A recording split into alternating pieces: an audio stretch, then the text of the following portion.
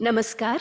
Sahitya Academy welcomes you all to Sahityotsav 2024, an occasion which is momentous because we complete 70 years of our service to literature. I extend a very warm welcome to all the guests and the delegates in this session called Why Do I Write? Why do I write? Is it because of some need? Is it because of some greed? An inner compulsion to express one's soul's yearnings? What is it? We are eager to know. Our esteemed panel includes our chair for the morning. हमारे अध्यक्ष हमारे साथ हैं श्री चित्रंजन मिश्र जी से मैं आग्रह करूंगी कि सर आएं और मंच पर अपना स्थान ग्रहण करें। करतल ध्वनि से इनका स्वागत किया जाए। चित्रंजन मिश्र प्रख्यात हिंदी विद्वान हैं।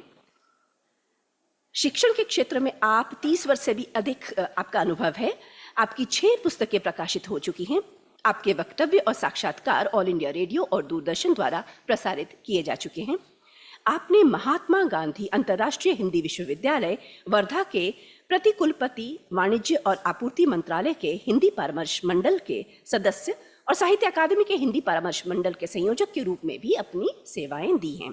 आपको शाश्वत सम्मान, साहित्य संगत सम्मान, भगवत शरण उपाध्याय आलोचना सम्मान आदि प्राप्त हैं। वर्तमान में आप दीन दयाल उपाध्याय विश्वविद्यालय गोरखपुर में हिंदी विभाग के प्रमुख हैं। सर, बहुत ही आदर के साथ आपका स्वागत है। प्रणाम। अब मैं हमारे बाकी मेहमानों को, हम अपने बाकी डेलीगेट्स को इनवाइट करना चाहूँगी, पर कुछ आवाज़ें आ रही हैं। बंदोपाध्याय जी, आपको फ़ोन स्विच ऑफ करना होगा, बात नहीं करेंगे हम आपस में, है ना। हमें सम्मान देना है हमारे साहित्यकारों को। सबसे पहले नवमालती चक्रवर्ती जी, जो अंग्रेजी में कहेंगी, कृपया आके स्थान ग्रहण करें। पुखराज जांगिर जी हिंदी से कृपया मंच पर आकर स्थान ग्रहण करें। तालियां बजती रहनी चाहिए। विनोद कुमार त्रिपाठी जी, हमारे हिंदी के साहित्यकार, कृपया मंच पर आएँ। रमेश एचआर जी कन्नड़, कृपया मंच पे आएँ। गौरी शंकर रैना जी कश्मीरी के साहित्यकार। योगराज अंग्रीश जी पंजाबी से। वेलुमुरुगन अलांगो जी तमिल से।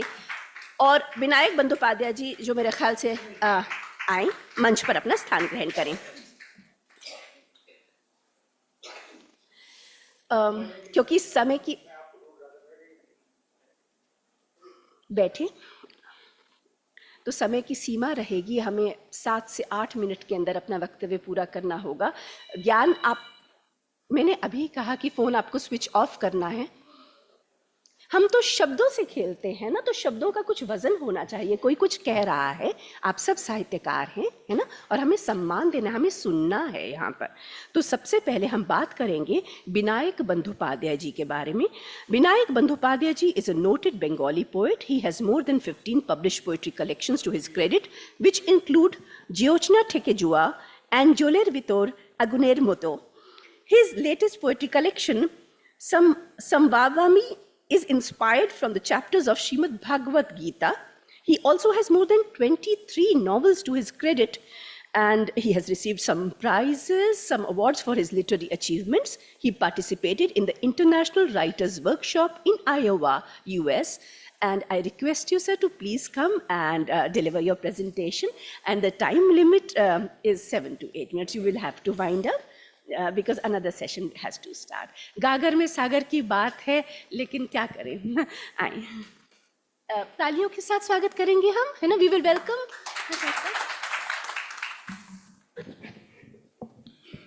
Namaskar, good morning. I think we writers are more in number here than the audience, but that's not the issue. So we will. The theme of today's literary forum is why I write. Now this is a question which any writer would feel free to answer, and at the same time he would be embarrassed to answer, because we really do not know why we write. Joseph Conrad said, we work in the dark, the rest is the madness of art. So what is this madness of art? Since I started, हाँ, उसके लिए wait कर रहा हूँ। नहीं, मेरा नहीं, someone. I think.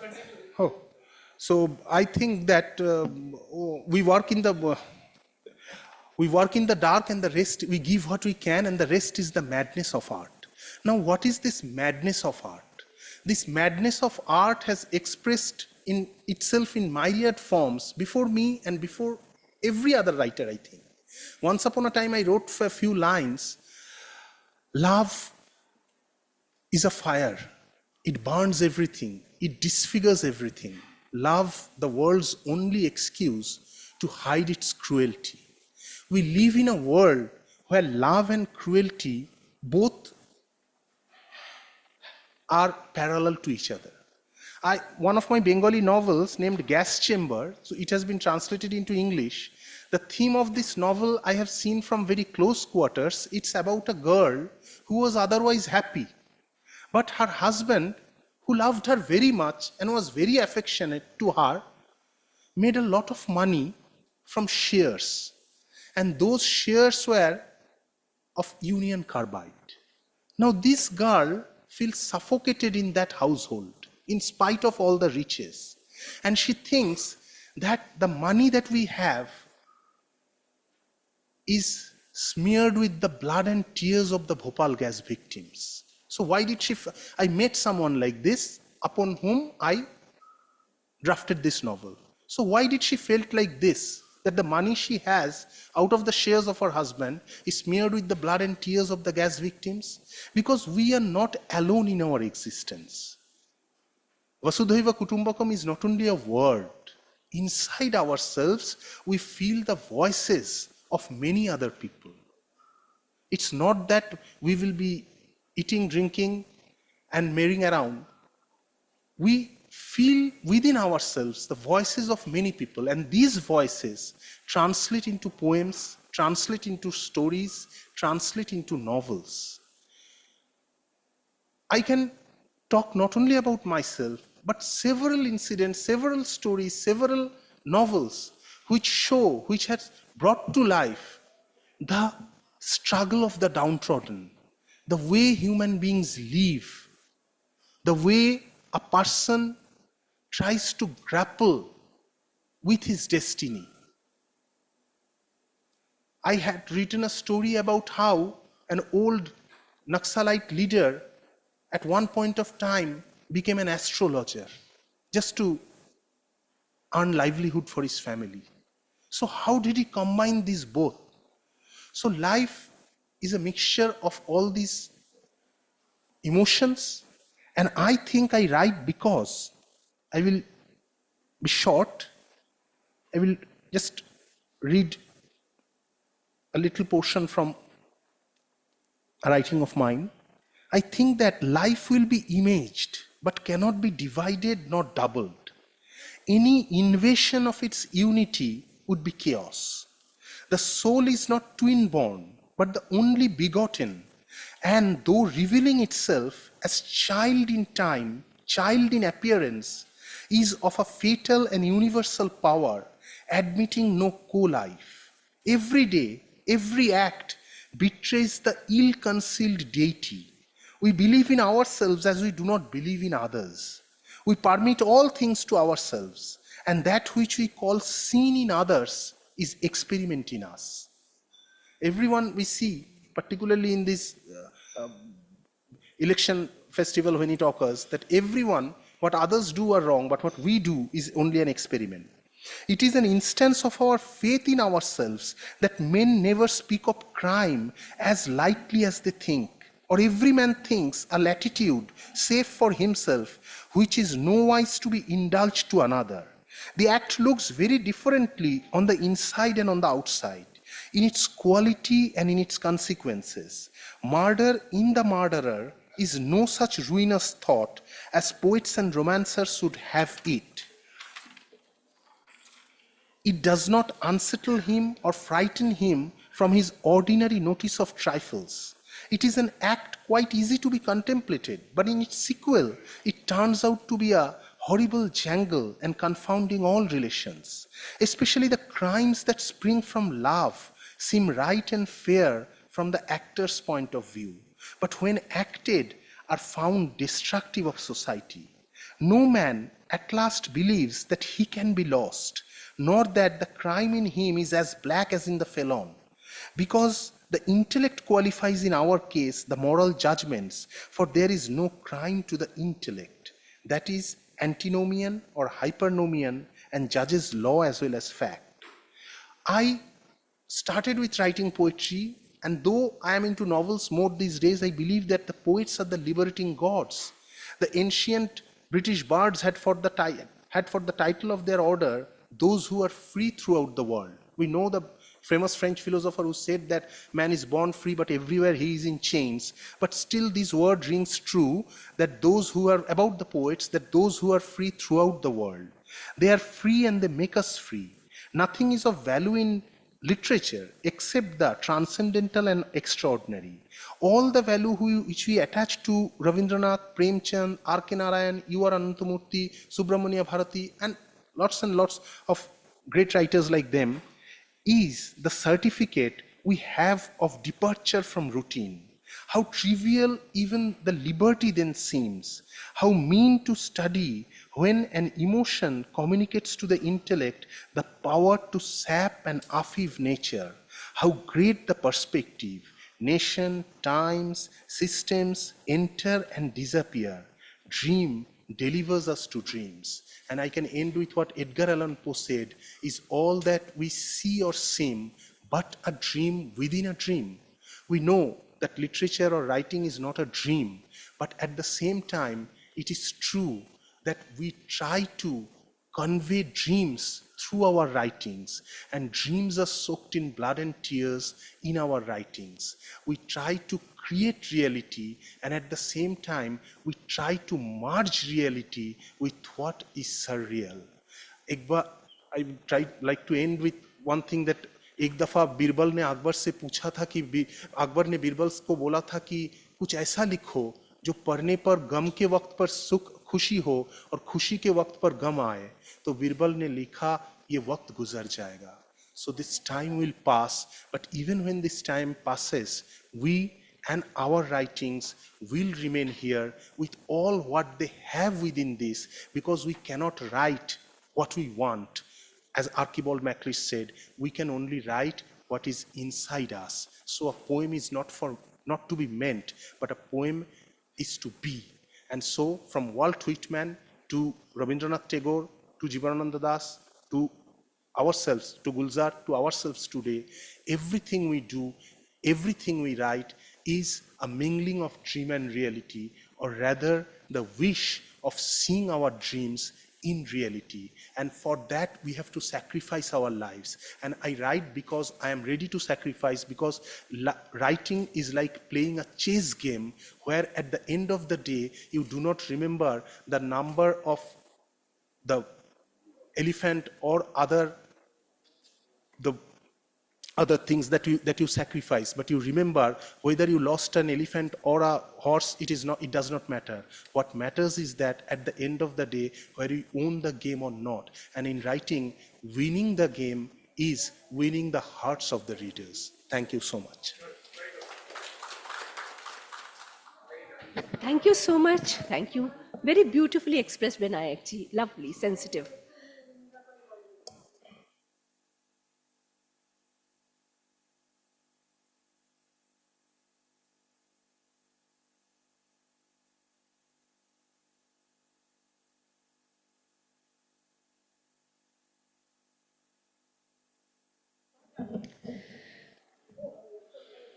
Ma'am आप हमारा सत्र भी देखती तो हमें अच्छा लगता है ना. खैर कोई बात नहीं, जिसके किस्मत में है वो सुनेगा.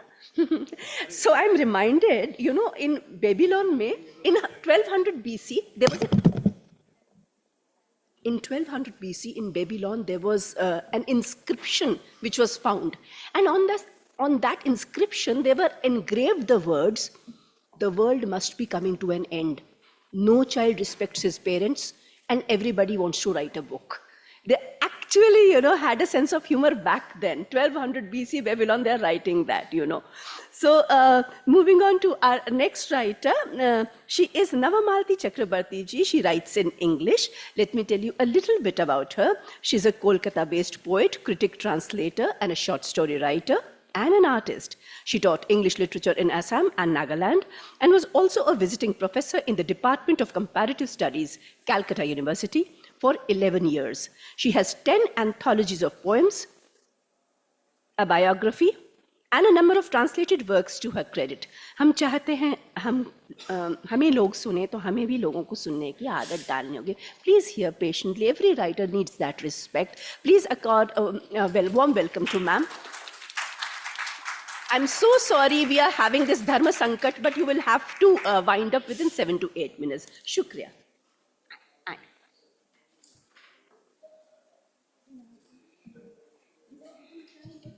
Namaskar. Namaskar. Good morning. We are here in this wonderful hall called Mirabai Sabhagar. Sahitya Academy is a great name in the world of literature and spells promise and passionate regard for literature. Today we are here to speak about why do I write? I feel the day I was born in my homestead, which belong, of course, to my father, in my father's name, Dr. Mahesh Yog, that day I was destined to pick up the pen. So I stand here as a poet, translator, short story writer, critic, as well as an artist. And I do know that writers write not to make a name, but to express our message and touch the sensibilities of the people. For a writer has an immense role to play in a healthy society, as words framed together have the magic of utterances, for writing melds history with its perceptiveness. Our rich heritage of the Vedas and the Upanishads, as well as our epics, are still around till today, deep-rooted as studies. So writing helps us to know the world better. It has power at the response of words bring about experiences to the reader's minds to an overwhelming degree. As words create mental and overarching physical and spiritual chemistry. As a poet, I feel that poems are a tranquil and therapeutic sphere, but they also are prompters to reasonings as acts as deterrents to traumas and discontentment in our lives. My poems shore up ideas and translate them to create a robust strength of mind. Good writers are not soldiers in a battlefield.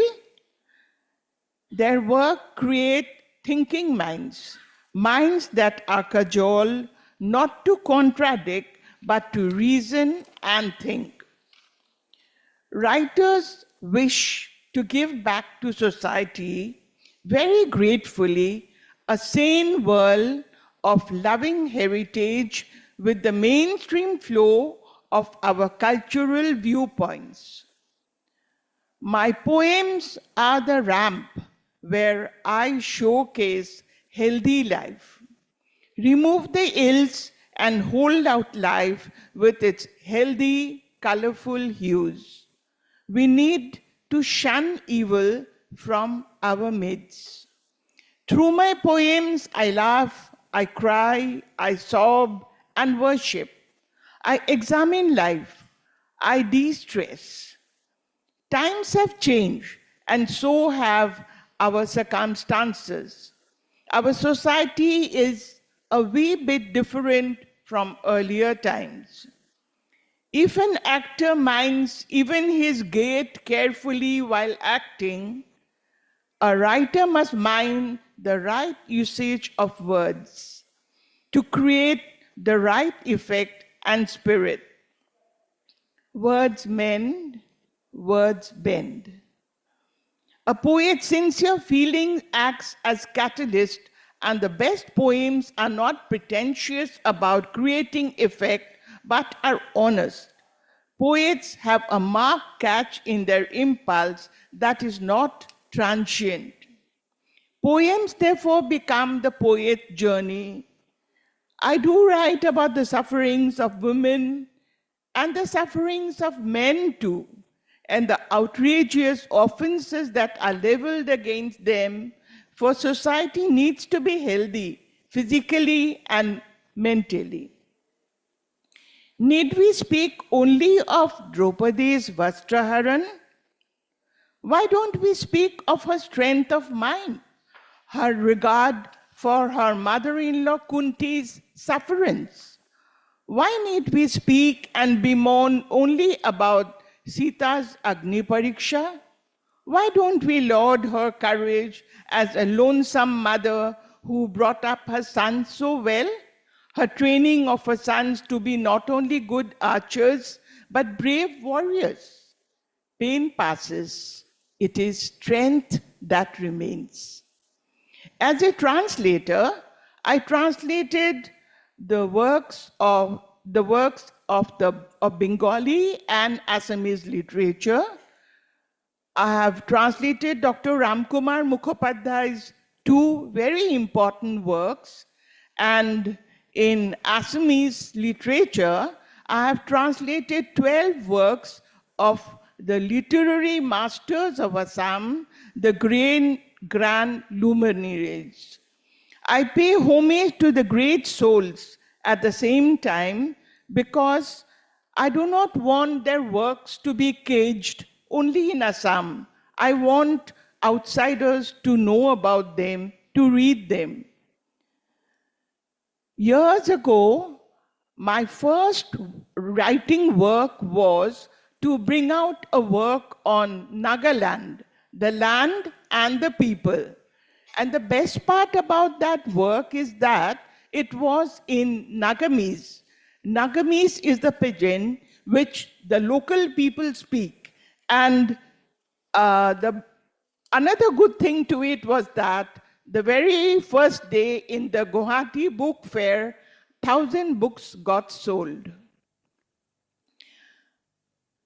The overarching design template that inspires a writer to write and hone his integrity into the needed art form bring forward the writer's originality. We live in a human world and a developing world. Now, I try to create breathing space as a writer between the dark night and the brilliant dawn. In hindsight, I want to see truth reflected in my work. Writing needs to be blended with a swirl, the very way we prepare a good mug of coffee by using fresh coffee beans and good cream. An alternate truth will help us to find that untraveled world of Tennyson where all experience is an arch and we are breathing, and that is not life. Mere breathing is not life. So may I request and ask if I can read one poem of mine?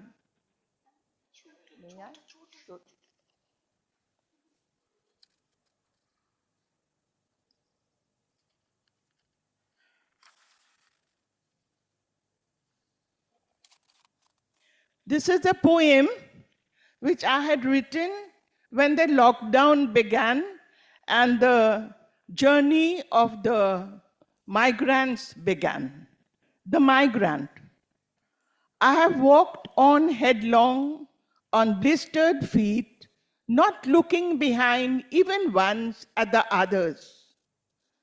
My mind moved away further and further, trying to catch up with racing thoughts. Will I be able to make those dusty miles and reach home 1,000 miles away? I pause not for bread, not even to wet my throat, as dry as the desert. Hundreds of dusty miles are left to pass by. Home I want to reach my mother and the frail arms of my wife. It is this thought that hurries me home in the hot sun to find my dear wife, knowing smile of relief. In the darkness of the night, I felt the blisters on my feet break, and pain made me pause despite my hurry. The wayside grassy patch where I lay eased my back a little. I munched some dry bread and sipped from a dirty bottle of water. Rubber sleepers hurt the broken blisters at night while tears smited my eager face. My bleeding, feverish head lay on the embankment. Who am I, so peaceful to close my eyes? When I die, they shall refer to me as a migrant. Why do my fellow workers shed tears for a migrant? Yes, they sobbed and said, it is better to die. Who are they? Where is home? Do we all have a home? This is but another story of Indians poor to die on the streets, not wishing to live evermore. Let cities and nations belong to the rich. Why need the poor exist to ruin their peace?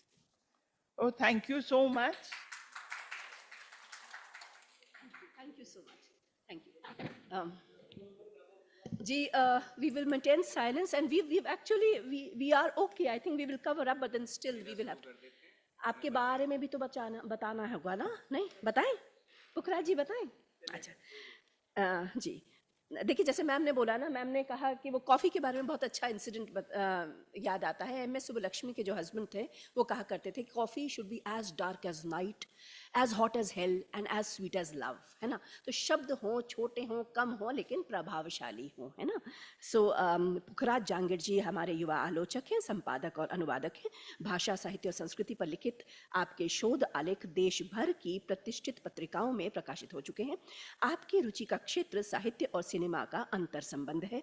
आप साहित्य अकादमी की सामान्य परिषद एवं वीर नर्मद दक्षिण गुजरात विश्वविद्यालय सूरत की अध्ययन समिति के सदस्य हैं तथा गवर्नमेंट कॉलेज दमन शिक्षा निदेशालय, केंद्र शासित प्रदेश दादर और नगर हवेली तथा दमन और दीव में हिंदी विभाग अध्यक्ष हैं। तालियों के साथ स्वागत करेंगे पुखराज जी का। समय सीमा रहेगी, है ना। आए हमारे यहाँ देखिए, गॉड ऑफ टाइम, काली, काल भैरव, वी वर्शिप टाइम, तो टाइम की बहुत मर्यादा है ना। आए आए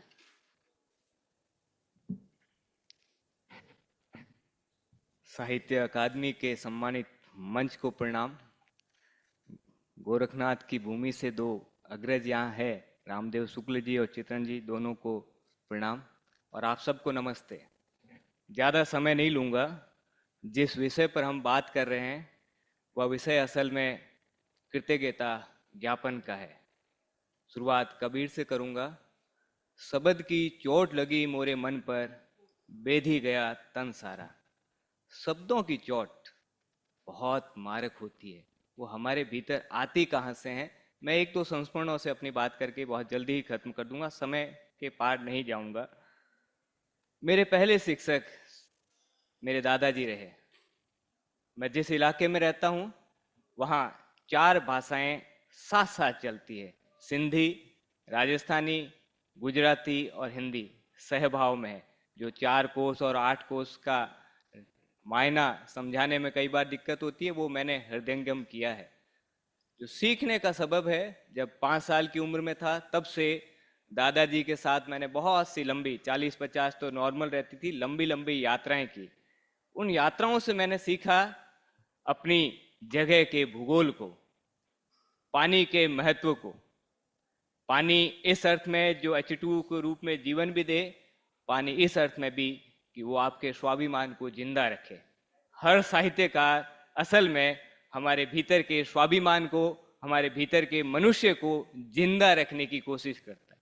मैं लिखता हूँ इसलिए नहीं कि मैं जिंदा रहूं, या मेरे आगे आने वाले समय में मेरी रचनाओं के मार्फत मैं जिंदा रहूं, मैं सिर्फ इसीलिए कि मैं बेहतर मनुष्य बना रहूं।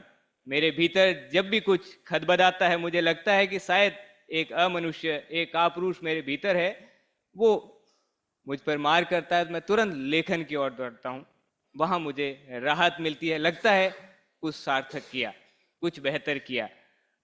एक एक दूसरा संस्मरण यह है कि मेरे बड़े दादाजी के बड़े भाई, उनका घर मेरे गांव से 8 से 10 किलोमीटर की दूरी थी, और सुबह 4-5 बजे के आसपास हम जगकर वहां चले जाया करते थे। छुट्टियां, पढ़ाई के दौरान जब छुट्टियां रहती थी, मूल रूप से रविवार, वहां जाता था। बच्चों की पूरी फौज है, क्योंकि लगभग 50-60 लोग आसपास रहते ही थे उस दौरान। तो उनके पास एक बक्सा था, हम लोग बुकचा कहते हैं उसको, उसमें वेद थे, पुराण थे, उपनिषद थे, ब्राह्मण थे, रामायण थी, महाभारत थी, पंचतंत्र थे, हितोपदेश थी, और क्या कुछ नहीं था। जब भी मैं वहां जाता था, वो मुझे अलग से बुलाते थे, पास बैठो। उनकी देखने की क्षमता कमजोर हो गई थी, उन्होंने कहा बैठो और मुझे सुनाओ। तो रामायण की कहानियां, महाभारत की, पंचतंत्र की, हितोपदेश की, वेदों की छोटे छोटे जो कथांतर थे, मैंने वहां से सीखे। उनके दौरान मुझे पता चला कि एक भारतीय होना क्या होता है, एक मनुष्य होना क्या होता है, और गुरु का महत्व जीवन में क्या होता है, वहां मैंने सीखा। शब्द कितनी दूर तक मार करते हैं, कितने गहरे होते हैं। शब्द को जब हम ब्रह्म कहते हैं, मैंने वहां से सीखा, और वो धीरे धीरे अपने जीवन में जाता गया।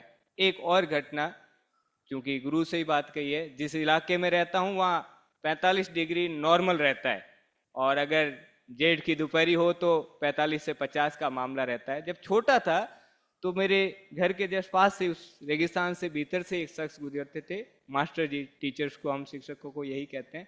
तो वो जब भी वहां जाते थे, धूल है, आंधी है, लू है, सब कुछ है, लेकिन उनके हाथ में एक किताब रहती थी, नाक की सीध में जाते थे, राम राम जी तो जवाब मिलता था, लेकिन वो किताब पढ़ते हुए जाते थे।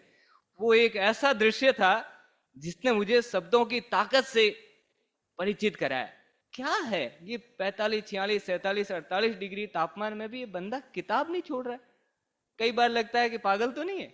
वो लगातार, तो हिम्मत नहीं होती थी। कई सालों बाद मैंने उनसे कहा कि आप क्या पढ़ते हैं गुरुजी? तो उन्होंने कहा तुम पढ़ना चाहते हो? मैंने कहा हाँ। तो अगली बार जब वो मिले तो उन्होंने मुझे एक किताब दी। उस किताब का नाम चंद्रकांता था। उन्होंने वो किताब क्यों चुनी मेरे लिए, वो मुझे बाद में पता चला, और आप सबको भी पता है कि जब उसमें खोया तो वो कब खत्म हुई मुझे खुद पता नहीं चला। तो जीवन की पहली किताब जो मैंने पूरी पढ़ी वो चंद्रकांता थी। चंद्रकांता लिखने वाले लेखक कहाँ के थे और मैं किस इलाके का था, तो एक लेखक किस तरीके से अपने समय और समाज से बहुत दूर जाकर सबको अपने साथ बांध लेता है, मैंने वहां से उसको महसूस किया। जीवित लेखक जिनसे मैं पहली बार मिला वो आयदान सिंह भाटी थे।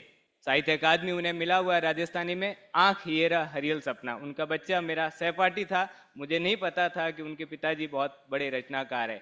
जगमाल रो जूंझारपणो इस नाम की एक कहानी, कविता उन्होंने एक संदर्भ लिखा प्रौढ़ शिक्षा के लिए। तो हम जब छोटे थे तो बुजुर्गों के साथ पढ़ाने के हिसाब से उस पर जुड़ते थे। तो अभी भी उस दौरान मैंने सीखा दोनों के मार्फत से, आप अपनी पुरानी पीढ़ी के साथ जितना जुड़कर रहेंगे आप सीखेंगे। अगर आप कुछ भी सीखना चाहते हैं श्रोता बनिए। अभी भी मैं ये अपने भीतर शामिल करता हूँ, बुजुर्गों के साथ जुड़ें, हम अपनी पुरानी पीढ़ी से ना कटें। जब वहां से जुड़ेंगे तो आप एक साथ 3 पीढ़ियों से एकदम महरूम हो जाएंगे, और वो विरासत जो उन्होंने 70, 80, 90 साल में अर्जित की है आप उसको खो दोगे। एक और संस्मरण है जिससे मैं आपको रूबरू कराना चाहूंगा। मेरे यहाँ लेखन की ताकत का पहली बार एहसास हुआ वो इस रूप में कि हमारे वहाँ एक मांड गायिका है रुक्मो बाई, आप सब ने उनका नाम सुना होगा किसी न किसी रूप में, बहुत प्यारा गाती है। उनको मैंने पिताजी के साथ एक किसी कार्यक्रम में, बाड़मेर की बात है, वहाँ सुनने गया तो सब ने तालियां बजाई, बहुत अच्छा गाते हैं। तो पिताजी तालियां नहीं बजाई, तो मैंने उनसे कहा इतना अच्छा गाया और आपने ताली नहीं बजाई। इन सब मिनखों ने, मनुष्यों का मिनख कहते हैं, इन सब मिनखा ताली बजाई थे, क्यों नहीं बजाई? तो कि बेटा ए तो मिनख और कहीं है, ए तो ताली बजा चला जाए। बीरबान मनुष्यों का इनका क्या, ये तो ताली बजा के चले जाएंगे, लेकिन इसके पेट की जो मार है वो मुझे दिखाई दे रही। बहुत गरीब परिवार से थी, पेट चलाना बहुत मुश्किल था। उसके बाद में उस घटना ने मुझे प्रभावित किया। मैंने एक छोटी सी टिप्पणी लिखी 400-500 शब्दों की, वहां के जो स्थानीय अखबार था उनके संपादक को पहुंचाया। उन्होंने उसको छापा कि नहीं छापा मुझे नहीं पता, लेकिन उसके कुछ समय बाद सरकार की तरफ से, प्रशासन की तरफ से उनको रियायत मिली, कुछ लाभ हुआ, राष्ट्रीय अंतर्राष्ट्रीय तरीके के कार्यक्रम भी मिले और उनको आर्थिक फायदा मिला। तो मुझे एहसास हुआ कि लिखने से कुछ फर्क तो पड़ता है।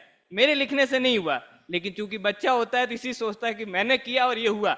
वहां से मुझे लगा कि लेखन में बहुत दम है, क्रिटिक में बहुत दम है। मैं आलोचना लिखता हूँ, अनुवाद करता हूँ, जो इस तरीके के मुद्दे होते हैं उस पर बात करता हूँ। वहां से मुझे पता चला कि अगर बात सही समय पर सही लोगों के सामने बात रखी जाए तो उसका असर होता है। एक अंतिम घटना, अभी समय है, मैंने पूरा टाइम लगा रखा है। अंतिम घटना, लेखन के रूप में मैंने अज्ञे जी को पढ़ना शुरू किया। शेखर एक जीवनी रचना मैं जोधपुर से खरीद कर लाया, मेरे साथ में थी। मित्रों से बात करते हुए एक बहुत गंदा नाला था, उसमें वो गिर पड़ी मेरे हाथ से, लेकिन चूंकि शब्दों की ताकत थी मेरे पास, मैंने पहचाना, मैंने उसमें उसे उठा दिया। कई दोस्त जो मेरे साथ में थे वो दूर हटे गए। वो किताब आज भी मेरे पास है। अगर वो किताब नहीं पढ़ता तो शायद मैं बहुत कुछ खो बैठता। किताबों से प्यार कीजिए। मैंने प्यार किया तो हुआ। एक और बोलने की ताकत क्या है, जोधपुर में नामवर जी आए थे, रामबक जी ने उसका फंक्शन कार्यक्रम आयोजित किया था। बहुत बुजुर्ग थे उस समय, नहीं बोल पा रहे थे, अंतिम ही मुद्दा है। जब वो मंच पर आए तो थरथराते हुए, कांपते हुए आए, तो मैं उन्हें जानता नहीं था, बहुत बच्चा सा था, फर्स्ट ईयर की बात है। तो मैं कहा डोगरो कहीं बोली, यूं तो वो चाली जी को नहीं, मतलब ये बुजुर्ग वर्ग क्या बोलेंगे, ये तो चल भी नहीं पा रहे। लेकिन जब उन्होंने बोलना शुरू किया, फिर वहीं से आप लिखें, बात बहुत दूर तक जाती है। आप सब ने इतना प्यार से सुना, मान दिया, सम्मान दिया, धन्यवाद, नमस्कार, आभार।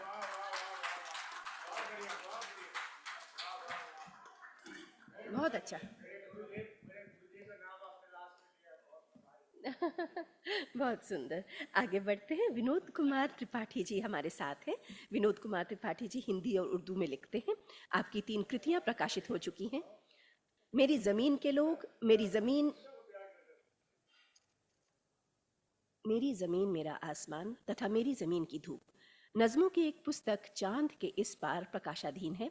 आपको महाराष्ट्र उर्दू साहित्य अकादमी पुरस्कार के अलावा अन्य सम्मानों से भी सम्मानित किया जा चुका है।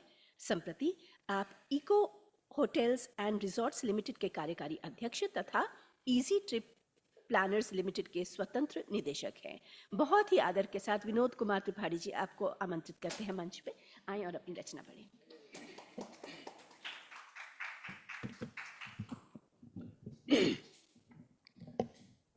सबसे पहले मैं साहित्य अकेडमी को धन्यवाद देना चाहता हूं। थोड़ा सा अगर शांत रहेंगे तो अदरवाइज फिर वो कि मेरे पास कोई कागज नहीं है, मैं सिर्फ सोच के बोल रहा हूं कि मैं धन्यवाद देना चाहता हूं कि उन्होंने मुझे आमंत्रित किया और ये सवाल पूछा कि आप क्यों लिखते हैं। तो मुझे इस बात का अंदाजा हुआ कि मैंने तो कभी सोचा ही नहीं कि मैं क्यों लिखता हूं। और मेरे पास फिर एक ही तरीका था उन दिनों जाने का जब मैंने लिखने की शुरुआत की।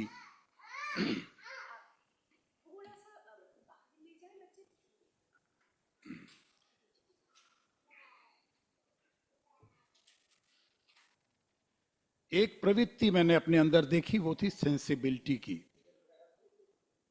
And I could make out that I'm sensitive to the environment, sensitive to myself.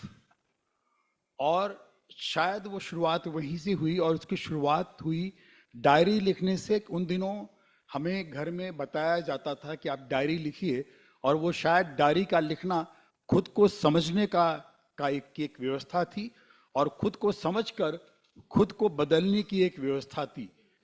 तो शायद शुरुआत तो वहां से हुई। सबसे पहले मैंने अपने बारे में लिखना शुरू किया, और जब आप अपने बारे में लिखते हैं और जब आप पढ़ते हैं तो आप खुद आपके सामने खड़े हो जाते हैं। आप अपने को एक ऑब्जेक्टिविटी नहीं, बट मैं नहीं बोल पा रहा हूं ना, दिक्कत ये आप खत्म कर ले फिर मैं बहुत बोलता हूं जी। तो आप अपने को एक ऑब्जेक्टिव बनाते हैं सामने, और आप अपने को दूर खड़ा हुआ देखते हैं। तो शायद शुरुआत वहां से हुई। फिर धीरे धीरे मैंने समाज के बारे में लिखने की कोशिश शुरू की। फिर मैंने समाज से बात करने की कोशिश शुरू की। जब समाज की थोड़ी सी समझ हुई तो ये हुआ कि हम कुछ भी लिखें तो हम समाज से बातें भी करें। तो ये इस तरीके से मैंने ये देखा कि ये धीरे धीरे जो लिखने की जो सिलसिला था वो एक आगे बढ़ता गया। जब समाज से बातें की तो फिर समाज को परिवर्तन, समाज में बदलाव लाने की बातें भी की हुई। एक शब्द मेरा परिचय वक्त की कमी की वजह से नहीं कि I am a bureaucrat, I am a former commissioner of income tax. तो आप in a part of bureaucracy, मैंने दुनिया को देखा, समाज को देखा, तो जहन में कहीं ना कहीं समाज को बदलने की भावना भी आई। एक समझने के बाद ये लगा कि शायद हमें समाज को भी बदलने की जरूरत है। जिस तरह की विकृतियां समाज में आ गई हैं, जिस तरह की सोच आ गई है। लेकिन जब ये बात जहन में आई तो पहला सवाल ये आया कि समाज को बदलने के पहले तो शायद आपको अपने आप को बदलना होगा।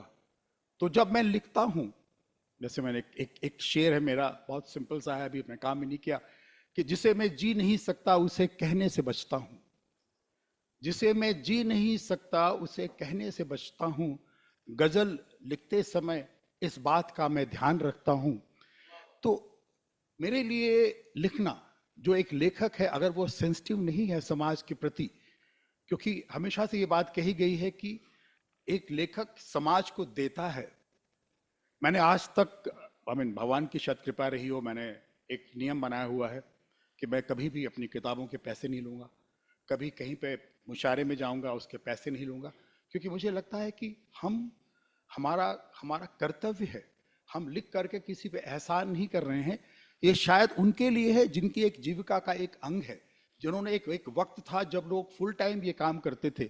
आज अगर हम हमने इसको एक पार्ट टाइम रूप में ये काम करना शुरू किया तो हमें शायद इससे अपने को दूर रहना पड़ेगा।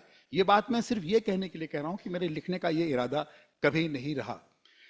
फिर जब आप लिखने की तरफ दौड़ते हैं, आगे आगे बढ़ते हैं, तो आप निश्चित रूप से आप लिखते हैं तो लोग आपको पढ़ते भी हैं, और जब आपको पढ़ते हैं तो शायद कहीं से कुछ तारीफ शुरू होती है कि हाँ भैया वाह, आप तो अच्छा लिख रहे हैं, बड़ा अच्छा लिख रहे हैं। मुझे याद आ रहा है जब मैंने लिखने की शुरुआत की थी तो आप जानते हैं हमारे बहुत ही बड़े दोस्त हैं सैयद मोहम्मद अशरफ साहब, वो भी साहित्य अकेडमी उनको मिल चुका है, उनकी वाइफ, हम लोग बहुत करीबी दोस्त हैं।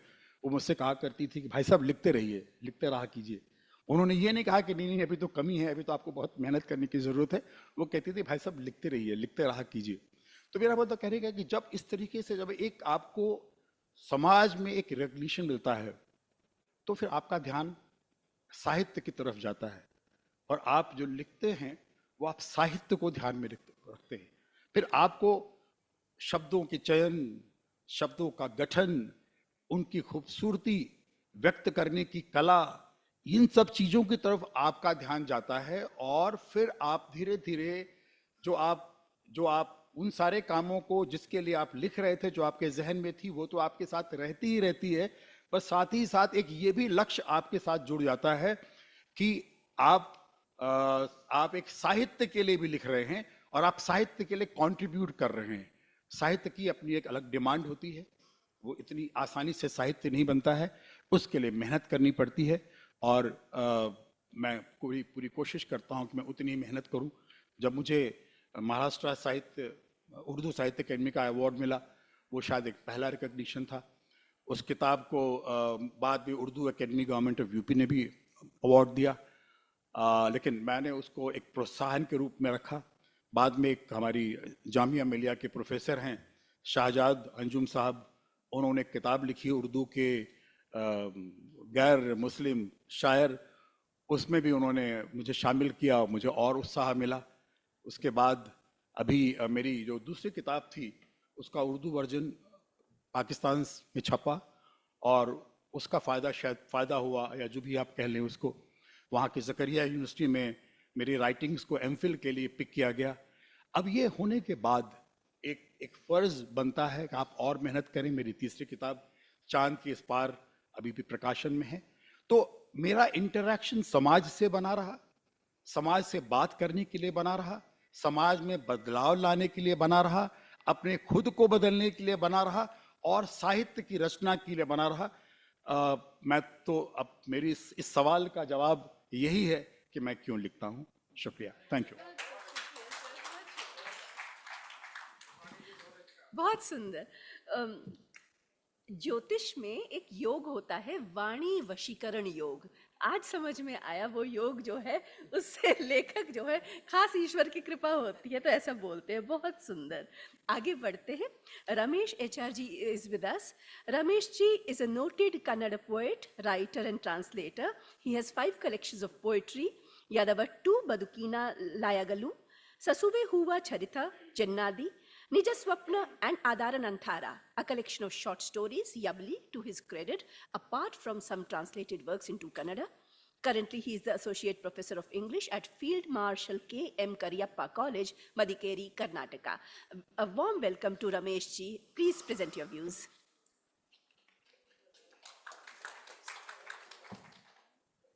Very good morning.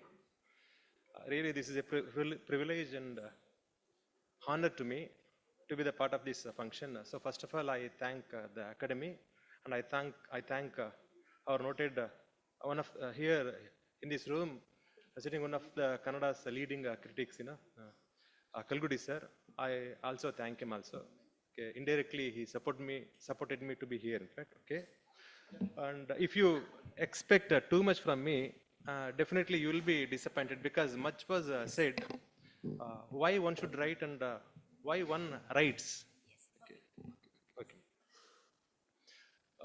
One of the first speakers in his speech said actually, and it will be very, very embarrassing and all foolish thing also. Okay. Almost all writers of the world think themselves why they write actually. Ultimately, they get no answer. This is the uh, reality one has to face. Okay, but we write uh, because we write. Okay, and if we think very deeply, it will take us to the time when human beings are thinking of inventing a script actually. So the concept of inventing script itself has made human beings to make something eternal. So what I write must be passed on to next generation also, in fact. Okay, well, so this is one of the reasons behind it actually. But if I accept this one, immediately a line comes onto my mind. It is by our Kannada's famous poet, who was writing in the 12th century, Allama Prabhu, many of you might have heard. And he says, one cannot write unerasable word.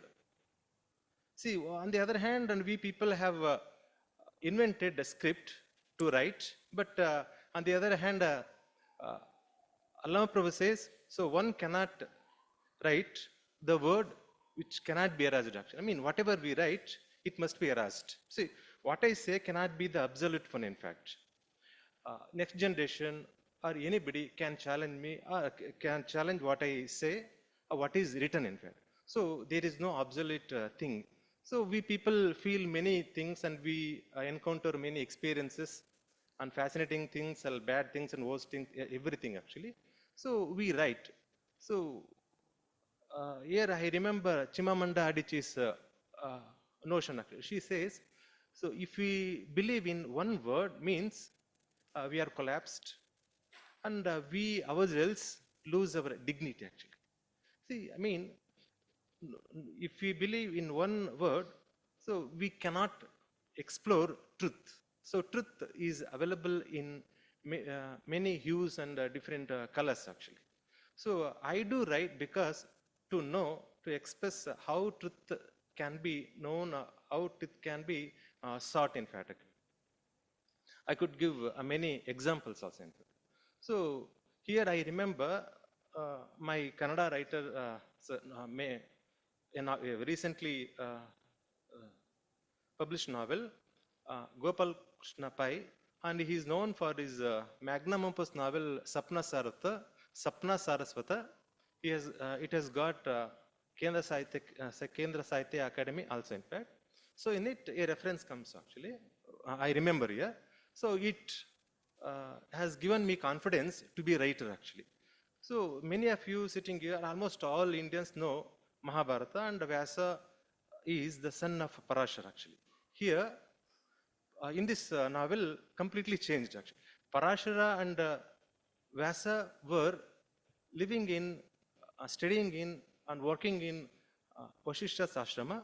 Vyasa was thinking of writing some great work, in fact, and quite often he would share whatever the things come into his mind with Parashara actually. So Parashara sensed that maybe one day he would be a great writer actually. So he thought, okay, well, Vyasa, why can't we make a trip throughout the India, in fact, so you can meet different people and you can encounter different experiences also. Okay, he readily agreed, and both of them went journeying across India, in fact.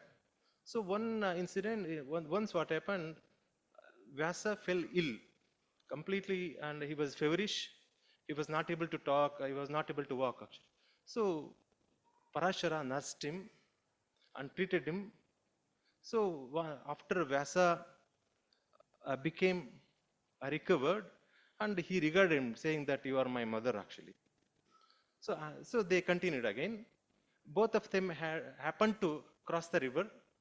So by a small boat, and being that boat was being run by a fisher folk woman actually. So whenever Parashara happened to meet women or girls, so either he was attracted or women themselves were attracted actually. So Vyasa kept observing all these things. So and this has made him okay. Uh, so he went back to ashram, and he started writing actually, and considering himself as Parashara's son. Vyasa, in that novel, this is how Vyasa became Parashara's son, in fact, and that lady would be Parashara's wife. So we people, we see many things, but we cannot exactly portray, express what we see. We invent. So that is what Hemingway also says. Unless you invent, you do not write. Because reality cannot be caught or captured, written as it is. Once it is captured, it will be in the past. It will be in the past, in fact. So you invent, you create story. Unless you create, unless you invent, you do not write anything actually. So I too, this is how I have begun writing, and in the beginning I have begun writing poems. Now I have switched on to stories actually, and in most of my writings, and I focused on fluidity of truth, to some extent woman's condition, but these days, and I have concentrated only on fluidity of truth, how truth can be known actually, and uh, okay, this is okay, and I think these things are much more enough, and you are convinced what a writer is going to say, in fact. Okay, so I end up by reciting two of my poems. I myself translated. Okay, very small, very small, madam. No, not long one, very small. In fact, I this much I assure. Okay, okay, so okay, by all means. Okay, I recite in English. Because if you do in Kannada, No, no, no, no, no, no. I reckon. how will the audience understand? Okay. अच्छा तो time है फिर chair का काम है Okay. This is a poem taken from one of my collections, Zen Nadi. Zen Nadi. Water floats, a fish too. Water floats, a fish too. The fish floats water. Stony heart smiles flowers. Stony heart smiles flowers by fish's chuckling play. The fish floats water. A bird flying far above in the sky steals. Flying far above in the sky steals at a wink watery mirror like fish. Another small poem, very small. This is taken from the collection of poems to be published very shortly. Ruhillada. Ruhillada means, formless. This is given a title. The sky in an autumn. Thorns, but there is hair bun like eyelids. Eyelids are petals making the scorching sun laugh. Chin it has become, becoming all in the deep of creation, a wave. Waving waves, ship goes up and down the bank, dream and reality, all from where to where, attaining, unattaining, missing everything is there, where everything is, the sky in an autumn. Thank you very much. Thank you, Ramesh ji. Um, Now we have the jewel of Jammu and Kashmir with us, Shri Gauri Shankar Raina ji. He is a noted fiction writer, playwright, translator, and filmmaker. He has around 24 publications to his credit. His short stories, plays, and articles are published in prestigious literary journals. He has translated all the important Kashmiri writers into Hindi. His plays have been broadcast in several languages in the National Program of Drama.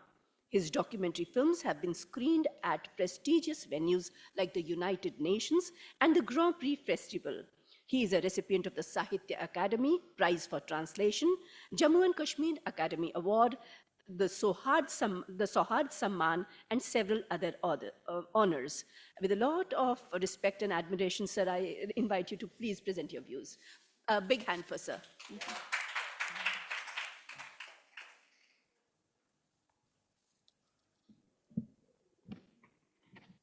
Good morning, नमस्कार, आदाब। यहाँ मंच पर मेरे बुजुर्ग हैं, audience में मेरे दोस्त हैं, मैं उन सबको नमस्कार सलाम करता हूँ। मुझे लगता है कि लिखने के लिए जो काबिलियत होनी चाहिए वो शायद मुझ में नहीं है, लेकिन फिर भी मैं लिखता हूँ। क्यों लिखता हूँ?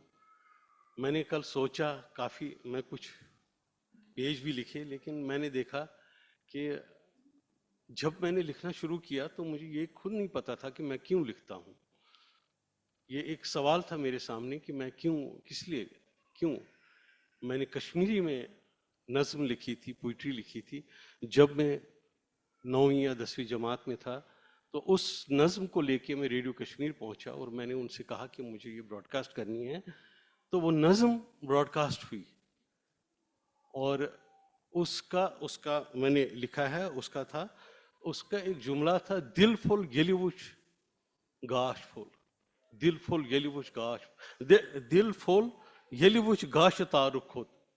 मतलब ये जो कविता है, कविता में मेरा दुख है, दर्द है, लेकिन मैंने उसके अंत में एक ऑप्टिमिस्टिक हूं मैं कि मैंने देखा कि सुबह का तारा खिल पड़ा, आ गया है, आसमान में आ गया है और वो उम्मीद लेके आया है।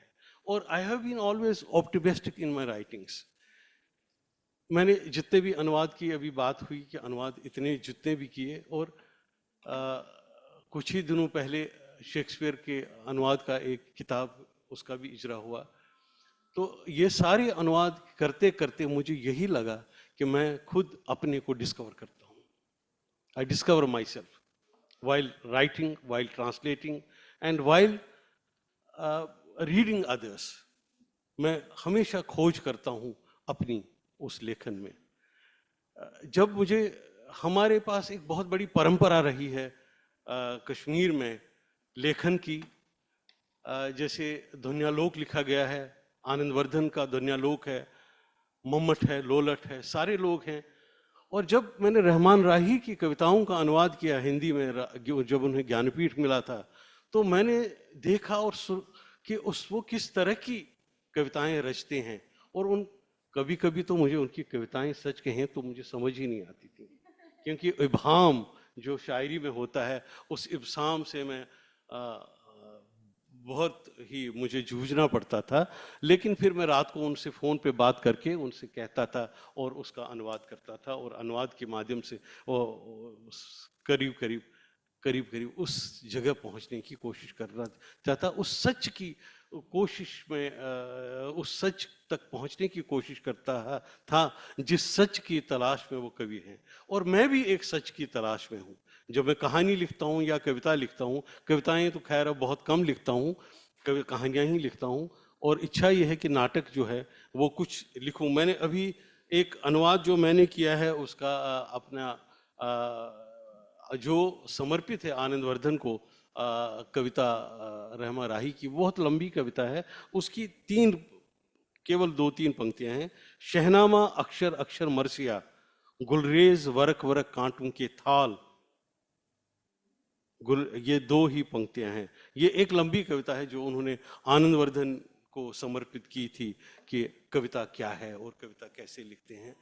इस तरह से मैं अपने आधुनिक युग में जब हम आए तो हमारे पास दीनानाथ नादिम एक कहानीकार के रूप में आए, और वो उस कहानी से यही कहना चाहते थे कि अगर एक औरत है, एक नारी की शक्ति है, उस वक्त के जो क्रिटिक्स हैं, जो हमारे आलोचक हैं कश्मीरी भाषा के, उन्होंने कहा कि ये जो कहानी है, ये एक जो प्रोग्रेसिव राइटर्स मूवमेंट थी उसके असर में वो कहानी लिखी गई है। लेकिन उस कहानी के अंदर एक बहुत बड़ा संदेश वो देते हैं कि नारी में एक वो जबरदस्त शक्ति, जो हम नारी शक्ति की इतनी बात करते हैं, तो उस नारी शक्ति की बात वो उसमें करते हैं। वो कहते हैं कि एक मदर जूनदेद, जो उसका नाम होता है, उस किरदार का, उस कैरेक्टर का नाम जूनदेद होता है, जब उसका बेटा कबायली हमले में मारा जाता है तो वो रोती नहीं है, वो विलाप नहीं करती है। नॉर्मली आप देखेंगे, टीवी सीरियल में देखिए, फिल्म में देखेंगे,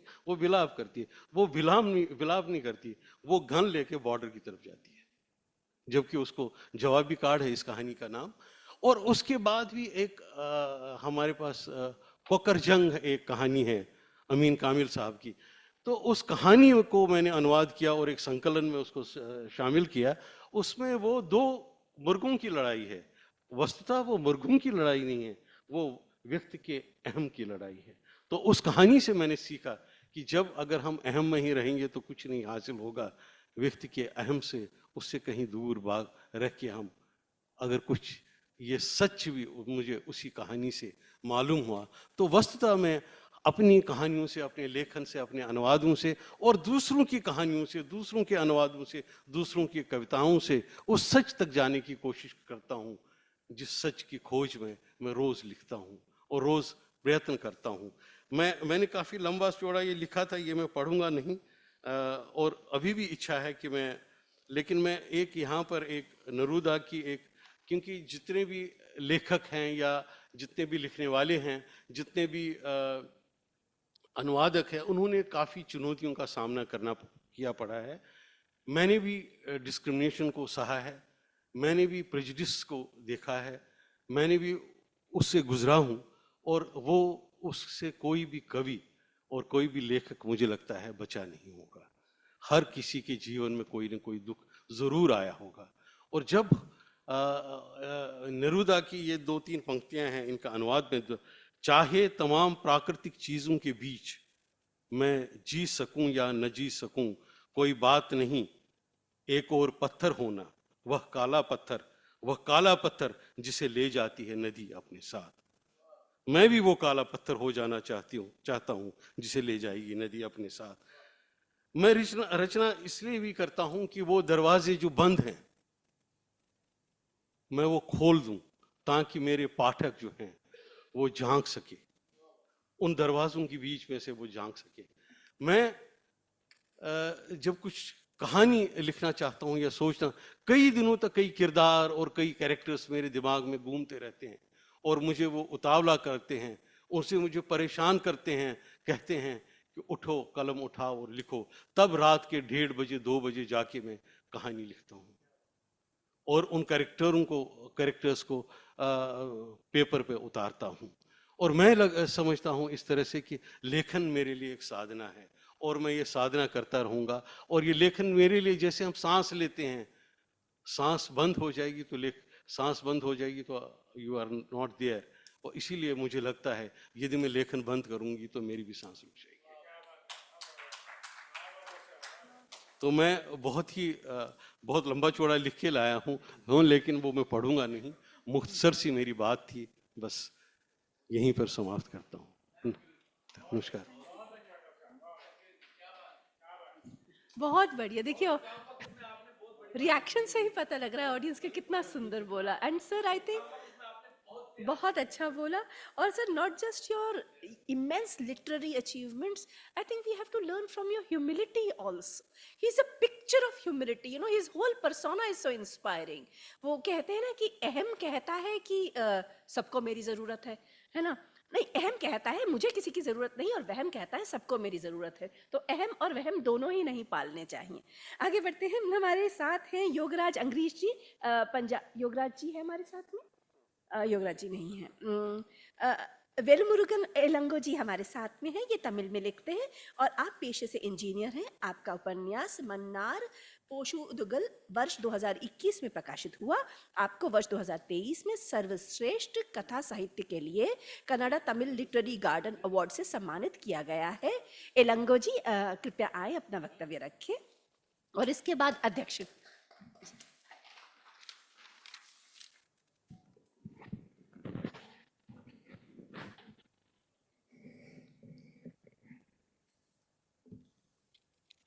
Good morning, everyone. It's strange and beautiful to speak in front of different ethnic people.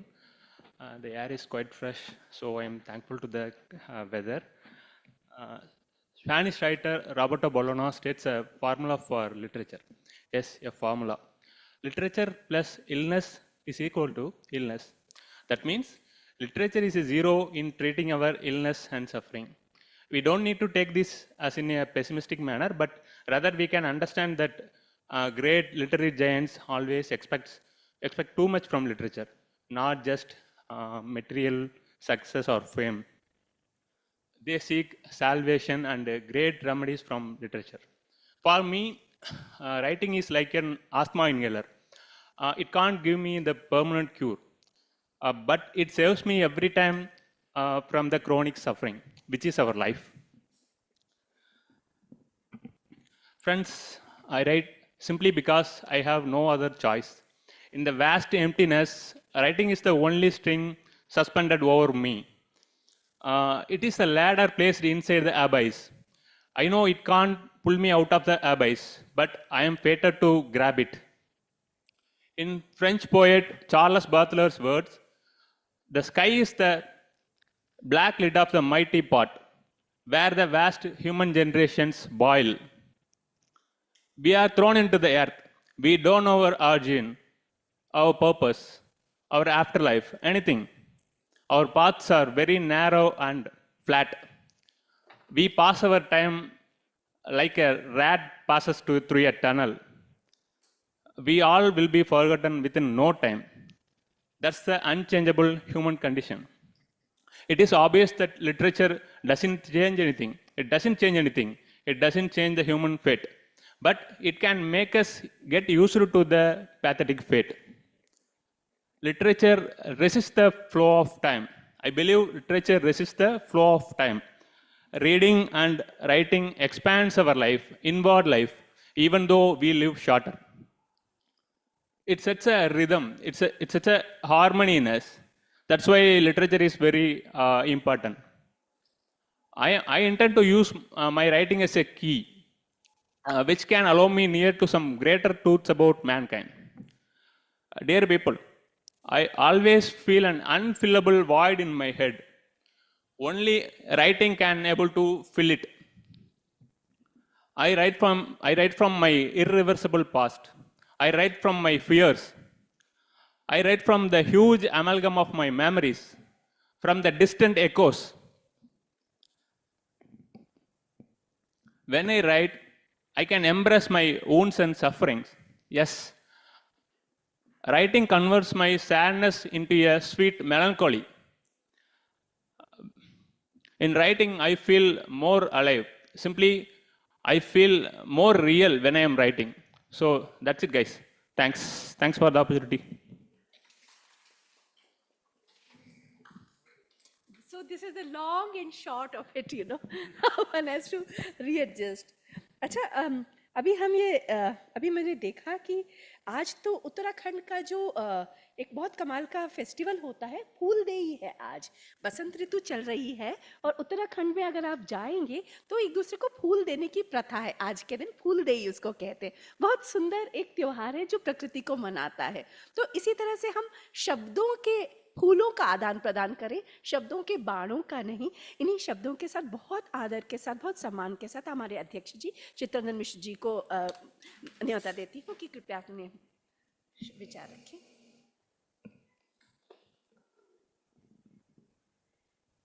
साहित्य अकेडमी के इस साहित्योत्सव के इस महत्वपूर्ण सत्र में कि मैं क्यों लिखता हूँ, हमारे लिखने का क्या उद्देश्य है, हमारे साथ मंच पर बैठे हुए हमारे सभी मित्रगण, सबका नाम लेने में समय लगेगा। हमारे गुरु बैठे हुए हैं, आदरणीय प्रोफेसर रामदेव शुक्ल जी, अरुण कुमार जी और मित्रों। ये सवाल हर लेखक को अपने से पूछना होता है और ये सवाल समाज भी लेखक से पूछता रहता है। लिखना एक व्यक्तिगत काम है, लेकिन यह अकेला ऐसा व्यक्तिगत काम है जो सार्वजनिक भी है। मैं तो छोटी मोटी आलोचनाएं लिखता हूँ और मानता हूँ कि संवेदना के विस्तार के लिए समाज, हर समय का समाज अपने समय की जड़ताओं में बंदी होता रहता है। हर समय का समाज, हर समय। इसीलिए हर समय का लेखन अपने समय की जड़ताओं से जूझने वाला लेखन होता है।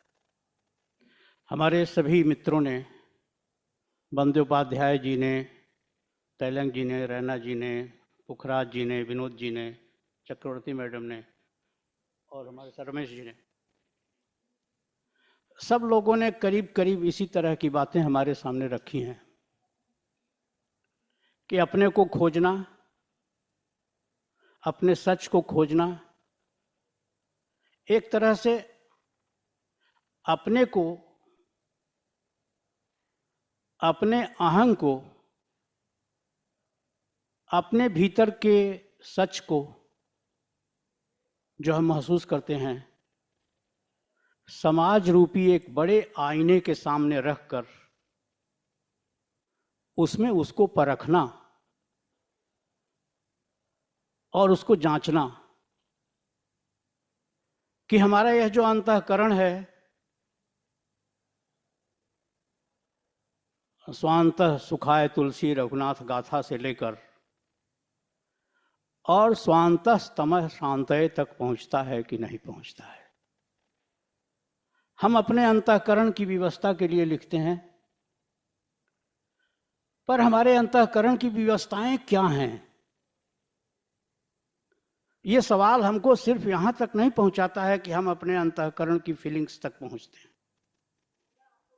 हमारी वो व्यवस्थाएं क्या हैं? हमारा अंतःकरण किन चीजों से प्रभावित होता है? वह अपने समय से टकरा रहा है कि नहीं समय टकरा रहा है? वह बंदिशों से टकरा रहा है कि नहीं टकरा रहा है? जो संवेदना हमारे भीतर है, उस संवेदना को बाहर से कहां कहां चोट पहुंच रही है, वह चोट भी हमारे लेखन का एक कारण होती है। और हम अपनी ही संवेदना के एक पूर्णकालिक कार्यकर्ता होते हैं कि हम,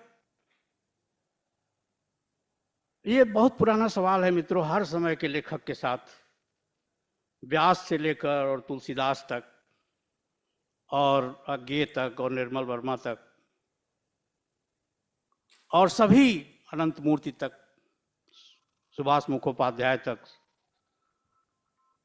सुनील गंगोपाध्याय तक, सब इससे गुजरते रहे हैं और बिना इससे गुजरे तो कोई कुछ लिख ही नहीं सकता है। बिना इससे गुजरे बिना अपने समय से एक टक्कर किए। तो एक लेखक को संवेदना पर, स्वतंत्रता पर, सोचने की स्वतंत्रता पर, फील करने की स्वतंत्रता पर भी जहां जहां से चोटें पड़ती हैं, जहां जहां से रुकावटें पड़ती हैं, उन सब रुकावटों को दूर करने के लिए लिखना होता है और अपने पाठकों को भी उन रुकावटों की से रूबरू कराने के लिए लिखना होता है। तभी, क्योंकि शब्द हमारी व्यक्तिगत पूंजी नहीं है। जो शब्द हमारा आभूषण है, जिसे हम पहनते हैं, जिसे हम ओढ़ते हैं, जिस तरह हम बोलते हैं उस तरह तू लिख, और इसके बाद भी हमसे बड़ा तू दिख, भवानी प्रसाद मिश्र की कविता है। या जैसे दुष्यंत कुमार ने कहा कि मैं जिसे ओढ़ता बिछाता हूं वो गजल आपको सुनाता हूं। तो ये जो ओढ़ना बिछौना है, जिसे नरसिंह मेहता ने कहा कि शब्द ही हमारे वस्त्र हैं, शब्द ही हमारे आभूषण हैं। तो यह शब्द अब शब्द के रूप में ही नहीं, अर्थ के रूप में,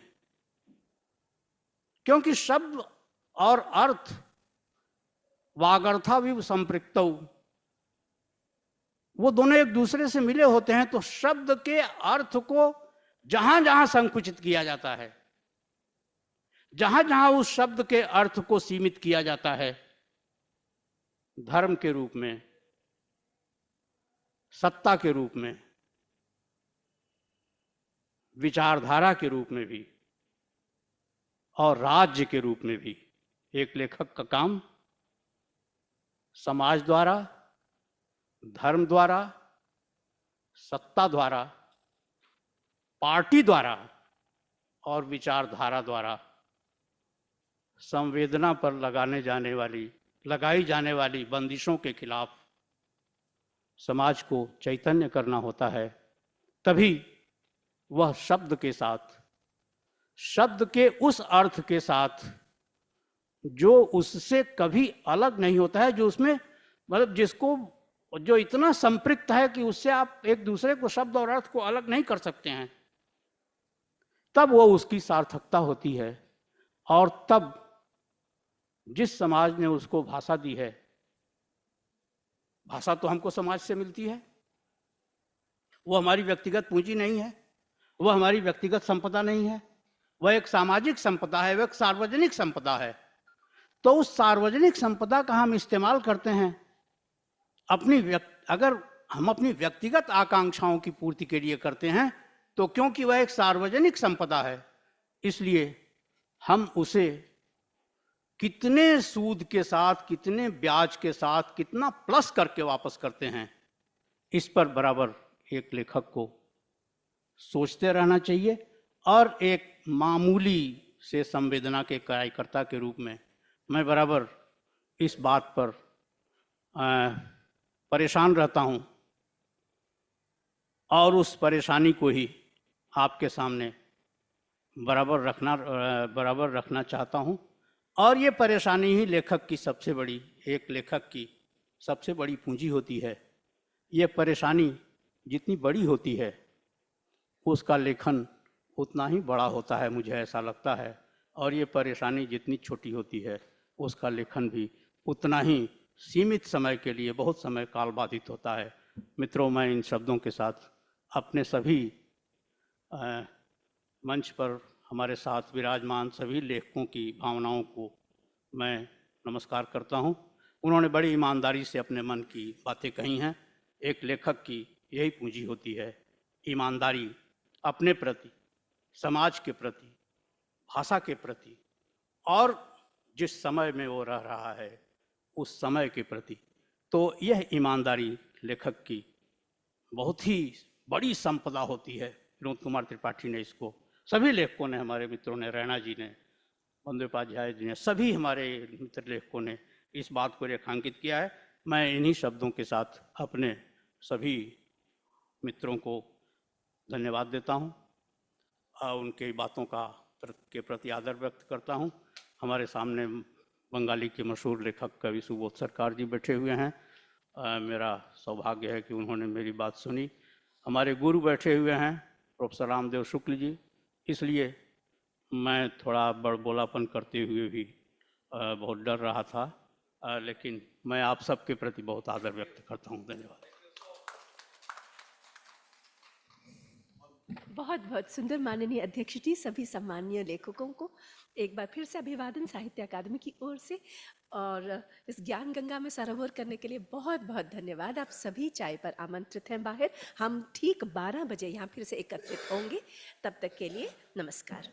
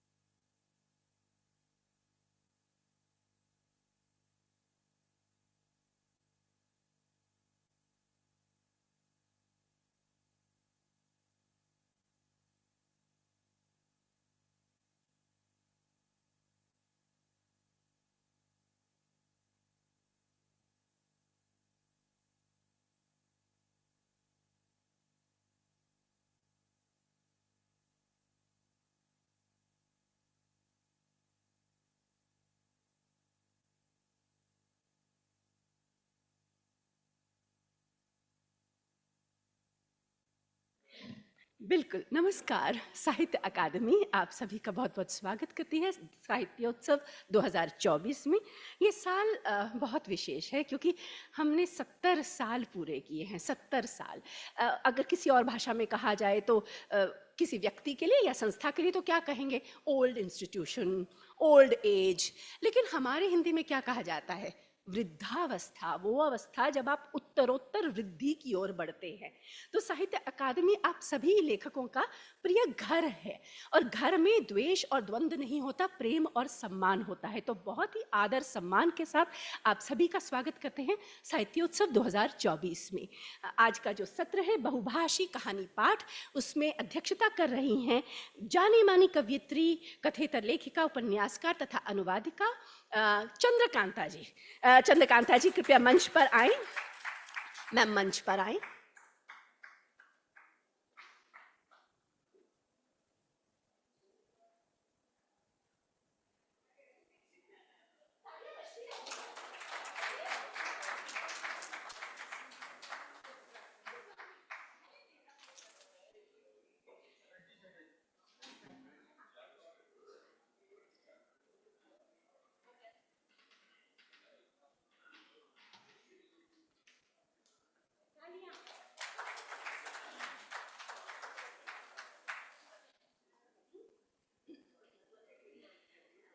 चंद्रकांता जी किसी भी परिचय की मोहताज नहीं है, फिर भी आपको बता दें कि ये कवयित्री, कथेतर लेखिका, उपन्यासकार तथा अनुवादिका हैं जो श्रीनगर, जम्मू एवं कश्मीर की निवासी हैं।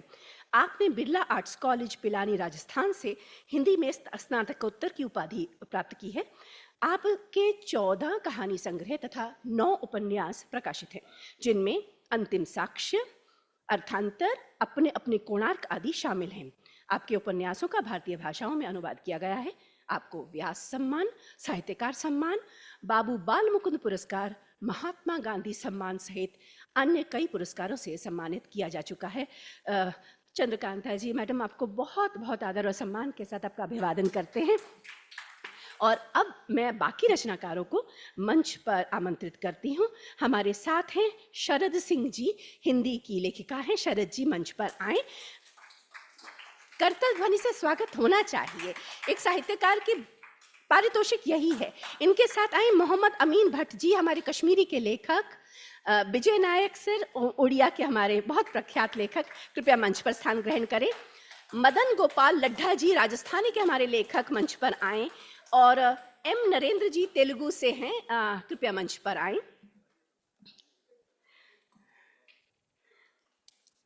तो हमारे देश में समय की, काल की पूजा होती है। Time is very important to us.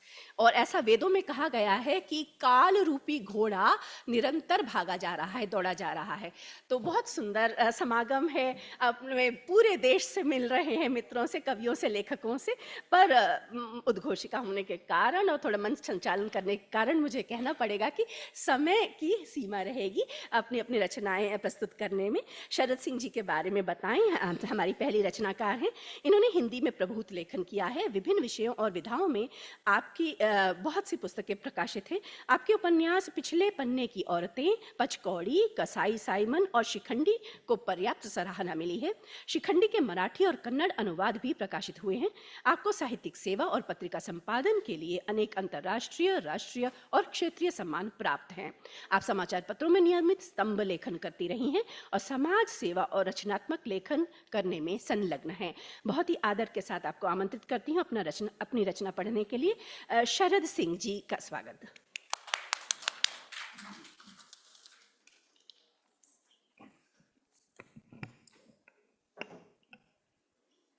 Ji, thank you. Respected Chairperson Chandrakanta ji, distinguished stage and persons in the hall, it is pleasure for me that Sahitya Academy given this opportunity to me. I am basically Hindi writer and I am going to tell you a small story in Hindi. This is the story of awareness of a woman struggle and self-respect. The title of his story is Baitki. Baitki means the fee paid for setting up a shop in the weekly bazaar, weekly market, which is called Haat. So please listen my short Hindi story. उसका नाम था सुखिया, ठीक उसी तरह जैसे अंधे का नाम नैन सुख। सुखिया का भी सुख से दूर तक नाता नहीं था।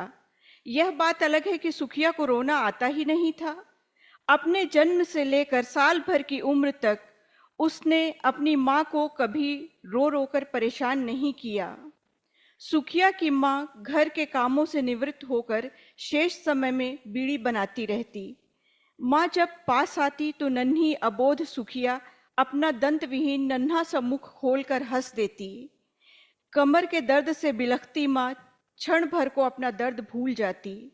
फिर विषादपूर्ण स्वर में बोल उठती, हंस ले करम जली, हंस ले, मेरी कोख से जन्मी है, जन्म भर तो रोना ही है। सुखिया की माँ मानो उसका भविष्य जानती थी। सुखिया अभी बालिग ही हुई थी कि ब्याह दी गई। 5 साल में 3 बच्चों की माँ बन गई। इस बीच एक गर्भपात भी हुआ। घर की आर्थिक दशा इतनी अच्छी नहीं थी कि उसे पौष्टिक भोजन मिलता। उसकी सेहत गिर गई। फिर भी सुखिया के जीवन में दुख के कई पड़ाव अभी बाकी थे। फैक्ट्री में काम करने वाला उसका पति एक हादसे में मौत का शिकार हो गया। फैक्ट्री वालों ने मुआवजा दिया, लेकिन उस मुआवजे से कितने दिन तक काम चलता। घर में बूढ़ी सास थी और 3 छोटे बच्चे। अब बच्चों की भूख मार पीट से तो दबाई नहीं जा सकती थी। रिश्तेदारों ने भी हाथ खींच लिए। तब सुखिया को अपनी माँ की तरह बीड़ी बनाने का विचार आया। घर पर बीड़ी बनाकर कम से कम 4 पैसे तो मिलते। मैं यहाँ बताना चाहूँगी कि हमारे बुंदेलखंड में, जहाँ से मैं आ रही हूँ, सागर मध्य प्रदेश, वहाँ बीड़ी बनाने का कार्य होता है और महिलाएं घर में कुटीर उद्योग के समान बीड़ी बनाकर अपनी आजीविका चलाती हैं। सुखिया ने अपनी पड़ोसन की मदद से बीड़ी बनाने का काम जुटा लिया। 3 नन्ही बेटियों के बीच बैठकर बीड़ी बनाना कोई हंसी खेल तो था नहीं। एक को भूख लगती तो दूसरी पहली वाली से झगड़कर धमाल मचाने लगती। तीसरी बेटी तो अभी गोद में ही थी। सुखिया गोद वाली बेटी को झूलने में डालकर पास ही बैठ जाती, मगर जब झूलने वाली बेटी झूलने में पड़ी पड़ी पेशाब कर देती तो सुखिया को बीड़ी पत्ते और तंबाकू का पूरा सूपा तत्काल हटाना पड़ता, वरना पत्ते या तंबाकू खराब हो सकते थे। इतनी सारी मुसीबतों से जूझती हुई सुखिया बीड़ी बनाकर जब ठेकेदार के पास ले जाती तो वह उनमें दर्जनों नुक्स निकालकर पैसे काट लेता। 50 की जगह 20-25 रुपए तक नौबत आ जाती। झुंझलाई हुई सुखिया घर लौटती तो अपनी बेटियों पर बरस पड़ती। आखिर उसकी खीज और क्रोध कहीं तो निकलता ही। घर में चीख पुकार भरा दारुण वातावरण निर्मित हो जाता। ऐसी परिस्थितियों में सुखिया नाम भर की सुखिया रह गई थी, मगर अब अगर उसका नाम सुखिया से बदलकर दुखिया कर दिया जाता तो किसी को आश्चर्य नहीं होता। यूं तो सुखिया अपनी जिंदगी से तंग आ गई थी, लेकिन उसका हौसला अभी टूटा नहीं था। उसने सोचा कि ऐसे तो जिंदगी कटने से रही, कुछ और भी काम करना पड़ेगा। अपनी उसी पड़ोसन से सलाह मशवरा करने के बाद सुखिया को यह विचार पसंद आया कि साप्ताहिक हाट में जाकर सब्जी बेची जाए। सुखिया इससे पहले कभी सब्जी मंडी नहीं गई थी। उसके मन में भय जागा कि वह इस काम को कर भी पाएगी या नहीं। फिर उसने खुद को समझाया कि यदि उसने साहस नहीं किया तो उसकी बेटियों का भविष्य भी बर्बाद हो जाएगा। स्कूल जाना तो दूर, वे भर पेट खाने को भी तरस जाएंगी। सुखिया ने साप्ताहिक हाट की सुबह अपनी तीनों बेटियों को अपनी सास के हवाले किया, फिर साहस जुटाकर मंडी जा पहुंची। सब्जियों से भरे हुए बोरे और उन्हें खरीदने के लिए चल रही मारामारी को देखकर सुखिया घबरा गई। फिर साहस करके वह भी कूद पड़ी भाव-ताव के मैदान में। कुछ ही देर में उसे मोल भाव का समीकरण समझ में आ गया। फिर उसने वे सारी सब्जियां खरीद ली जिन्हें वह हाट में बेच सकती थी। अब समस्या थी सब्जियों को घर ले जाने की। हाट तो दोपहर से लगना शुरू होता था। चिंता में डूबी सुखिया सोच ही रही थी कि उसे किसी ने टोका। अरे भौजी, तुम यहाँ कहाँ? राजू था, मोहल्ले का लड़का। हाट के लिए सब्जी लेने आई थी, सुखिया ने बताया। ले ली? हाँ, मगर अब घर कैसे ले जाऊं? ऑटो रिक्शा वाले बहुत मांग रहे हैं और टेम्पो स्टैंड दूर है, सुखिया चिंतित स्वर में बोली। बस इतनी सी बात? चलो मैं ले चलता हूँ तुम्हारी सब्जियां, मोपेड है मेरे पास। चलो तुम भी पीछे बैठ जाओ, राजू मुस्कुरा कर बोला। नहीं नहीं, तुम सब्जियां भर ले जाओ, मैं टेम्पो से आ जाऊंगी, सुखिया सकुचाकर बोल उठी। टेम्पो में पैसे खर्च करोगी? इतने पैसे हो गए? राजू ने झिड़की भरे स्वर में कहा। इस पर सुखिया मना न कर सकी। वह डरती सहमती राजू के मोपेड की पिछली सीट पर बैठ गई। वह जीवन में पहली बार किसी मोपेड पर सवार हुई थी। अच्छा लगा उसे। उसने सोचा कि सब्जियां बेच बेच कर जब 4 पैसे हो जाएंगे उसके पास, तो वह भी अपने लिए एक मोपेड खरीदेगी। फिर उसी पर सब्जियां ले जाया करेगी, उस पर बेटियों को स्कूल भी पहुंचाया करेगी। घर पहुंचते तक वह भविष्य के सुंदर सपनों में डूबी रही। भौजी, चाय नहीं पिलाओगी क्या? घर पहुंचते ही राजू सुखिया से बोला। उंगली पकड़ने वाले को पहुंचा पकड़ते देर थोड़ी लगती है। सुखिया को कुछ कुछ समझ में तो आया, लेकिन उसकी विवशता ने उसकी समझ पर पर्दा डाल दिया। दोपहर को मिलते हैं, कहकर राजू चला गया। राजू का यूं हंस कर कहना सुखिया को अच्छा तो नहीं लगा, लेकिन यह सोचकर तसल्ली भी हुई कि वह पहली बार हाट में सब्जी लेकर बैठने जा रही है। वहां राजू के रूप में कोई जान परिचय वाला तो होगा जो वहां उसकी मदद करेगा। दोपहर हुई। सुखिया अपने सिर पर सब्जियों से भरी टोकरी जमाने का प्रयास कर ही रही थी कि राजू आ धमका। भौजी, मैंने सोचा कि तुम मंडी से सब्जी तो ला नहीं पा रही थी, हाट तक कैसे ले जाओगी, सो मैं चला आया। ये सब्जियां वापस डालो बोरी में और खाली टोकरी हाथ में पकड़कर बैठ जाओ मेरे पीछे। राजू एक अनुभवी की तरह सलाह देने लगा। सलाह मानने के अलावा और चारा भी क्या था? सुखिया राजू की मोपेड पर बैठकर हाट जा पहुंची।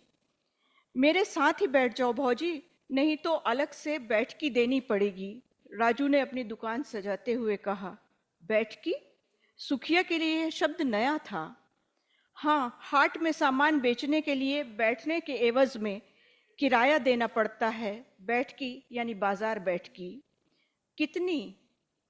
15, 20, 30, ये तो वसूली वाले तय करते हैं।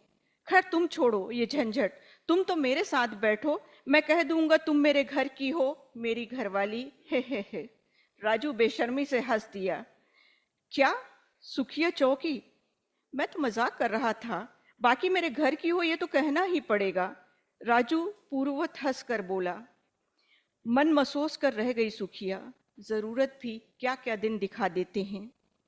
थोड़ी देर में बैठकी वसूलने वाले आए। राजू ने उसे अपने घर की बताकर उसकी बैठकी के पैसे बचवा दिए। इसके बाद 3-4 घंटे हाट की गहमा गहमी में दोनों डूबे रहे। अंधेरा गहराते ही सुखिया और राजू ने अपनी दुकान समेट ली। हाट से वापस घर पहुंचते ही सुखिया ने 10 रुपए का नोट राजू को थमाते हुए कहा, ये लो, रख लो बैठकी के पैसे। गजब करती हो भौजी, तुमसे रुपए लूंगा बैठकी के? अगर कुछ देना ही है तो 1 कप चाय दे दो। कहते हुए राजू ने 10 का नोट वापस सुखिया की मुट्ठी में दबा दिया। इस प्रक्रिया में उसने अपने दोनों हाथों से सुखिया की मुट्ठी पकड़ी और अपने सीने से लगा लिया। सुखिया कांप गई। संकेत स्पष्ट था। अनपढ़ ही सही, लेकिन सुखिया थी तो एक औरत ही। राजू के जाने के बाद भी सुखिया के शरीर से कपकपी गई नहीं। वह हताशा से भरकर जमीन पर बैठ गई। वह सोचने लगी, बैठकी तो देनी ही होगी। अब हाट वसूली वालों को बाजार बैठकी दे या राजू की बैठकी। राजू को बैठकी नहीं देगी तो वह उसकी मदद नहीं करेगा, लेकिन राजू की बैठकी की वसूली का क्या कोई अंत होगा? वसूली वालों की बैठकी तो 10-15 रुपयों पर जाकर ठहर ही जाएगी, मगर राजू की बैठकी? सुखिया की आंखों के आगे उसकी तीनों बेटियों का चेहरा घूम गया। सुखिया सोच विचार कर ही रही थी कि उसकी दूसरी बेटी आकर उसके कंधों से चिपट गई। बेटी के इस दुलार ने सुखिया को तत्काल निर्णय पर पहुंचा दिया।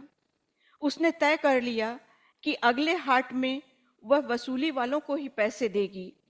वह राजू से किसी भी प्रकार का सहयोग नहीं लेगी, भले ही उसे मंडी से सिर पर सब्जी ढो के लाना पड़े, भले ही उसे हाट तक सब्जी ढोनी पड़े, भले ही हाट में अच्छी जगह न मिले बैठने को।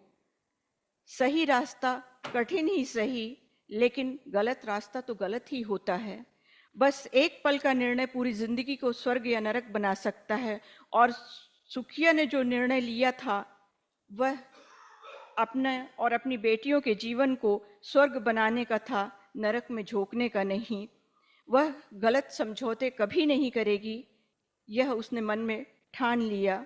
निर्णय लेते ही सुखिया का दिल हल्का हो गया और वह अपनी बेटी को गोद में उठाकर दुलारने लगी। धन्यवाद। Thank you very much.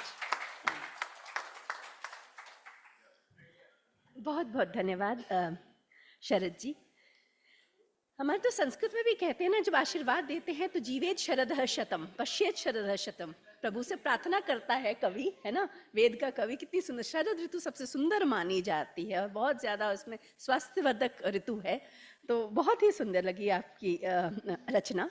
आगे बढ़ते हैं, समय की सीमा है ना। मोहम्मद अमीन भट्ट साहब हमारे साथ हैं। ये रचनाकार, नाटककार और टीवी एंकर हैं। आपने महबूब कल्चरल सोसाइटी बारामुल्ला के संस्थापक सदस्य के रूप में अपने कार्य जीवन का आरंभ किया। मेरे साथ साथ कोई बोल रहा है, कृपया न बोलें। आप वर्तमान में अदबी मरकज कामराज के अध्यक्ष हैं। आपने कई धारावाहिक, फिल्में और नाटक लिखे हैं और आपकी फिल्म किरण किरण उजाला को दूरदर्शन से सर्वश्रेष्ठ फिल्म का पुरस्कार प्राप्त हुआ है। लोकप्रिय DD Kashir morning show good morning J&K के पहले सुभाई सुभाई शीर्षक दिया गया था, जिसे राष्ट्रीय पुरस्कार प्राप्त हुआ। पिछले 3 वर्षों से आप एंकरिंग कर रहे हैं इस कार्यक्रम की। भट्ट साहब के नाटक पर आधारित फीचर फिल्म फिल हामिद ने 2019 में सर्वश्रेष्ठ फीचर फिल्म का राष्ट्रीय पुरस्कार प्राप्त किया। आप सभी से एक बार फिर से निवेदन है, कृपया आपस में बातें ना करें, अपने मोबाइल फोन्स को स्विच ऑफ कर दें। देश भर से चुन चुन के लेके आए हैं। पता है आज फूल देई है, उत्तराखंड में बसंत ऋतु में एक दूसरे को फूल देते हैं। बड़ा ही सुंदर, बड़ा ही इनोसेंट, मनोहर ये त्योहार है। एक दूसरे को फूल देते हैं, क्योंकि आप देख रहे हैं ना बाहर कैसे बसंत बहार है, तो हम शब्दों के फूल एक दूसरे को दें, है ना। और शब्दों, क्योंकि क्या होता है ना कि अगर बहुत ज्यादा ऐसे अराजकता फैलती है तो एंकर को शब्दों के बाणों का इस्तेमाल करना पड़ता है, वो हम नहीं चाहते हैं। बिल्कुल आए भट्ट साहब अपनी रचना, और समय सीमा है 7 से 8। बहुत शुक्रिया। अकादमी से ही हूँ तो कुछ प्रभाव है, कुछ लिख भी लेती हूँ जी। आए, कृपया आए। कहानी बहुत लंबी तो नहीं, आप तो वैसे ही ड्रामा आर्टिस्ट हैं, तो इसको आप कुछ पैराग्राफ्स को जी बिल्कुल बिल्कुल, शुक्रिया।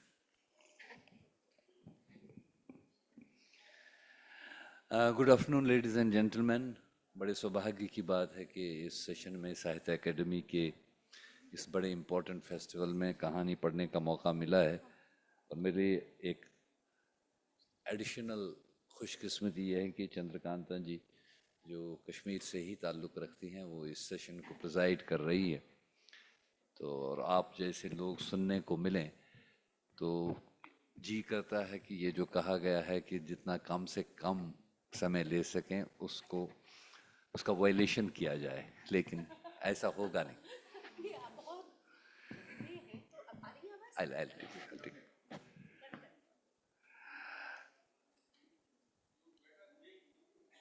Yeah, I think I should be audible now. Yeah, thank you very much. Thanks, ma'am, for setting this audio system right. ये जो शॉर्ट स्टोरी है बेसिकली कश्मीरी में है और इसका एक इंग्लिश वर्जन क्रिएट करने की कोशिश की है इन ए शॉर्टर फॉर्म। जैसा अभी कहा गया कि 2019 में जिस फिल्म को राष्ट्रीय पुरस्कार मिला था हामिद के नाम से, जो राजश्री वालों ने बनाई थी, वो इसी कहानी पे आधारित थी। This was the basis of that script. Script मैंने फिल्म की नहीं लिखी थी। कहानी का टाइटल है phone number 786, phone number 786। Ever since he had migrated to this densely populated area on the banks of Dal Lake in Srinagar after he came from a nearby suburban area. The only thing that had become a source of headache was the dysfunctional landline phone that the previous owner had thrusted upon him at the time of fixing the coast. His migration from his ancestral home was no different than those Kashmiri Pandits who had left the valley after the turmoil of 1990. But many of his Pandit friends were hoping against the hope that someday they may return to their homes. However, in this case, he had burnt all his boats back by selling everything he had acquired from his parents as their lone child. He hadn't shared it with anybody where he lived now, as he thought that there was an element of shame behind his migration. When he left his ancestral home with his 2-year-old son, whom he had named Masoom, he had taken an oath that his son should never know what happened to his mother, and he would never let him know where from they had come. Though he had sold his property on throwaway prices, but still the proceeds were sufficient enough for a comfortable life of another 2 decades. Being an expert interior woodwork carpenter, he would get enough work for the repairs of idling houseboats and earn well. In these 6 years of his stay in Srinagar, he had hardly visited any place beyond the lake. His total world was confined to his home and around around and around uh, and around his son, who had adjusted well with the local children and his classmates in the nearby private school, which would remain functional despite frequent shutdown calls. He had enough resources to pay for the phone bill if he got it restored, but he was apprehensive that having a functional phone in this locality was likely to be misused by the frequently visiting militants and get him targeted. But his son had become so possessive about it and would every now and then ask him, when will the phone become functional? He would try to avoid him, but of no avail. It was Masoom's 8th birthday, and he had promised to give him a gift of choice. When he returned home late afternoon, he saw Masoom holding the phone in his lap. As he entered the main room, tears came rolling down the eyes of Masoom, and he cried, "You have promised to make me a gift of my choice this birthday, haven't you, Baba?" "Yes, I have. But why are you crying?" He embraced Masoom very affectionately. "Then fulfill your promise, get this phone restored for me. My friends taunt me when I tell them we have a phone at home." Masoom continued to cry and weep. Dear readers, this is a work of fiction. Obeying to the technical requirement, the intro part is done. Hopefully, it has established 2 characters, the father and the son. But factually, there is a 3rd character, the defunct landline phone. Please don't miss that. Let me run through the remaining part of the story. This is the story of a boy named Masoom, whose father, Majid Majboor, a carpenter, specialist in making wooden boats by profession, has interest in singing and poetry. The father is habitual of writing 786 as the first word every time he writes something. The child has been observing it right from his early days and is curious to know what is it all about. He keeps asking his father about it. Father either smiles or avoids. Ultimately, one day he tells the child that it was beyond his intellect to understand what it means. The child replies that he is good enough at maths and could solve big numbers. Why not this 3-digit number? The father tells him that he that he can presume that it is the phone number of office of God, Allah. The child takes it quite literally and seriously. After some time, the landline phone is restored in the home. The child keeps the number dialing, but the reply is always, "Check the number you have dialed." One day, a friend of father comes to visit him while leaving. He tells him that Now, if phone is placed at your home, we should be in touch. Father inquires the number of the phone. The friend responds with last 3 digits. On inquiry about the series, he mentions the first 4 digits. Child gets the clue. When the father is out, he dials phone number 786 along with the series number, say 2300786. There is a sound of bell on the other side. The boy is thrilled. The call is responded. Before anything is uttered on the other side, the boy cries, "Is it phone number of Allah's office?" The response is, "Who is calling?" The relationship grows. On the other side, there is a scholarly Kashmiri Pandit whose family has migrated outside Kashmir and he is living alone. He, however, doesn't disclose his identity to the boy. For the boy, the solution of every problem lies one phone call away. At times, there are practical solutions. At times, advices full of wisdom. Life becomes so easy for the boy. Then one day, a tragedy is waiting. The father loses his right hand while working on machine. The boy is shocked and helpless, but due to constant advice and practical help reaching his doorsteps after calling his helpline number, he is in a position to come out of the crisis. Life is again smooth. The boy has taken the responsibility of his crippled father. But the worst is yet to come. The father leaves for his medical checkup and doesn't return till late in the evening. Then suddenly police comes home and starts searching the house. They finally inform the boy that his father had got killed in a grenade blast, and the police doubts him as the grenade thrower. The police cites missing hand of the deceased as the pointer for his involvement. The police leaves. The boy gets to his helpline phone number 786, but there is no response. The boy cries. At this hour of crisis, even the office of the God seems locked closed. He makes another attempt. The voice on the other side emerges. "Call me later. I am facing a grave problem." The boy is shocked.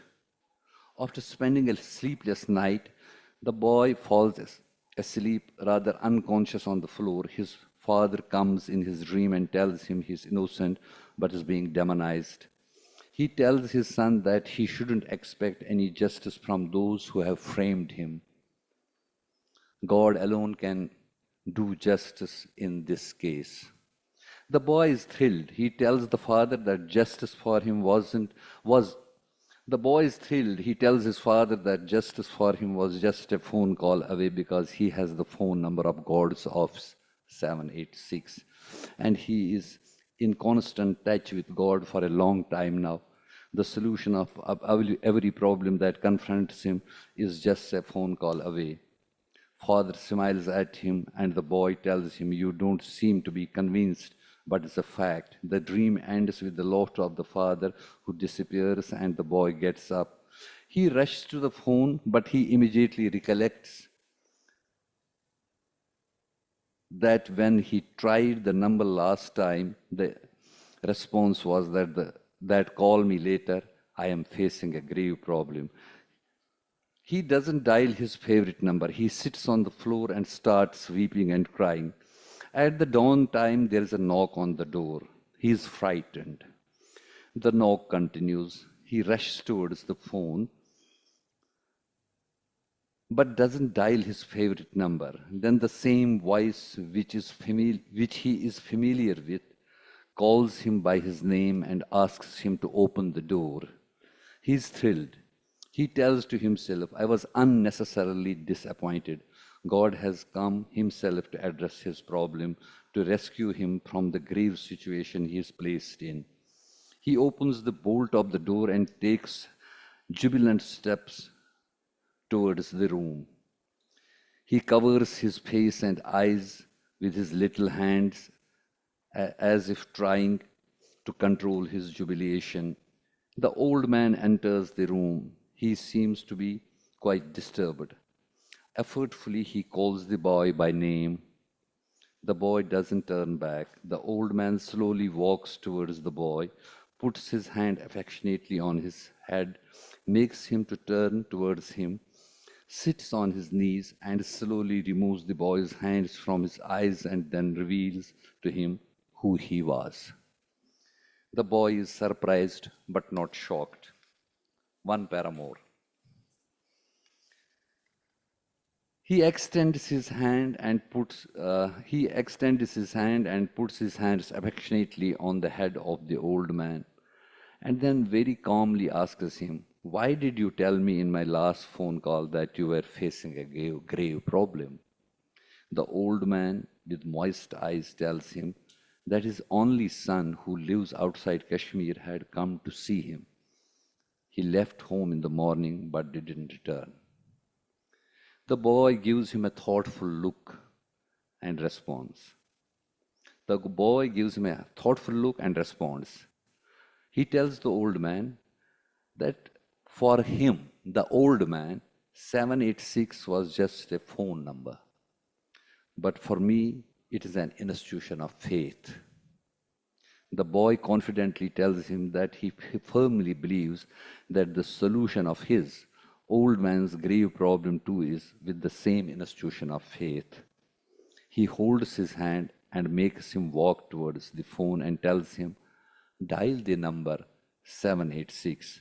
The old man, with his eyes focused on the boy, dials the number 2300786. The phone rings on the other side.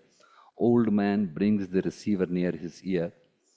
The ring continues and the ring discontinues and the voice of his son emerges from the receiving side. "Hello, hello," the old man cries. "Ravi, Ravi, Papa, where are you? I am home."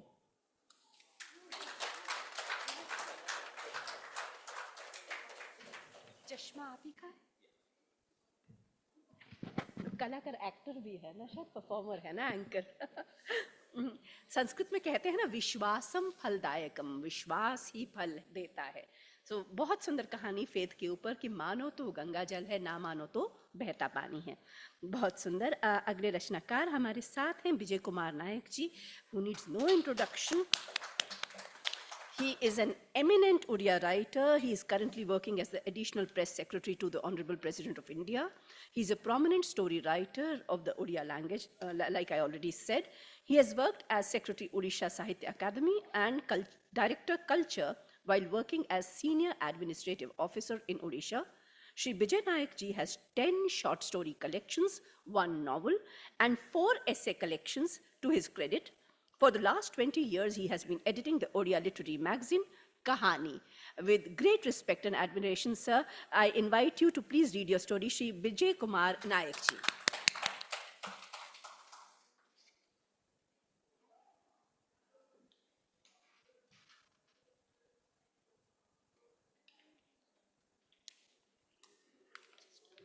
हाँ, मैं adjust कर लूँगा हिंदी। मिश्रा जी ने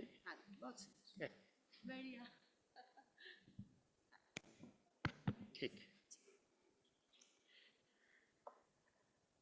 Chairperson ma'am, namaskar. Namaskar to all present here on and of the dais. I will read an Odia story in Hindi which has been translated by Dr. Rajendra Prasad Mishra ji, who is very much present here. ये story का शीर्षक है अरण्य रोदन। महंती वकील के साथ Shukri jail पहुंची थी। 3 महीने बाद उसने मंगत को सलाखों के पार देखा। देखते ही फुट फुट कर रोने लगी। मंगत ने कहा, "तू रो मत शुक्री, मैं अच्छी तरह हूँ, तू कैसी है और माँ की तबीयत ठीक है ना?" शुक्री ने सुबकते हुए कहा, "सब ठीक है, माँ को बीमारी सीमारी कुछ नहीं है, सिर्फ तुझको ही याद करती रहती है।" उसके बाद अपने स्तन से चिपके बच्चे को उसने जगाया। बोली, "देख मंगत, इसको पहचान रहा है ना, ये तेरा बेटा है, देख, आंखें भर कर देख, ठीक तेरी ही तरह है, देख ना देख, हबू तेरा चेहरा लिए हुए है। मंगत मुस्कराया मानो काले बादल का सीना चीरकर 2 कत्तार धूप ने पिचकरी चलाई हो। बूढ़ा लगने लगा था मंगत मुंडा, जबकि उम्र 25 से अधिक नहीं थी उसकी। कुछ ही महीनों में घने काले बाल यहाँ वहाँ से सफेद होने लगे थे, लेकिन कठोर पत्थर सा उसका पुष्ट बदन टूटा नहीं था। हाथ वैसे ही हथौड़ी जैसे ठोस, साल वृक्ष जैसे पैर और सपाट पर्वत सा सीना। शुक्री ने पल्लू में आंखें पूछी, बेटे की छाती से चिपका लिया, बोली, सुन मंगत, वकील साहब तुझसे जो कुछ कहेंगे तू इजलास में वही बोलना। ये महांती वकील बहुत होशियार है, लोग कहते हैं कि इनसे तो हाकिम भी डरते हैं, तुझे ये छुड़ा लेंगे। शुक्री कुछ दूर चली आई मंगत से। महांती वकील धीमी आवाज में मंगत से बातें कर रहा था, हाथ भी हिलाता रहा था, मास्टर की तरह काफी कुछ समझा बुझा रहा था, बीच बीच में झिड़क भी देता था, फिर अच्छी बातें करते लग जाता। उस वक्त दूध पीने के लिए कुनमुनाते लगा था बच्चा, लेकिन उसके मुंह में स्तन नहीं लगा पा रही थी शुक्री। वो एक किनारे चली आई, बच्चा अंचल में मुंह घुसाकर चुप हो गया। वहां से लौटते समय मंगत की ओर देखकर वह फिर रोने लगी। मंगत ने कहा, शुक्री तू जा, मेरी माँ और इस बच्चे को संभालने का जिम्मा तेरा है। शुक्री छाती कड़ा करके वहां से लौट आई। उसके सिर पर पहाड़ टूट पड़े तो भी वो सह लगी, लेकिन मंगत को जेल से छुड़ाना होगा।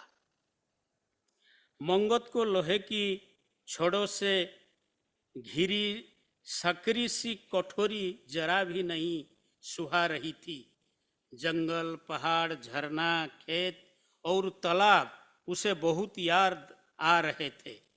वो सुबह सुबह जंगल की ओर निकल जाता था। किसी दिन दोपहर बाद तो किसी दिन सांझ को छुटपुटे में लकड़ी पुआल लेकर घर लौटता था। फिर किसी दिन इसके उसके खेत में मजदूरी करता या तालाब खुदाई अथवा सड़क बनाने का काम करता। शाम को ठीक ठाक पैसे लेकर घर लौटता। घर लौटते समय रास्ते में 2 गिलास देसी ठरा या निचली हांडिया पिए बिना उसका काम नहीं चलता था। वो लड़खड़ाते हुए घर लौटता। सारा जंगली साम्राज्य उस वक्त उसे रंग बिरंग नजर आता। एक दिन भी जंगल न जाने पर मंगत का खाना हजम नहीं होता था। उसके हाथ पैर कसमसाने लगते, दिन फीका फीका लगने लगता। मेहनत मजूरी करके लौटने के बाद कुछ नहीं तो वो झरना किनारे जाकर बैठ जाता। अलगे दिन वो पहाड़ पर चला जाता।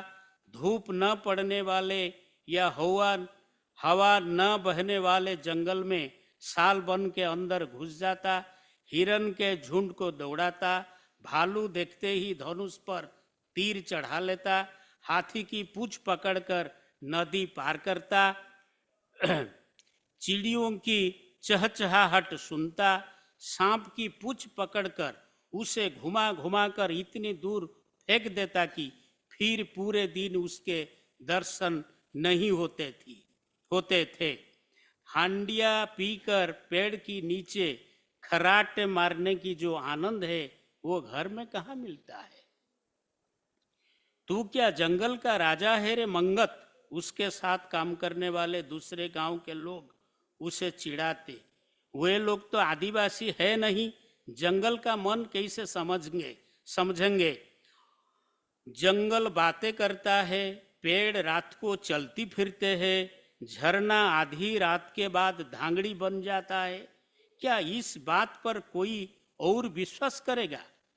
मगर मंगत सिर्फ विश्वास ही नहीं करता, जंगल भी भाषा भी समझता है। चिड़िया, चुड़ैल, पेड़ पौधे, झरना, पहाड़, उनकी सांसें तक टोह लेता है, जान लेता है कि जंगल किस तरह पूरी रात ऊँघता है, सुबह सुबह मन खोलकर गीत गाता है। मुस्कुराते हुए मंगत अपने सहकर्मियों से कहता, मैं कैसे जंगल का राजा होऊंगा? क्या जंगल मेरा है? नहीं, मैं जंगल का हूं। क्या जंगल मेरा है? नहीं, मैं जंगल का हूं। वो मुझसे जो कहेगा मैं वही करूंगा।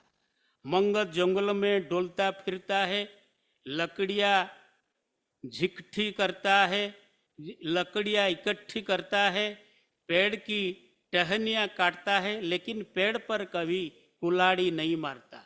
जहाँ 4-6 साले की पेड़ इकट्ठे होते हैं, वही तो उसका जाहिर होता है। पेड़ भगवान जो है वह जंगल को रखवाली करता है, इंसान को पालता पोसता है, इसलिए सुबह सांझ पेड़ को प्रणाम करता है मंगत। किंतु उनके जंगल में तो रोजना पेड़ काटे जा रहे हैं। रातों रात टोकों में लादकर सारी लकड़ियां कटक या कोलकाता चली जाता है। लकड़ी चोर के साथ फॉरेस्ट गार्ड और जंगल के बड़े बड़े हाकिमों की अच्छी साठ गांठ है। सारा कुछ मिली भगत से चल रहा है। यह बात सरपंच से नहीं छिपी है एमएलए से, लेकिन सबने मुंह में जावा बांध रखा है। लकड़ी व्यापारी विषयी मुझ पर ताव देकर व्यापार करता चला जा रहा है। उसे किसी का डर भय नहीं है। उस मुछंदर की शान तो देखो, कहता है कि मंत्री कलेक्टर सभी उसकी जेब में है। उसने सबका मुंह बंद कर दिया है। मंगत कभी कभी विषय का बैग ढोकर घने जंगल के बीच जाता है। पेड़ न कटवाने के लिए उससे मिन्नतें करता है, मगर विषय भला उसकी बात क्यों माने? उल्टा कहने लगता है, अरे बुड़बक, तेरे भेजे में कुछ है या नहीं? ले यह नोट पकड़, अपना रास्ता देख। मंगत नोट नहीं पकड़ता। जो पेड़ कटवाता है, जंगल में आग लगवाता है, उससे बड़ा जल्लाद कौन है? विषय से वो कहता, तेरे रुपया पैसे मैं नहीं रखूंगा, मुझे पाप लगेगा। तू कैसा आदमी है रे? पेड़ का रोना नहीं सुन पाता, समझ नहीं पाता जंगल का दर्द। विषय बोला, मुझसे जो भी कुछ बोलना। 5 मिनट और चलेगा? ठीक है। विषय बोला, मुझसे जो भी कुछ बोलना है बोल ले रे मंगत, आगे से तेरी मुलाकात मुझसे नहीं होगी। इस जंगल का आधा हिस्सा सरकार ने किसी कंपनी को दे दिया है।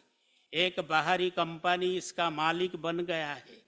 वो यहाँ कारखाना लगाएगा, सारे पेड़ कटवा देगा, पहाड़ियाँ को झुड़वा देगा।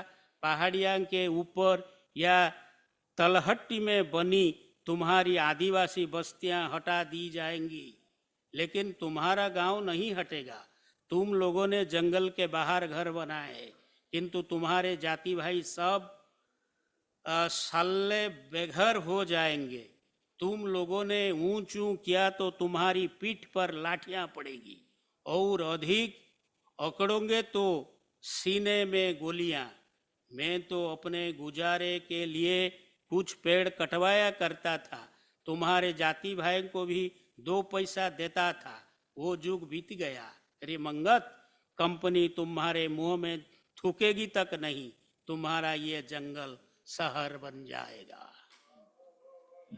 मंगत ने कहा, बिशोई बाबू, हम लोग जंगल की संतान है, हम पेड़ों की सिपाही है।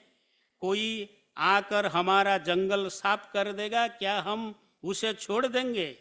हमारे बाजुओं में ताकत नहीं है या हमारी धनुष के तीर नहीं है? साए साए करके गरजेंगे तीर।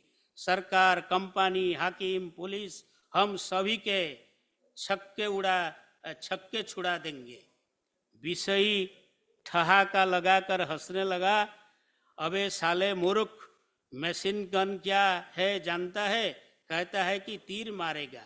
अबे राम रावण कौरव पांडव के युद्ध के बाद से तीर धनुष का युग बीत चुका है। बस देखता जा बेटा, तेरे जंगल के लंबे पेड़ों में भी ऊंची चिमनियां से सिर्फ धुआं निकलेगा। तेरी पहाड़ियां पर बनेंगे ऊंचे ऊंचे महल। तेरी आदिवासी बस्ती बनेगी ऑफिसर्स कॉलोनी। तेरी लाल मिट्टी वाली धूल भरी सड़क पर पड़ जाएगा अलकतरा। पे पे करके चलेंगी एक से पीछे एक गाड़ियां। तेरे जंगल के सारा जानवर कहीं मर खप जाएंगे। हालांकि तुमने से कोई बड़े हकीम और इंजीनियर के चपरासी बनेंगे। तेरी माँ बहनें झरना के पानी में नहा धो नहीं पाएंगे रे मंगत। बस सिर्फ 1 साल तू रुक जा बेटे। 1 साल भी पूरा नहीं हुआ था कि एक दिन जंगल की बीचों बीच परिड़ा अमीन की जमीन नापने का जरीब डालते देख मंगत की छाती से मानो कटार चल गया। अपने जवान दोस्तों की साथ लेकर मंगत परिड़ा अमीन के करीब चल गया। बोला, तेरी इतनी हिम्मत कि तू जंगल को नाप कर इसका सिर काट देगा? तू कौन होता है जंगल काटने वाला? जंगल तेरा है या तेरे बाप के भी? परिड़ा चुप रहा, कुछ नहीं बोला। मुस्कुराते हुए जवाब दिया, जंगल सरकार का है और मैं सरकार का नौकर। हाकिम का हुक्म न मानने वाला मैं कौन होता हूँ? सरकारी आदेश के बल पर धरती का सिर पैर सब कटाकर अलग कर दूंगा। तो मंगत की शिकायत सरकार से शिकायत करके इस बेचारे अमीन के पेट पर तू क्यों लात मार रहा है? मंगत, जा, तुझे जो कुछ बोलना है कलेक्टर से बोल। तेरा एमएलए तो तेरा मुंडा भाई ही है, उसके पास जाकर कर गुहार। न तो मंगत की शिकायत किसी ने समझी, न ही उसकी गुहार सुनी। मैं थोड़ा सा आगे चल जाता हूँ, देर हो रहा है।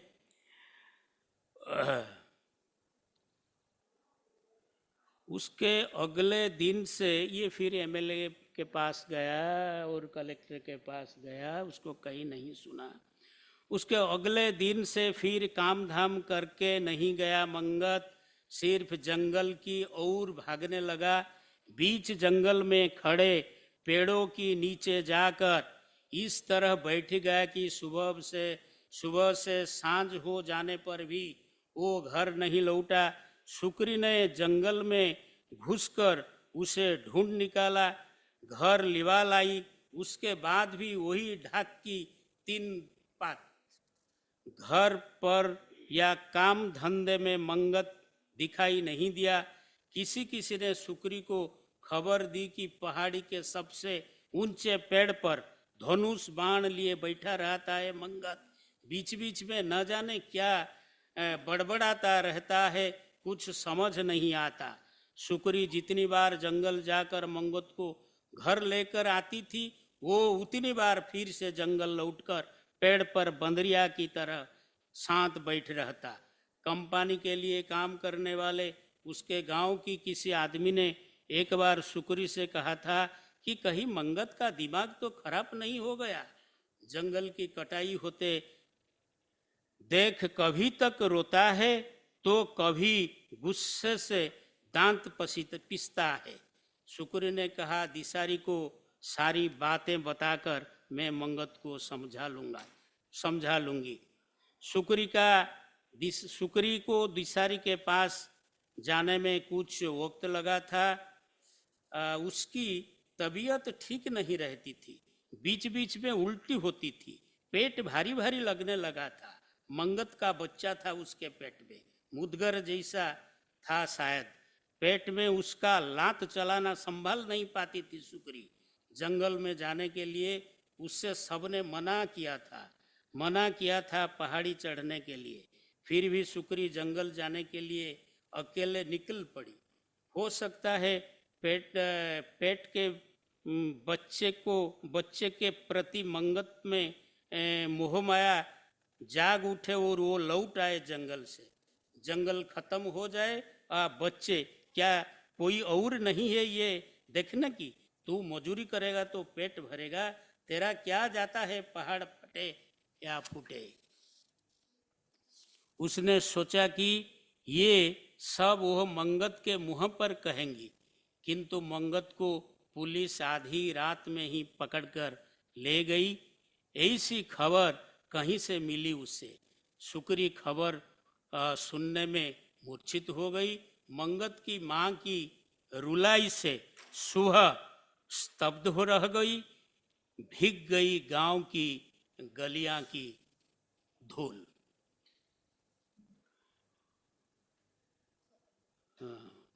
बाहर की धूल से आंसुओं के फूल अभी मूर्छाए भी नहीं थे कि सुकरी निकल पड़ी शहर जाने की।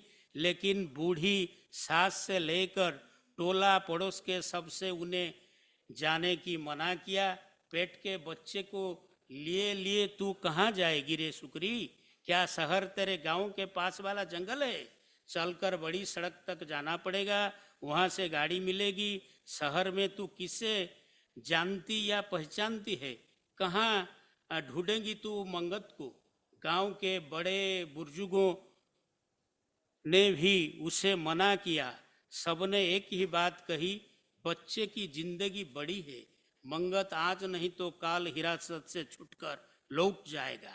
शहर में पढ़ने वाले मंगत के दूर के भाई फोगोड़ा ने सारी बात का रुख बदल दिया। 2 दिन बाद कॉलेज की छुट्टियां खत्म हो जाएगी, वह शहर लौट जाएगा।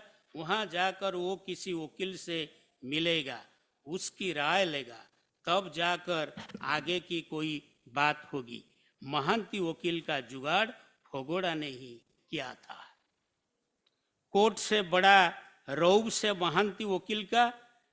हाकिम तो बस दांतों से कलम दबाए ध्यान से सुनते रहे हैं महांती जी की बातें। बीच बीच में सिर हिलाते रहते हैं।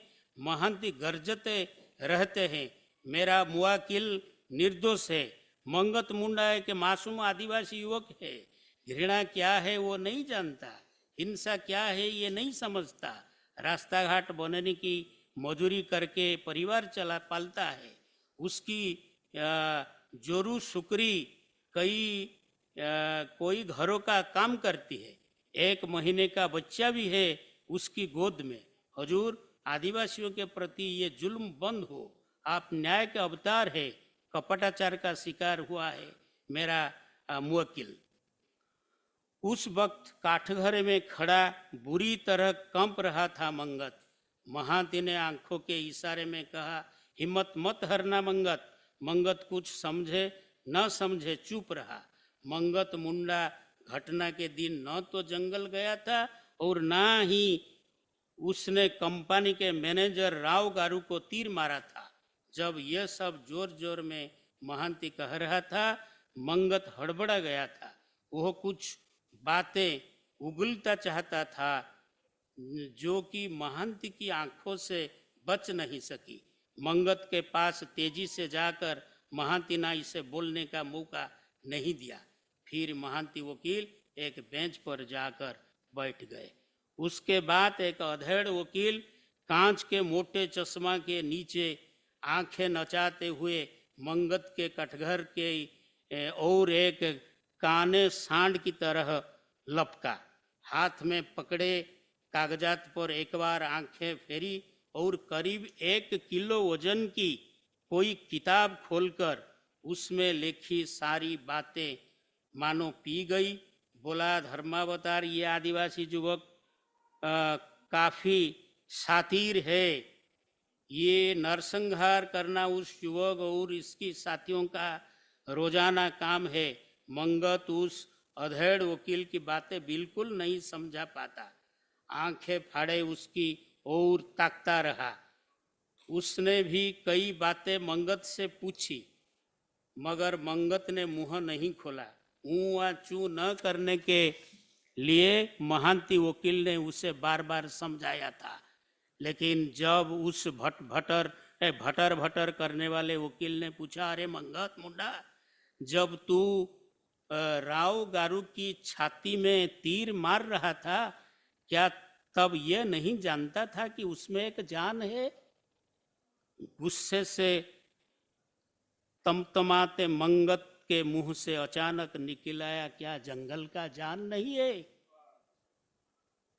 कोर्ट के सारे लोग आंखें फाड़कर रह गए। हाकिम के हाथ से छूटकर नीचे गिर पड़े कलम पर किसी की नजर नहीं गई। धन्यवाद।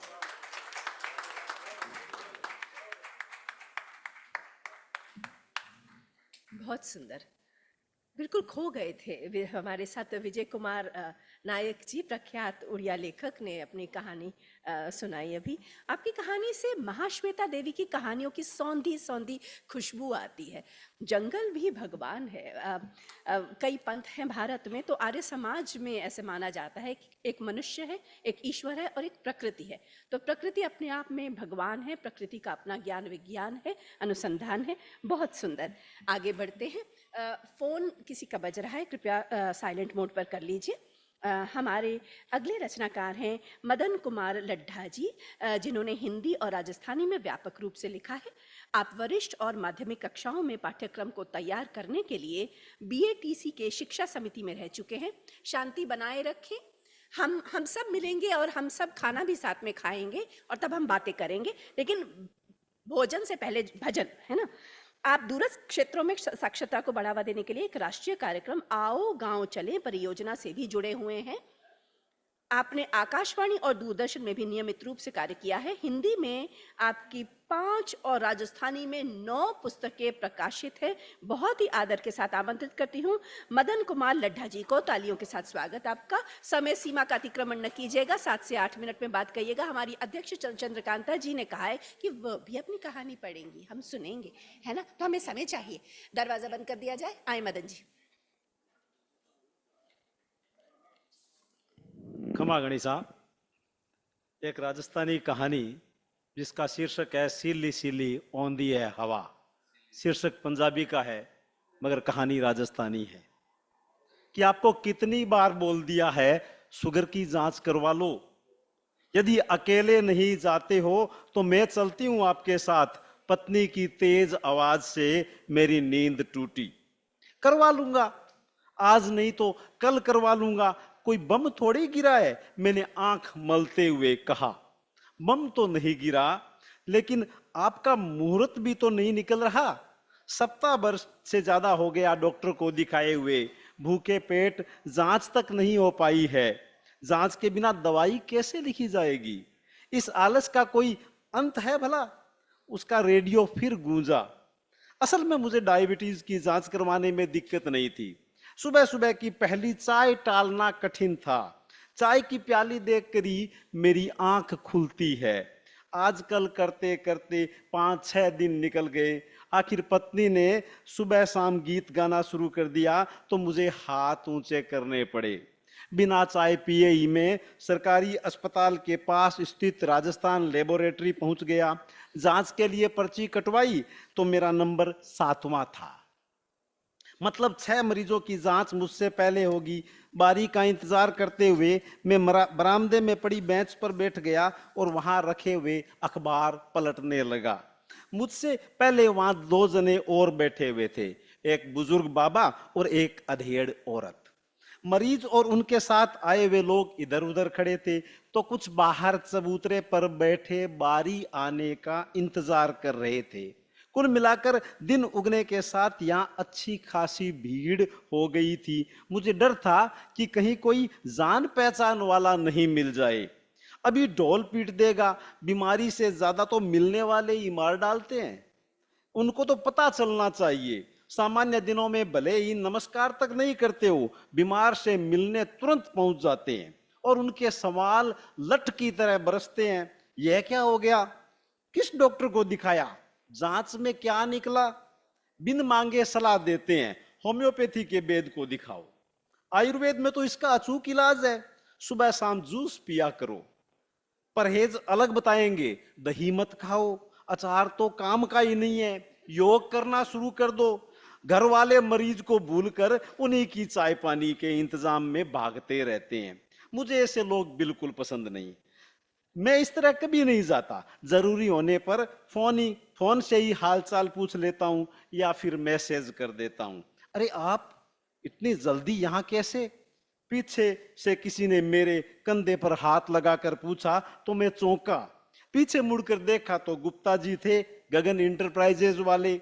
मैं ऐसे ही, मेरी समझ में नहीं आया कि क्या बताऊं। बिना अभ्यास के आसानी से झूठ भी तो नहीं बोला जाता। ऐसे ही, मतलब कोई हारी बीमारी है, जांच करवाने आए हो क्या?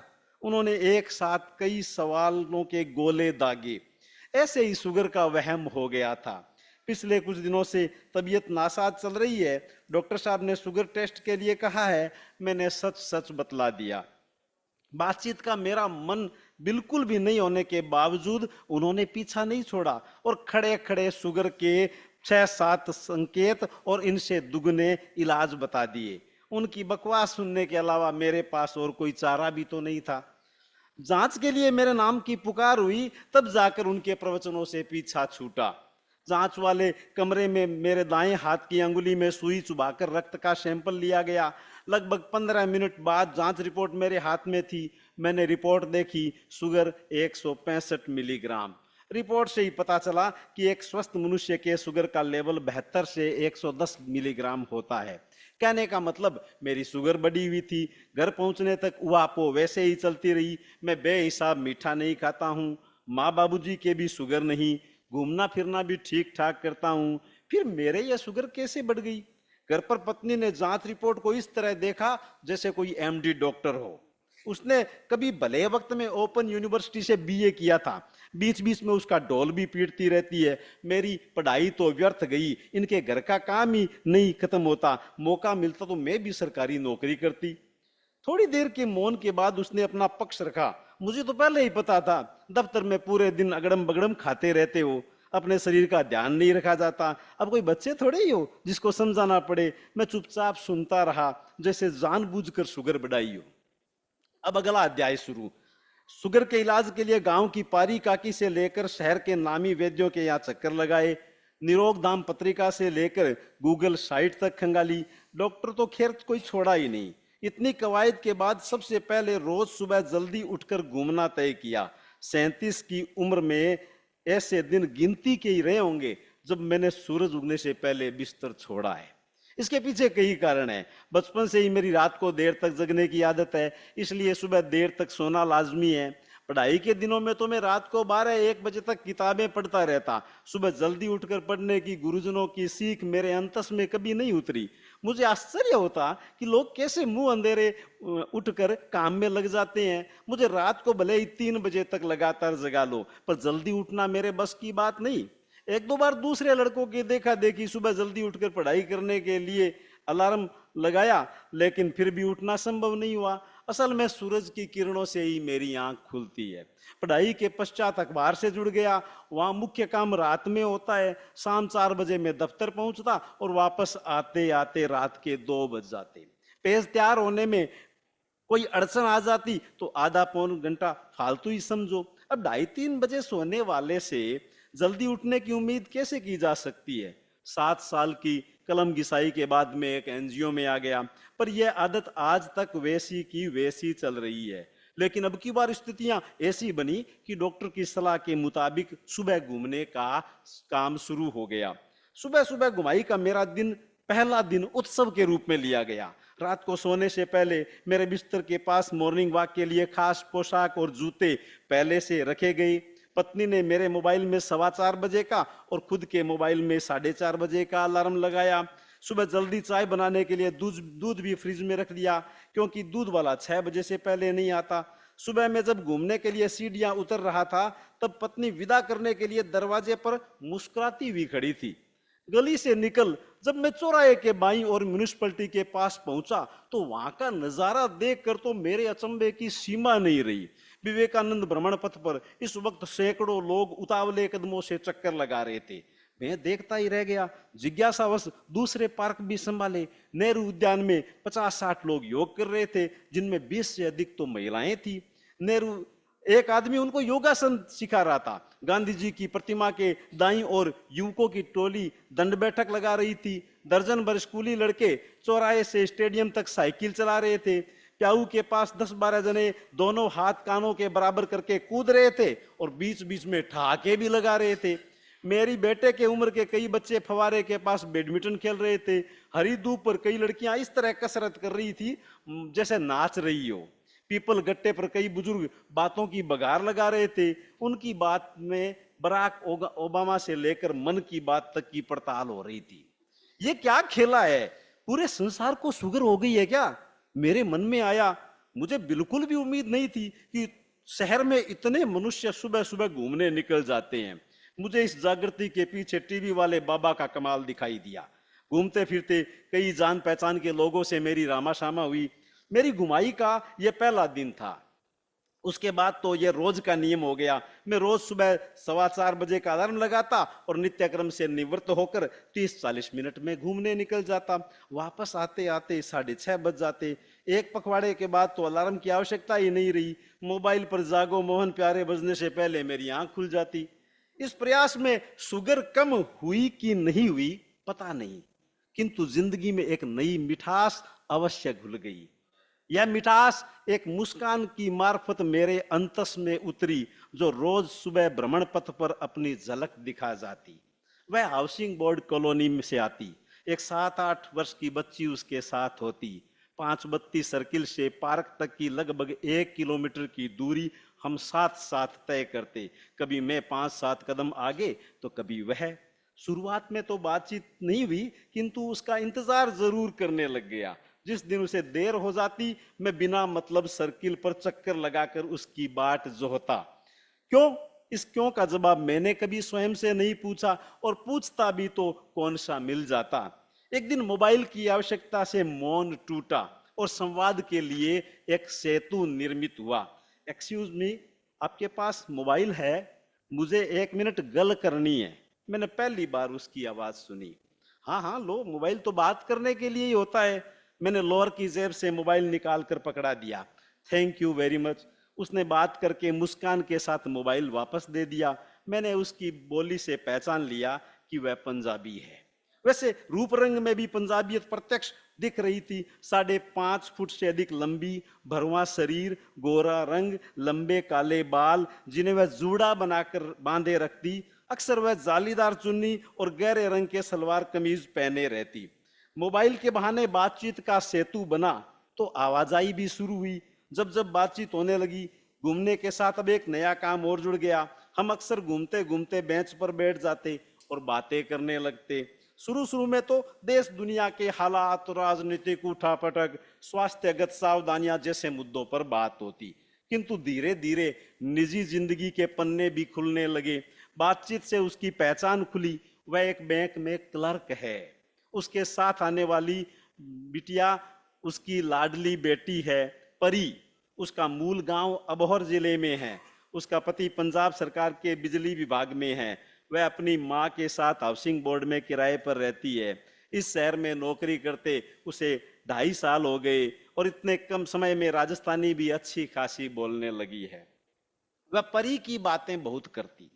परी को यह चीज बहुत पसंद है, परी को वह चीज बहुत अच्छी लगती है, परी चित्र बहुत अच्छे बनाती है, परी को गिद्दा बहुत अच्छा आता है, परी को श्रेया घोषाल के गीतों का बहुत शौक है, परी स्कूल के मिमिक्री कंटेस्ट में फर्स्ट आई है, परी के पिछले जन्मदिन पर हम मसूरी गए थे, आदि आदि।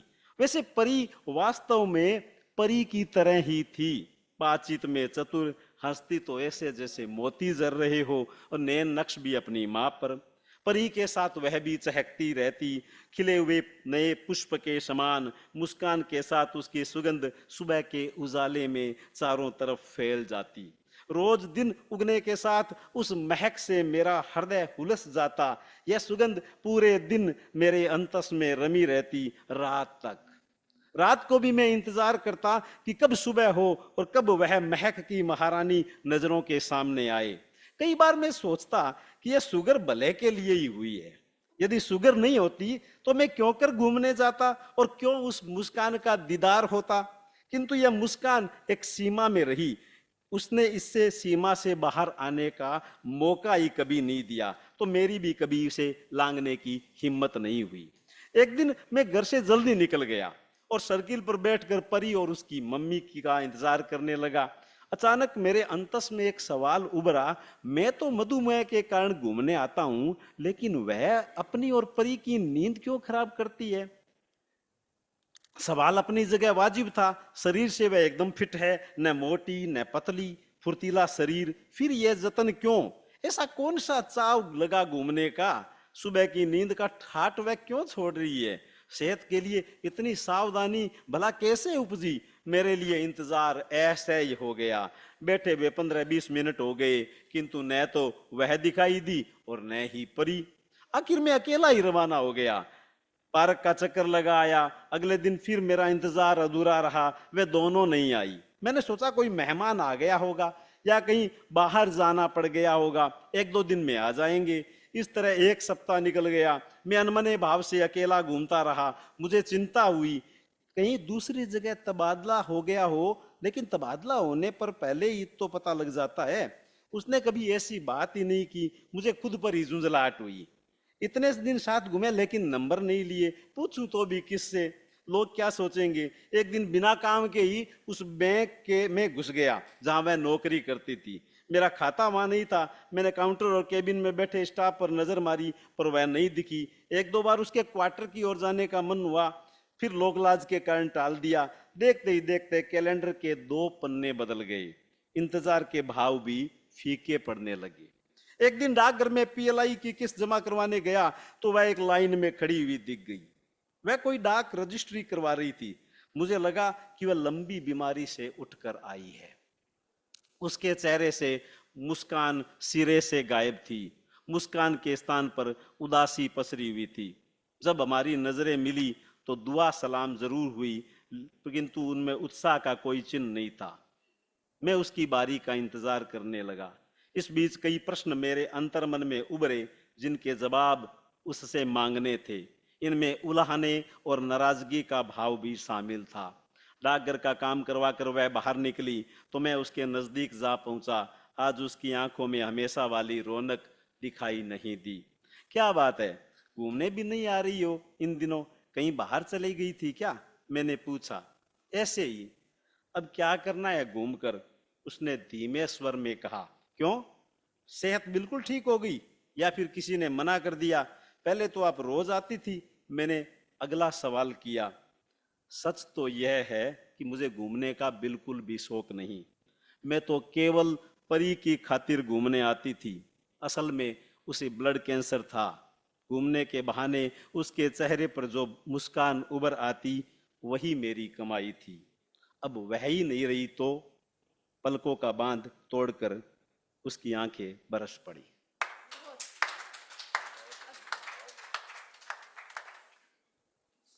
बहुत सुंदर, अद्भुत, क्या कहें, क्या बिल्डअप था कहानी का। आपने पढ़ा भी बहुत सुंदर ढंग से।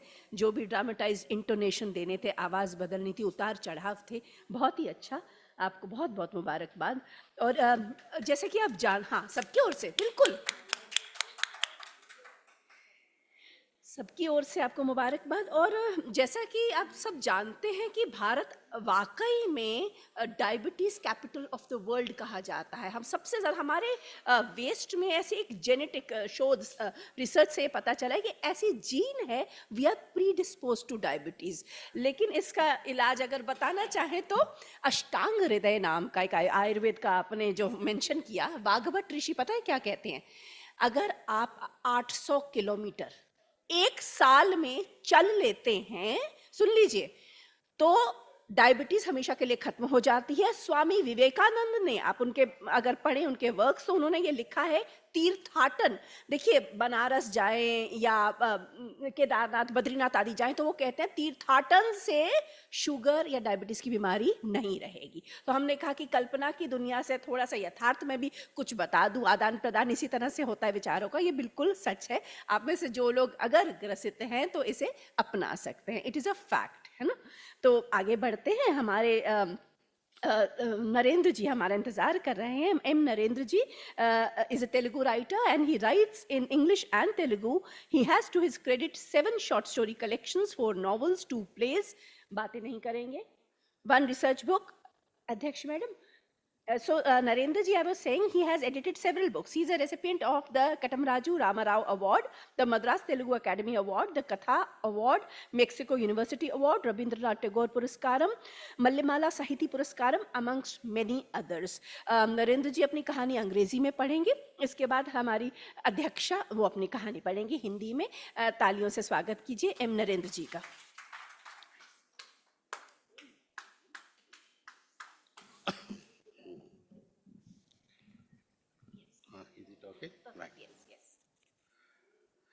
Respected. Yes, perfect. Yes, is it okay? Yes, yes. I think the length is also not much. Not much. Here, Maybe yeah. 8 pages. It Take takes 7 to 8 minutes. let me see. Okay, perfect. Not more than that. Maybe Yes, 10 10 minutes. minutes. Okay, okay. Okay. Yes. Good afternoon, respected chairperson, distinguished writers on the dais and off the dais. The title of the story is, in fact, it has two titles. The first title I will tell you in the beginning, and at the end of the story I will reveal the next title of the story. The, the title of the story is Chitralekha. It is a Telugu story translated into English. Please close the doors. Thank you. Please close the doors. The lift began to crackle as soon as its doors opened on the 4th floor. An old man, charcoal black and with complete white hair, came out of the mouth of the lift like a figure descending a negative film, strode to the flat number 403 and stood in front of its door, pulling a long face like an offender. The huge padlock, as big as a bullfrog, binding the doors, jeered at him tantalizingly. The doors of the flats on the both sides of the passages were tightly shut like the bank lockers. The eyes of the old man were filled with tears. He sighed heavily, crawled to the next door, 402, and beseeched its calling bell lurked behind the doors. Protruding out in between the doors, a feminine head shouted, "My husband won't give appointments to the clients in the house. You have to meet him only in the office. Go away." "Madam, please stay on. Please don't leave me in the lurch. I am 403. I am the owner of the next flat," the old man screeched.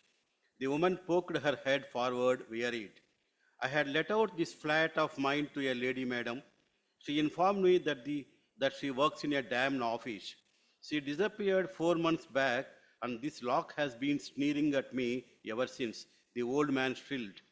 She looked daggers at him and howled. "Every Tom, Dick, and Harry come here, enquiring the doors of that next flat, and pestering us for the crime of living next to that God-forsaken dwelling.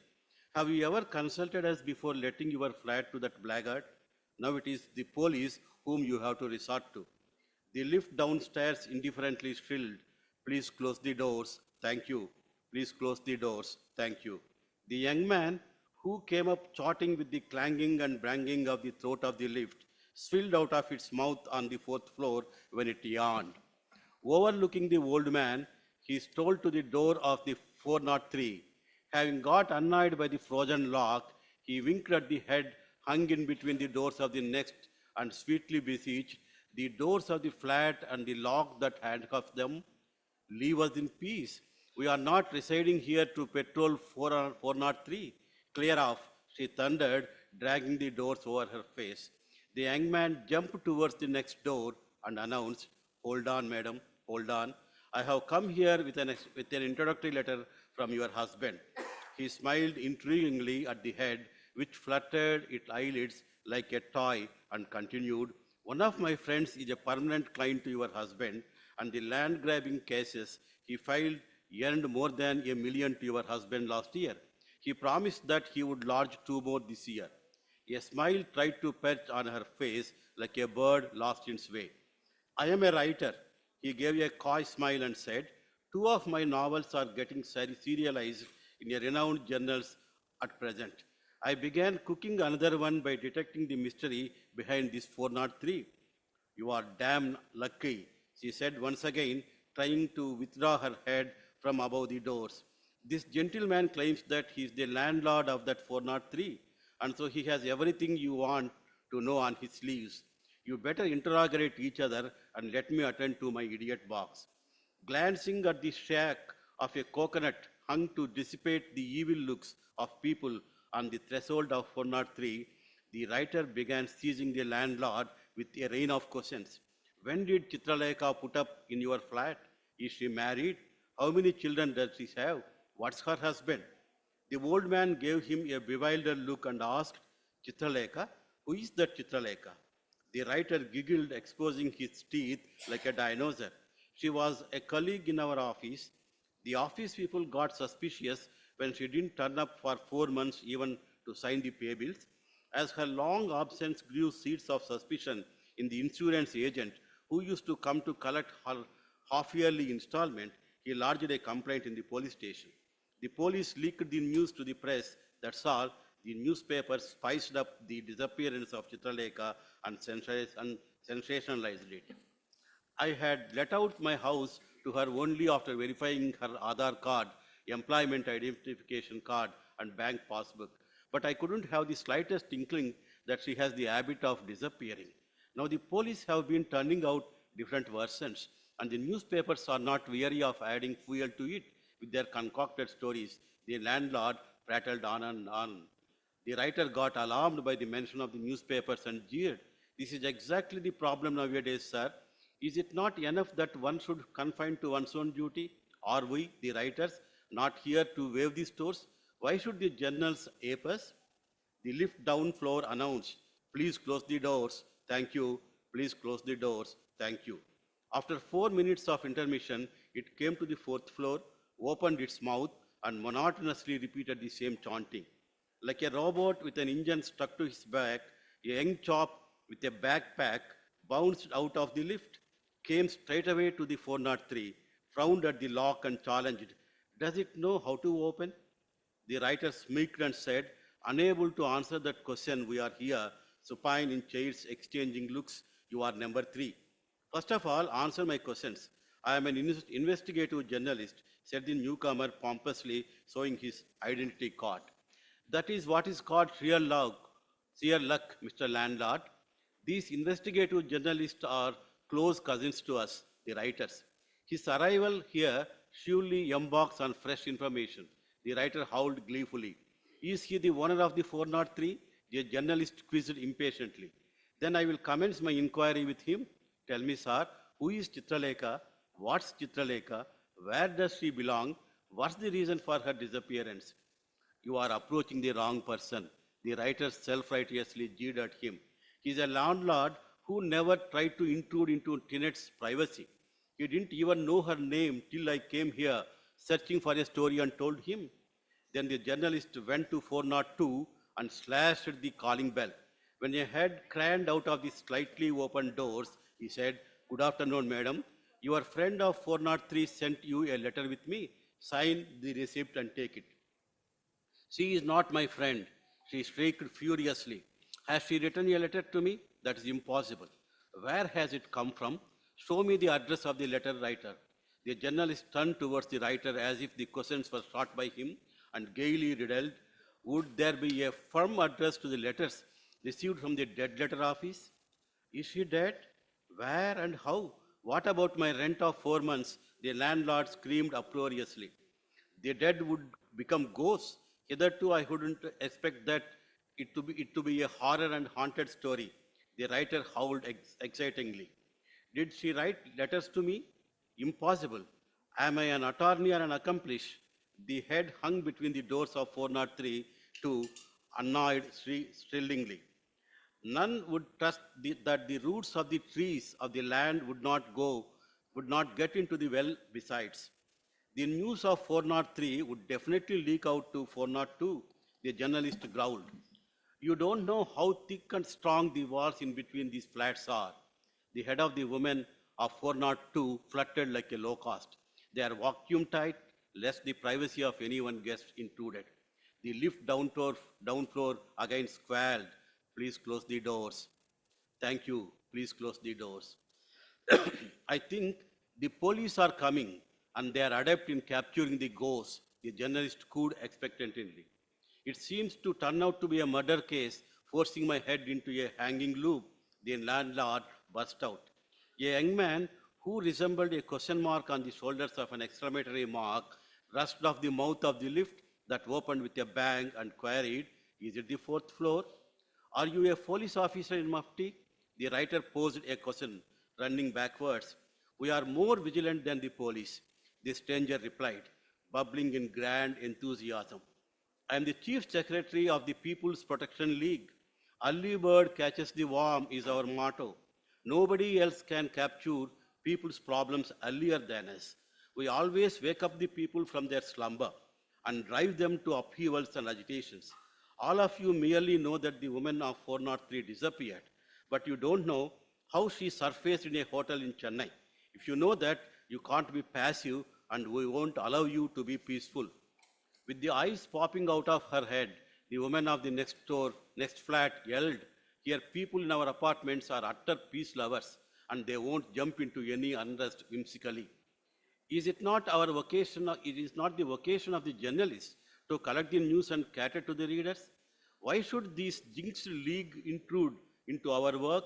The journalist shrilled, having steam coming out of his ears. Are you a journalist? Why can't you tell it in the beginning itself? It is only to the press that we spill the beans at first. Propagation, agitation, and agitators. That is our order of priority. The secretary of PPL beamed and extended his hand to shake his hands with the journalist. The journalist drove his hands into his trouser pockets and rackingly croaked, There are no big controversies behind the disappearance of Chitralekha to raise agitations. What's there in your news is always like an ant's head, and it is left to the journalist to grow a big banyan tree out of a small seed. These people have become selfish, and the society is in peril. The death of Chitralekha is a proof of it. We would attack all the institutions responsible for it, the capitalistic, democratic Gowais. The secretary of PPL roared, waving his fists vigorously as if beating the air. If it is a murder, they need not search for a lawyer. A ready-made criminal lawyer is very much there in 402, the writer hooted complacently. Please close the doors, thank you. Please close the doors, thank you. The lift coldly clamored again. It might be my husband. Give me her letter, which can be used as the first witness by my hubby. The woman asked the journalist, ambushing him with her enticing looks. Maybe the intelligence police, the journalist was sure of his prediction. Please close the doors. Thank you. Please close the doors. After warning 4 times on the 4th floor, the lift flung out a feminine dandy into the passage. She was a brunette in a jeans shirt and trousers, dragging a red-colored trolley suitcase, tiptoeing with high heels. She moved straight away to 403 like a cartoon picture. Trying to fish out something from his vanity bag, she mumbled, What happened to my Gudam key bunch? Are you from the intelligence squad, madam? The journalist asked. When the dandy overturned her bag, the head of the woman in the next flat forgot to blink her eyes and began cataloging the contents fallen from the vanity bag. Lipsticks, clips, powder tins, eyeliners. They might have secret cameras and voice recorders inside, the writer exclaimed, stepping backwards. The brunette tiresomely peered at those who stood in the passage and said, Please give me a rod or a stone or a hammer to break open this bloody lock. Oh God, are you going to slash the lock? The landlord shrieked, moving his hands horizontally. I bought it after a long search in the shops and the shopkeeper assured me that it would long laster than the doors. Is it my fault that I left it with the tenant? Picking out his camera from the leather bag, the journalist said, "We won't allow anybody to break open the doors of your flat. Even the intelligence force should have permission letter to enter the house of the deceased." The writer smiled and told, "Yes, it is over. These have mistaken you for an intelligence officer, madam. I think you have come to the wrong flat by mistake. The resident of 403 was found dead in a hotel in Chennai yesterday." She looked through him and howled, "Damn it, what happened to you all? This 403 is mine." The woman in the next flat withdrew her head inwards in fright. The writer fled off towards the lift. The journalist's grip on the camera got loosened. The secretary of PP dishearteningly stared at her feet to verify whether they are turned backwards. "I am sure that you are not the tenant who lived in my 403. I can clearly identify the woman who signed the rent document right in front of me." The old man roared. The brunette smoothly wiped the sweat on her face with a kerchief, looked coolly at him and said, "Are you the landlord of 403? I never had the chance to meet you. Chitralekha, who signed your tenant document, got transferred a year back and allowed me to reside here by paying the advance to her and directed me to deposit the rent in the bank account. How can you enter into a sublease without my notice?" The landlord thundered. "The woman who lived here was a colleague in my office. I can easily remember her, though I saw her casually once or twice. She is just unlike you, with a long plait, and she never wore anything but a sari. My husband didn't like it," she intruded. "I know that the resident of this flat was a divorcee. Do you know that we start our investigation without collecting minimum data?" The journalist interfered. "Why can't the divorcees get united?" she questioned, pulling a long face. "You might have then parted due to pretty misunderstandings and got adjusted afterwards by patching the bigger issues.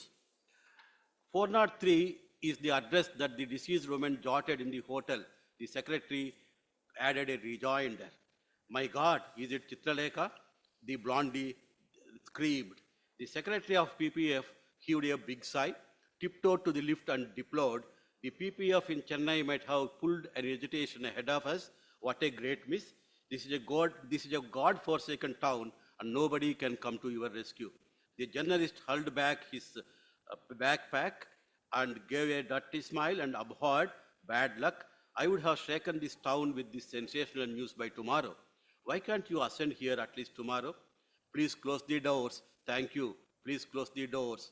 The journalist turned his head towards the lift when it bawled nonchalantly and saw the secretary of PPF entering into its jaws. "Journalist, sir, please hand over me the letter you referred to," the woman asked. Tagging the PPF secretary, the journalist shouted from the mouth of its lift, "Would you answer this question if I would have not lied?" The writer demurely asked her, "I couldn't identify you, though you are my colleague in the office. The woman of 402 could not recognize you, though being a neighbor. How could you get such a seesaw transformation in such a short time?" "What about my 4 months' rent?" the old man shriveled. "Unless you broke open the lock, I can't pay you the rent, as money is there within," she retorted. "Is it inevitable for me to volunteer to break the lock I bought diligently? Is it not the duty of the bloody watchman of the apartment to report to me that the tenant of my flat got exchanged?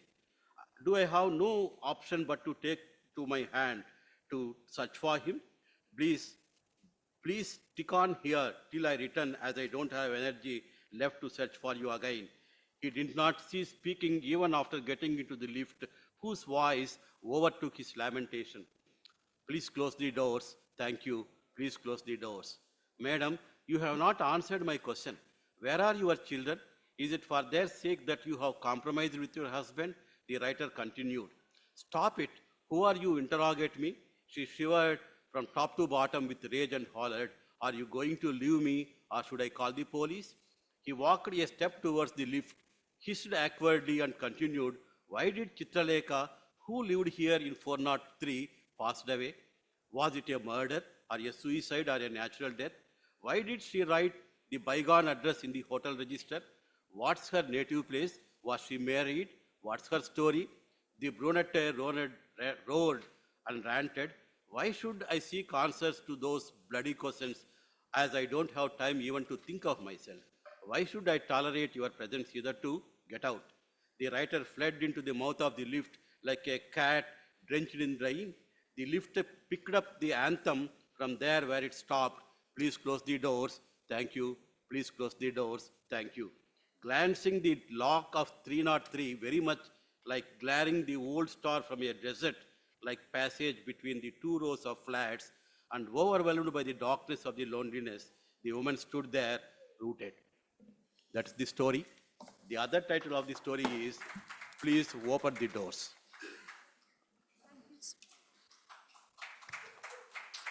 Yes, that's real encouragement. I would hope the house to please clap for sir. And now I would request, Kashmir साहित्य शिरोमणि श्रीमती चंद्रकांता जी, कश्मीर ने हमेशा sacrifice किया है, और ma'am भी कह रही हैं कि मैं टिप्पणी दूंगी, बताऊंगी, तो शायद अपनी कहानी नहीं पढ़ रही हैं. So much for your generosity ma'am. बहुत ही आदर के साथ मैं इनवाइट करती हूँ श्रीमती चंद्रकांता जी को अपने अध्यक्षीय वक्तव्य के लिए. करतल ध्वनि से स्वागत करेंगे. हेलो हेलो, विशाल वो किताब लाना है. बहुत बहुत नमस्कार आप सभी को, अब मंच पर बैठे हमारे मित्र लेखकों को, और सब आप जो हैं वो ये बताओ, खाली जिस बताओ. बहुत अच्छा लगा, इतनी विविधता हमारे यहाँ है. ये लेखन में तो यही जो आपका जो मल्टीलिंगुअल जो होते हैं फंक्शंस, उसमें बहुत अच्छा लगता है. हालांकि ये है कि कश्मीरी में वो नहीं बोले, अंग्रेज़ी में बोले 2-3, फिर भी हमें जिससे समझ आया आप क्या कहना चाहते हैं. मुझे लगता है वैसे इसमें कोई शक नहीं है, सभी भाषाएं हम नहीं समझते, मगर थोड़ी एक भाषा का फ्लेवर भी होता है. अगली बार से जब बोलें, छोटी कहानी बोले, थोड़ा सा कश्मीरी बोले, थोड़ा सा तेलुगु पंजाबी जो भी है, अच्छा लगता है. यही आपसदारी तो इसी से होती है ना, हम जानते हैं. आपके साथ भाषा भी बहुत जोड़ती है हमें. खैर बहुत अच्छा लगा. मैंने थोड़ी सी मैं सबसे पहले ये कहना चाहती हूँ, हालांकि मुझे निर्देश मिला तुम्हें कहानी पढ़नी है. मैं जानती हूँ अध्यक्ष जब कहानी पढ़ता सभी भाग जाते हैं, और होता क्या है, इतनी वैरायटी होती है, उस कहानी का मज़ा ही नहीं आता. वैसे मैं आपको एक कहानी उसका जिस बता दूँ बाद में, नहीं बेटे पहले इनका थोड़ा बता दूँ. देखिए शरण सिंह, थोड़ी एक एक लाइन बोलूँगी, ज़्यादा व्याख्या नहीं करूँगी क्योंकि सबको भूख लगी होगी.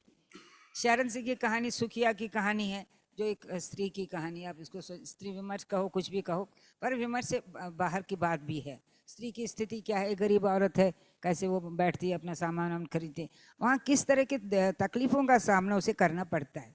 आप कुछ भी कहिए, औरतें बहुत आज़ाद हो गई, पर वो घर परिवार समाज उसकी परेशानियों से वो अभी जूझ रही है. अब कोई लड़का आता है बीच में, जी मैं आपको स्कूटर बिठाऊँ, वो करूँ, ये करूँ, वो जानती है बिना मतलब के कोई कुछ होता ही नहीं. कोई काम स्त्री के पहले उसके देखेंगे, वो देखेंगे क्या कि हमारे किस काम आएगी वगैरह वगैरह. तो ये साफ है, जो बहुत अच्छी तरह से संयम से कही है बात. पर एक बात मुझे अच्छी लगी, जैसे सभी कहानियों में आप लोग अंधेरे में रोशनी की संद ढूंढते हैं. ये बहुत बड़ी बात है और ये हमेशा होना चाहिए. जैसे मैं, इसने तो खैर सांडूडी उसने कहा चलो जो भी होगी वो देखूंगी मैं, तो ये निपट चुकी उससे. और दूसरी आपकी कहानी आई कौन सी थी, कौन दूसरा किसने बोला, आमिर ने, अरे निरोधक थे, भट्ट साहब की कहानी थी. पहले भट्ट साहब की थी ना, उन्होंने अंग्रेजी में बोली. 786 वाला ना, यही है ना, हामिर आपका नहीं, हामिर आपने लिखा है कुछ उस, हाँ फिल्म बताई आपने, वो मैंने देखा. ये बहुत सुंदर कहानी है और बहुत अच्छे संयम से कही गई है. ये जब विस्थापन में जब हुआ, आप सब जानते हो, तो कुछ लोग वापस आए, वो किस तरह उस अकेलेपन से जूझते हैं. ऐसा नहीं है सभी आपके शत्रु हैं, आपके मित्र भी होते हैं, पर जो दुख तो अकेले को ही भोगना होता है. और विस्थापन के बच्चा कहाँ है, क्या कर रहा है, वो चिंता, क्योंकि ऐसे अजीब सा सॉलिट्यूड होता है. वो जब पता है कि कौन कहाँ है मालूम नहीं. यहाँ पर उन्होंने एक बच्चा है ना वो, हाँ मुझे अच्छा लगा उसके माध्यम से ये कहानी बड़ी कलापूर्ण मुझे अच्छी लगी. इसकी बात जो कौशल है कहने का, कश्मीरी में बोलते तो ज़्यादा अच्छा लगता. ये लीक से हट कर लिखी, ये शैली शिल्प बहुत कमाल के है इसकी. बच्चा कभी सपना देखता है, क्या करता, फिर अकेले उसे जुड़ा भी है. 786 उसने बताया, फ़ोन तो अल्लाह का नंबर है, तो वहाँ कौन जवाब देगा. पर फिर वो अंत में आता है, वो उसका अपने बेटे का नंबर देता है, आई थिंक सो, नहीं जब वो फ़ोन करता तो जवाब आता पापा मैं ठीक हूँ।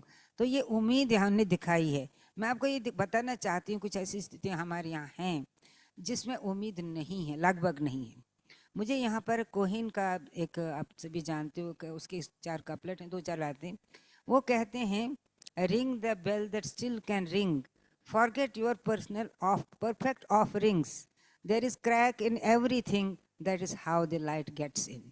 वो क्रैक हम ढूंढते हैं, वो संद हम ढूंढते हैं, वही संद उन्होंने ढूंढी है कि चाहे वहाँ से कोई रोशनी की लीक आए, ये ज़रूरी नहीं वो पूरी हो या नहीं हो, पर आपको एक उम्मीद बनी रहती। जीवन में उम्मीद बनी रही तो कहानी का भी एक मतलब हो जाता वो भी। इस तरह मुझे लगा सभी कहानियों में ऐसा है लगभग। और आपने एक विजय कुमार ने आदिवासियों का, विजय कुमार जी मुझे क्षमा करना, बहुत अच्छी कहानी मगर आपने बिगाड़ दी लंबा करके उसको। इतनी सुंदर कहानी आदिवासियों के बारे में, मैं उड़ीसा में रही हूँ, बहुत प्रेम करते हैं वो लोग अपने जंगल से। वो मरना मंजूर करेंगे, वो कटने नहीं देंगे, कटने नहीं देंगे पेड़ को। यहाँ पे उन्होंने स्ट्रगल दिखाई कितना, मुझे कहानी बहुत अच्छी लगी। पर आगे से थोड़ा कम लिख क्योंकि वो पहले ही पता चल जाता है, पता ही चल जाता है। अच्छा किया पर बहुत अच्छी कहानी और विषय भी बहुत बहुत सुंदरता से लिखा है, क्योंकि वो तन प्राण जाएंगे कि वो नहीं मानते, उनको जंगल बहुत प्यारा है। और उसके साथ उन्होंने थोड़ा व्यवस्था को भी देखा है, राजनीति को देखा है। वो अपने फायदे के लिए जंगल काटेंगे, उनको आपकी चिंता नहीं है, वो भी उन्होंने अच्छे से कहा है, संयम से कहा, अच्छा लगा मुझे। तो यहाँ भी उन्होंने संत, वो बेचारा जो भी करेगा, क्या करेगा, पेट पर सोएगा, कहाँ सोएगा, वो अपनी तरफ से प्रयास करता है। और बल्कि उसकी पत्नी भी, क्या नाम है, शुक्र कुछ नाम है, वो भी उसका सहयोग करती है। वो अच्छा लगा मुझे। कम से वही मैंने कहा उम्मीद, पर जंगल तो अभी कटेंगे, क्योंकि हम एक जिस व्यवस्था में जी रहे हैं उसमें हमें और भौतिक संपन्नता चाहिए जो उसमें हो नहीं पाता। फिर भी मुझे कहानी बहुत अच्छी लगी, क्योंकि ये ऐसी कहानियाँ लिखी जानी चाहिए। और छोटा छोटा बोल रही हूँ आपको, मंगल तो फिर मुझे मंगल की कहानी बड़ी अच्छी लगी, मगर आपने लंबा कर दिया उसको। मुझे बहुत अच्छी लगी वो कहानी। अच्छा, सीली सीली बहती है हवा, ये किसने बोला? अच्छा, ओंधी, मैंने आप वही बात है। हाँ हाँ, जांच के लिए क्या था ये? अच्छा, ये कोई जो डॉक्टर के पास कोई जो हवा जो बहुत सारी सभी लोग उसको देते बैठते हैं, ये करो ये करो, आंखों की नमी। अच्छा, ये एंड में आपने कहा ना वो, हाँ हाँ मैं समझ गई, वो एंड में देखी बच्ची के लिए। पर इसमें इन्होंने कहा शुगर वुगर, किसी को शुगर होता है क्या? या ऐसे में देखिए, आजकल आपने देखा होगा जब सैर को जाते हैं लोग, ज़्यादातर इसलिए जाते हैं कि किसी को शुगर है, किसी को बीपी है। पर अच्छी बात है, जाते हैं लोग इसके लिए। इन्होंने थोड़ा दूसरा रंग दे दिया उसको, पर अच्छा है ये भी। जान कोई कुछ भी एक इसमें 2 चीज़ें हैं। एक तो ये है जो सीली सीली हवा जिसे कहा उन्होंने, परी के लिए वो करती है, वो सब उसको एक दिलासा देने के लिए, पर बाद में शायद वो नहीं रहती है, तो इसलिए बड़ी उदास हो जाती है। इसमें एक चीज़ ये अच्छी लगी कि सबको सुबह की सैर तो करनी ही चाहिए। और दूसरी मुझे लगी सलाह मशवरा देने वाले बहुत हैं। अच्छा, आपको शुगर, आप ये करें, देसी इलाज करें, नहीं वो करें, डॉक्टर का मत करें, ऐसे ही बहुत हम सुनते हैं। अजी ये मत करिए, ऐसा करिए, ये बिल्कुल ठीक हो जाएगा। आपके फेसबुक पर ये सब तो बहुत आता है, तो इनसे थोड़ा बचना चाहिए। पर एक अच्छी बात है कि सैर ज़रूर कीजिए, हर हाल में वो फ़ायदेमंद है। परी का उन्होंने लिखा, वो थोड़ा सा दुखद, मन खराब होता है, पर वो महिला करती है उसके लिए कोशिश कर, बाद में उदास भी होती है, दुखी भी। एनीवे, बहुत बहुत अच्छी लगी सभी कहानियाँ। और एक कहानी कौन सी है? नरेंद्र, हाँ, आप तेलुगु में सुनाते नरेंद्र जी? हेलो, आप तेलुगु में सुनाते तो मैं समझती, क्योंकि मैं हैदराबाद में 13 साल रही हूँ। मेरे बच्चे तेलुगु जानते हैं, वो आपको सिखाएंगे तेलुगु। पर आपने नहीं सुना, आपने मुझे निराश कर दिया। मेरी हाँ बहुत होता नहीं, अच्छा किया। अगली बार 2-4 लाइनें पढ़ा करिए अपनी भाषा में, इनको सबको थोड़ा उसका एक स्वागत। पर बहुत अच्छा लगा। आई नो, हाँ हाँ, I know I know I know, मैं को आपका समय नहीं लेना, तभी तो मैं। अच्छा, दूसरी बस ये तो हो गया। और रूमी का भी मैं बहुत बहुत आभार मानती हूँ, वो बहुत कहना चाहती है, पर उसकी भी समय से ये आप समय नहीं देते उसको। बहुत अच्छा लगा, वो तरीके से सब संपन्न करती है।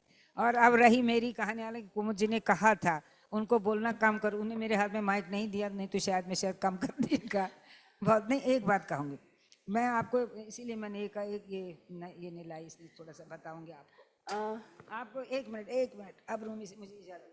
अच्छा, मैं आपको एक ट्रक ड्राइवर की कहानी सुनाना चाहती थी जो मैं अब नहीं सुनाऊंगी, पर मैं आपको ये जो एक इसका मैम अपनी प्रचार हो पंक्तियां जाएगा। पढ़ें जी मैम, नहीं, आए इसमें पढ़ें। है अगला इसका सत्र एक यहीं पे सुनिए, शुरू सुनिए। होने वाला है मैम, हाँ, आप नहीं, कुछ सुनिए। पंक्तियां पढ़ दें। इसका शीर्षक है 33 बाई। एक ट्रक ड्राइवर की, जिसको हम समझते हैं बदमाश है, गुंडा है, वो कुछ भी कर सकता है, वो एक लड़की के साथ 16 साल के लड़की के साथ जाता है, किस तरह उसका भी यही मन होता है और किस तरह वो तो आदमी बनता है। तो आदमी में हम थोड़ा सा अच्छाई भी देखते हैं। तो बहुत बहुत धन्यवाद, बहुत बहुत आभार, अब सबका बहुत बहुत। हम बाकी बातें जारी करेंगे भोजन पर, आप सभी भोजन पर आमंत्रित हैं और हम लोग 2:30 बजे यहाँ पे फिर से सम्मिलित होंगे अगले सत्र के लिए। नमस्कार। सभी डेलीगेट्स यहाँ बाहर आए ग्रुप फोटो के लिए, न भूलें। सभी मंच पर जो हमारे अतिथिगण हैं, रचनाकार, सब यहाँ नीचे आए। आ रहे हैं आप हमारे फोटोग्राफर? क्या नाम है आपका? सुमन? नहीं, सुमंत, आइए आइए।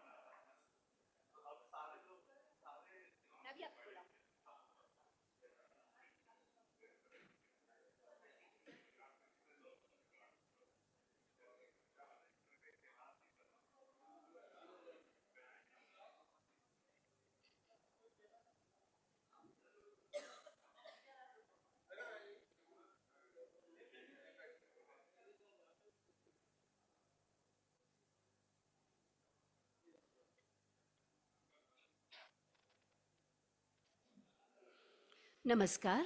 आप सभी प्रबुद्ध जनों का साहित्य अकादमी के साहित्योत्सव 2024 में हार्दिक स्वागत है। ये साल हमारे लिए विशेष है क्योंकि हमने 70 वर्ष पूरे किए हैं।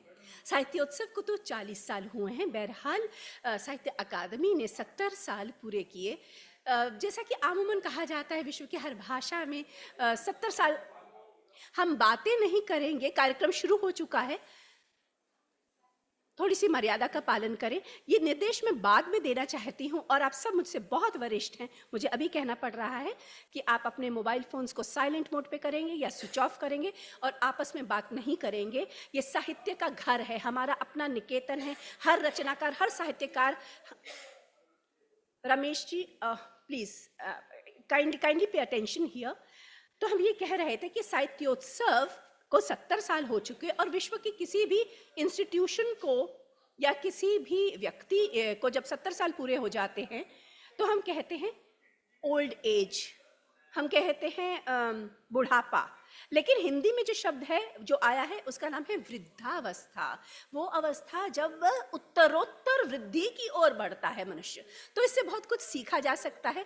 जैसे कि हमने कहा कि ये आपका अपना निकेतन है, आपका अपना घर है और घर में द्वंद्व और द्वेष की जगह नहीं होती। घर में होता है प्रेम और सम्मान। तो बहुत सम्मान के साथ मैं अपने अध्यक्ष श्री प्रकाश मनु जी को मंच पर सबसे पहले आमंत्रित करती हूँ। सर कृपया आएं और अपना स्थान ग्रहण करें। तालियों के साथ स्वागत करें हमारे प्रिय अध्यक्ष जी का।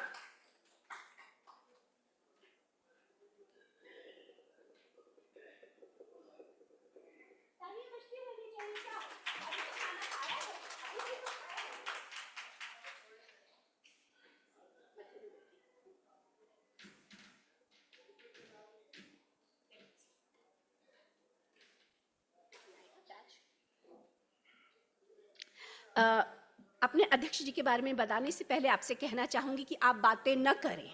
सरदार जी, आप बातें बिल्कुल न करें।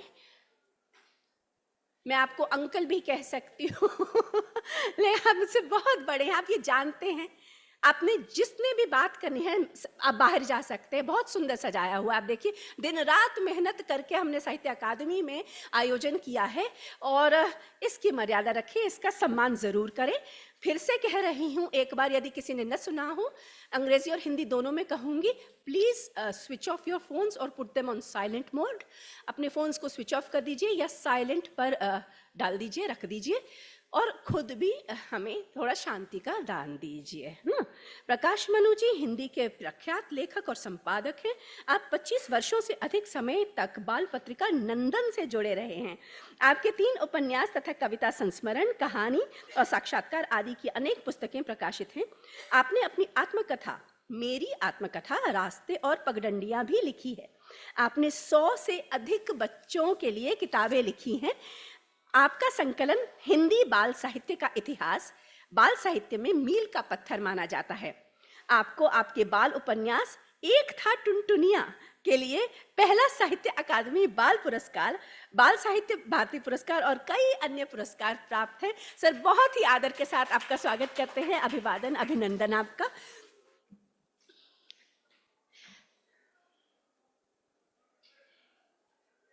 मुझे ऐसा लगता है कि राइटर या लेखक जो भी है ना, वो स्वार्थ से परमार्थ की यात्रा तय करता है ना। समाज के बारे में सबसे पहले तो परिवार, फिर समाज, मोहल्ला, इकाइयां बढ़ती जाती है, देश की ओर बढ़ता है। तो ये तो बहुत छोटी सी ही बात है कि हम अपनी बातचीत कुछ देर तक अगर हम में इतना संयम नहीं है तो फिर क्या क्या कर रहे हैं हम। अब मैं मंच पर हमारे बाकी रचनाकारों को इनवाइट करूंगी। चित्रा राघवन जी हमारे साथ हैं। चित्रा जी प्रणाम। देवेंद्र मेवाड़ी जी कृपया मंच पर आएं। मधुपंत जी कृपया मंच पर आएं। हमारे साथ मीनाक्षी भरत जी हैं, कृपया मंच पर आकर स्थान ग्रहण करें। तालियां बजती रहनी चाहिए, पता कैसे चलेगा। पी मोहन जी, रजनीकांत शुक्ला जी, ऋषिराज जी, आप सब आएं और अपना स्थान ग्रहण करें।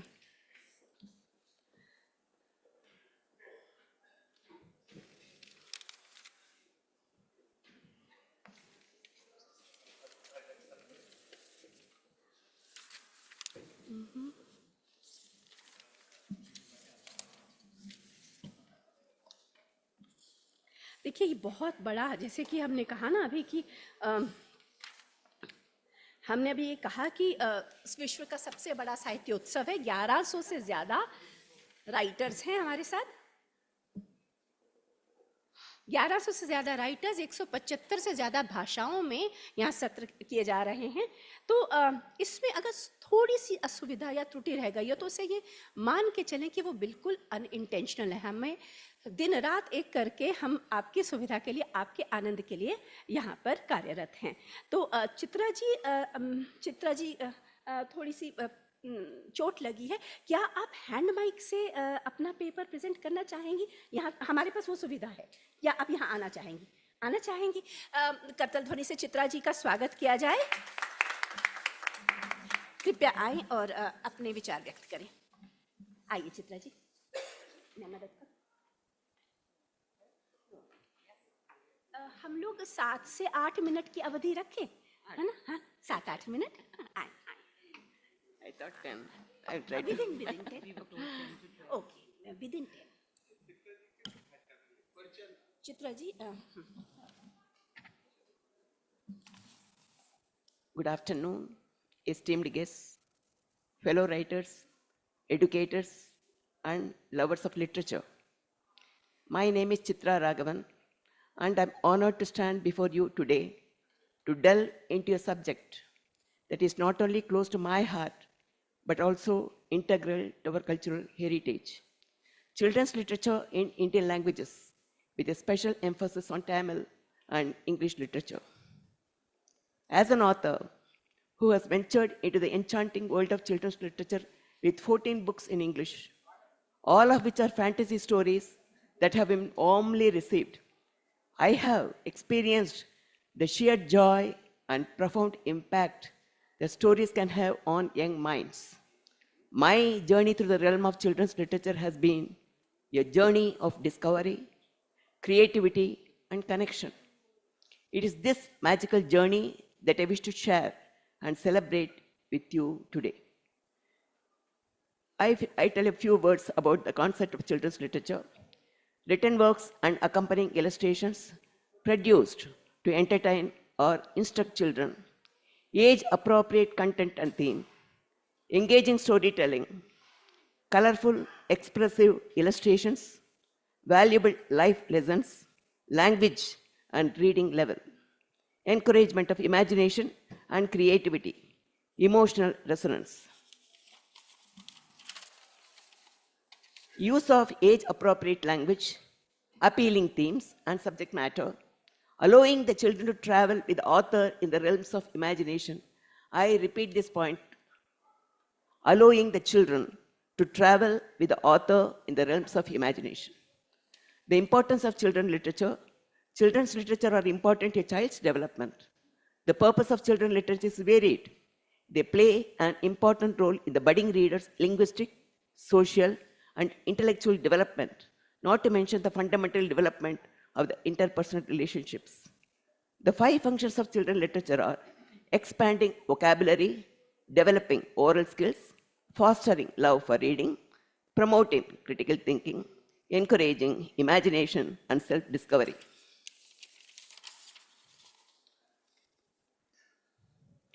The power of children's books. Children's books are not just stories. They are windows into different worlds, mirrors reflecting who we are and doors to empathy and understanding. These tales weave tremendous power in shaping the minds of our future leaders. Children's literature teaches the following. They help to improve their language skills and emotional and cognitive skills. The children start shining critically and creatively. I would like to mention a few words about myself now. Regarding my writing skill, I am not a follower of any cult, nor from any writing school, and I don't follow any specific pattern. My protagonists, Ikata and Tikata, are 2 adventure-seeking siblings who explore all possibilities of fantasy in the realm of imagination and capture the mind of young readers, taking the children on board and let the children experience the thrill of the protagonist and live the life of a hero from start to finish. Now a few words about Tamil literature. Tamil literature for children, in particular, is a testament to the depth and richness of our linguistic and cultural heritage.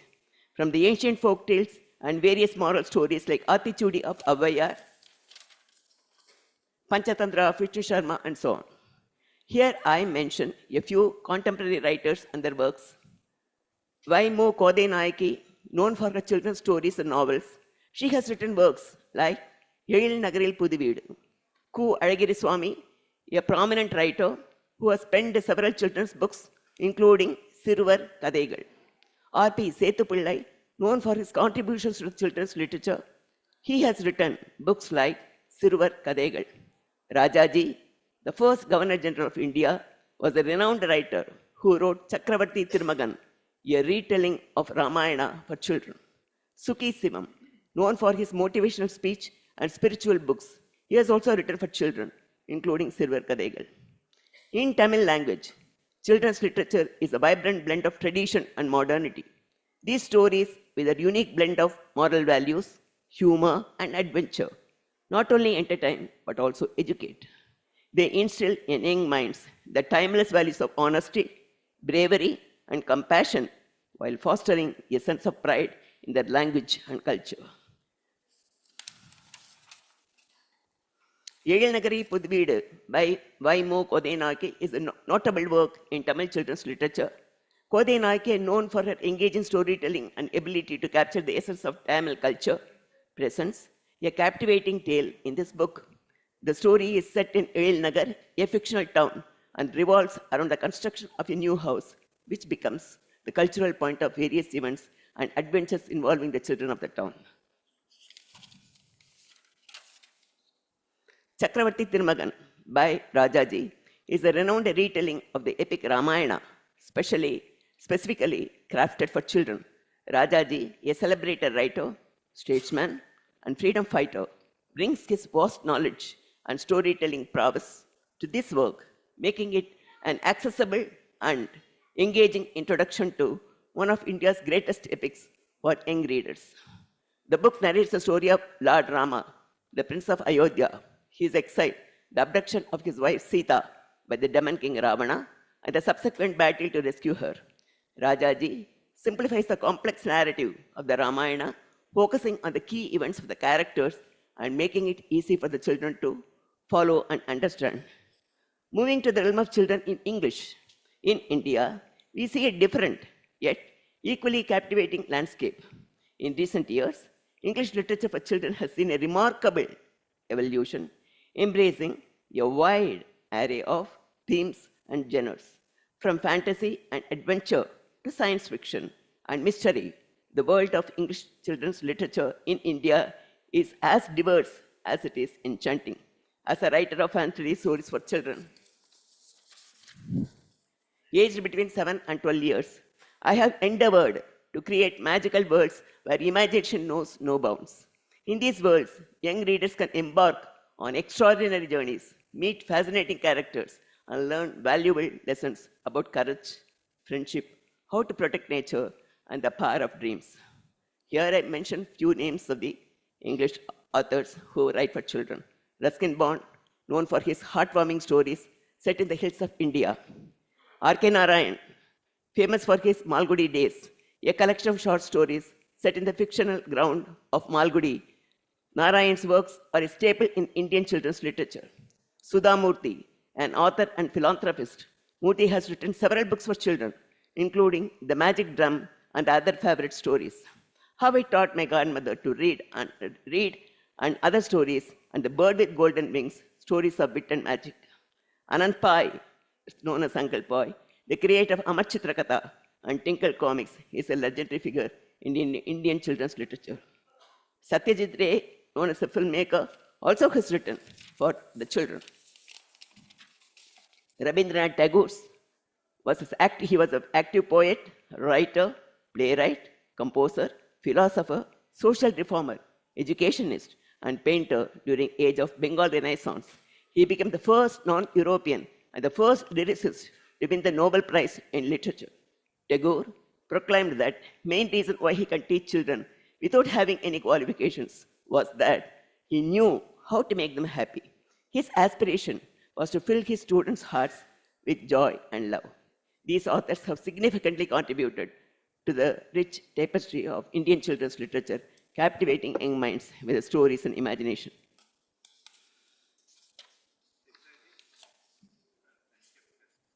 Yes. Should I end it? 1 minute. In conclusion, I would like to express my heartfelt gratitude for this opportunity to share my thoughts and experiences with you. Children's literature in Indian languages, especially in Tamil and English, is a field that is both challenging and rewarding. It's a journey that requires passion, creativity, and a deep love for storytelling. Thank you.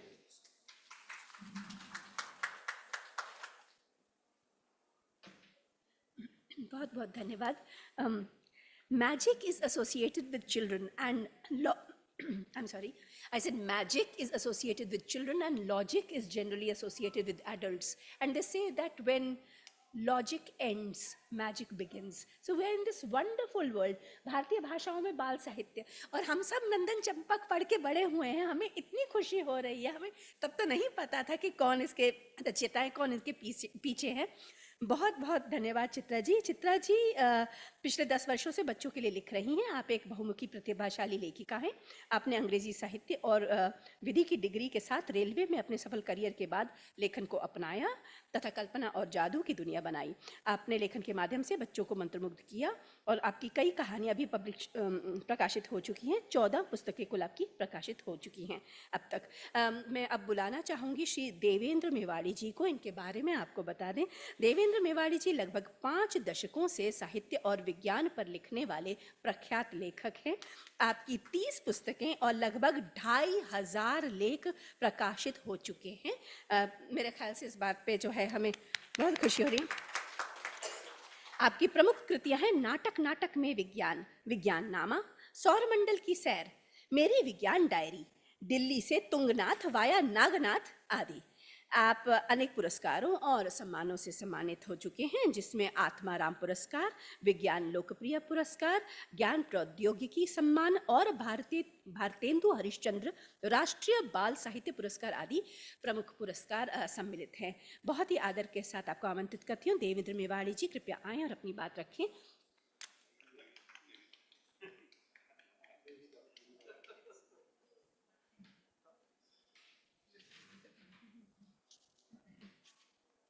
कागज खाली आपको दिखाने के लिए लाया था जी, तो इसलिए कागजों को अलग रख देता हूँ, क्योंकि 8 लोग हैं बोलने वाले और 1.5 घंटे का कुल समय है. उसमें से कुछ समय परिचय वगैरह में निकल जाता है, और परिचय भी जब होता है तो पानी पानी होना होता है, तो मैं पानी पानी होके आया हूँ इधर. तो मैं सिर्फ ये कहना चाहता हूँ, क्योंकि ये तो बहुत ही विस्तृत विषय है और इस पर बहुत विस्तार से बातें की जा सकती. अगर एक व्याख्यान या 2 व्याख्यान इस तरह की बात होती, तो हम संक्षेप में अपनी बात करते हैं. और उसमें सबसे अच्छा ये रहेगा, मुझे लगता है कि मैं विज्ञान लेखन तो करता हूँ, लेकिन मैं बच्चों के लिए क्यों लिखने लगा, और बच्चों के लिए लिखने लगा तो मेरा फोकस जो है, मैं किस चीज़ पर अपने को केंद्रित किया.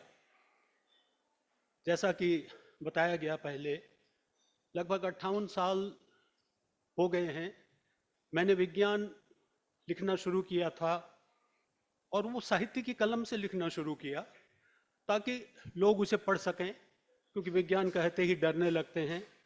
रूखा, जटिल, दुरूह कहा जाता है. और वो साहित्य की कलम कहाँ से मिली?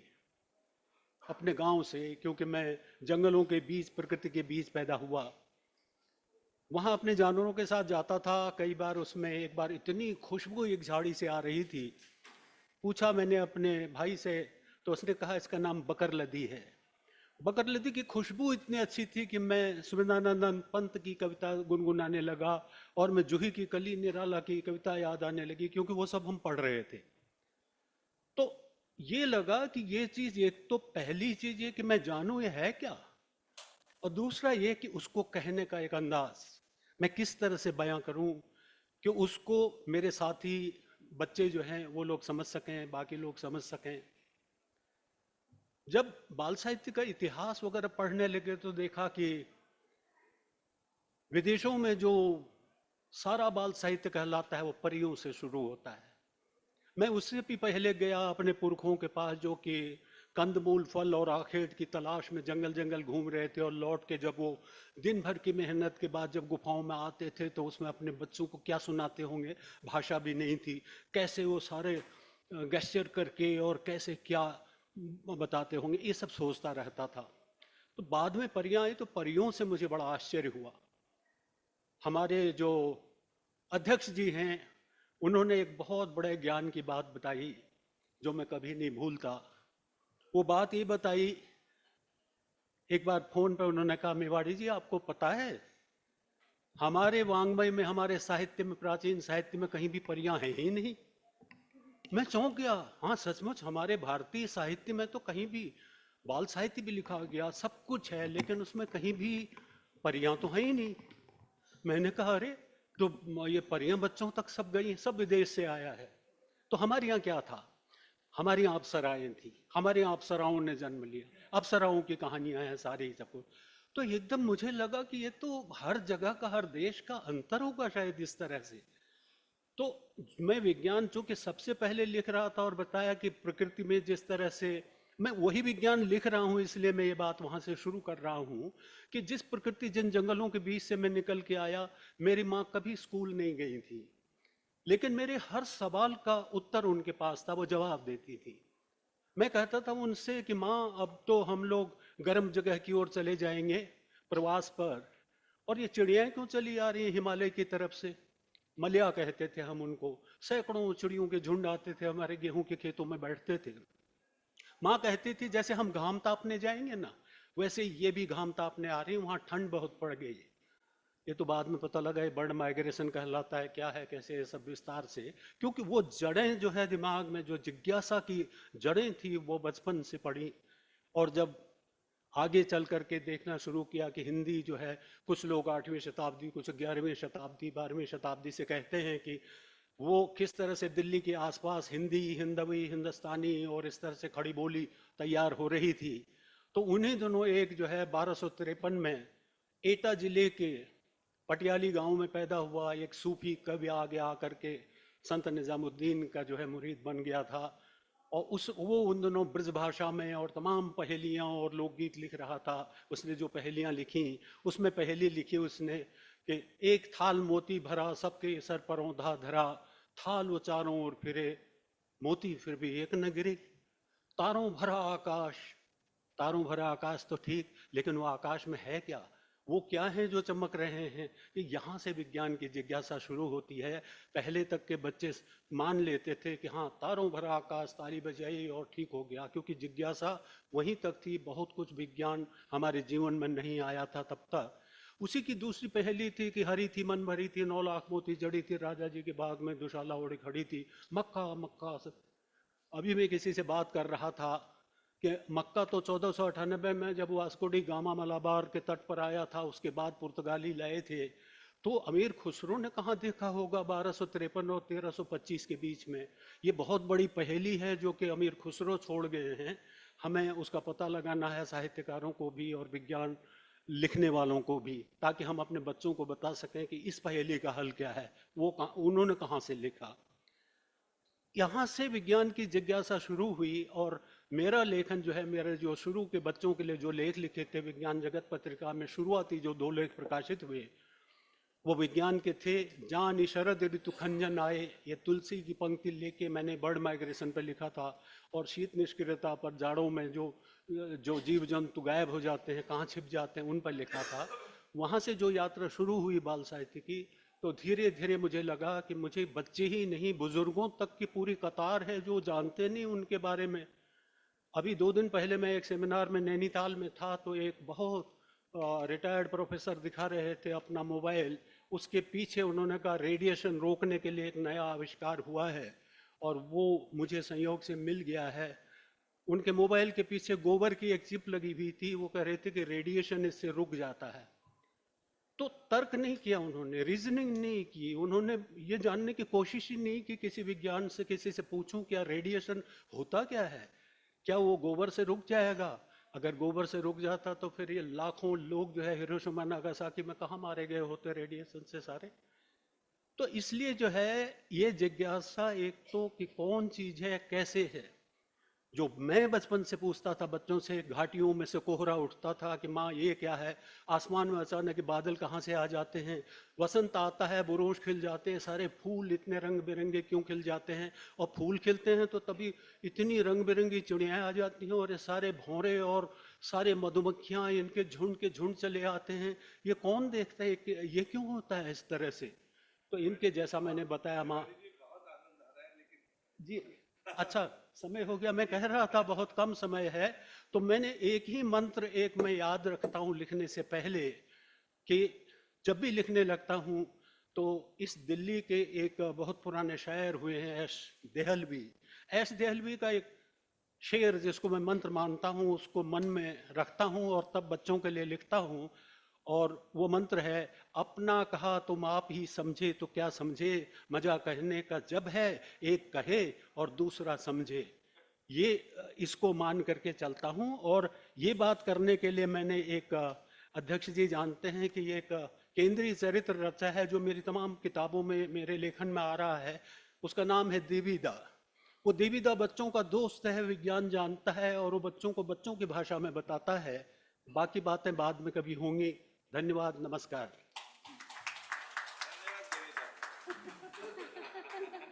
बहुत सुंदर।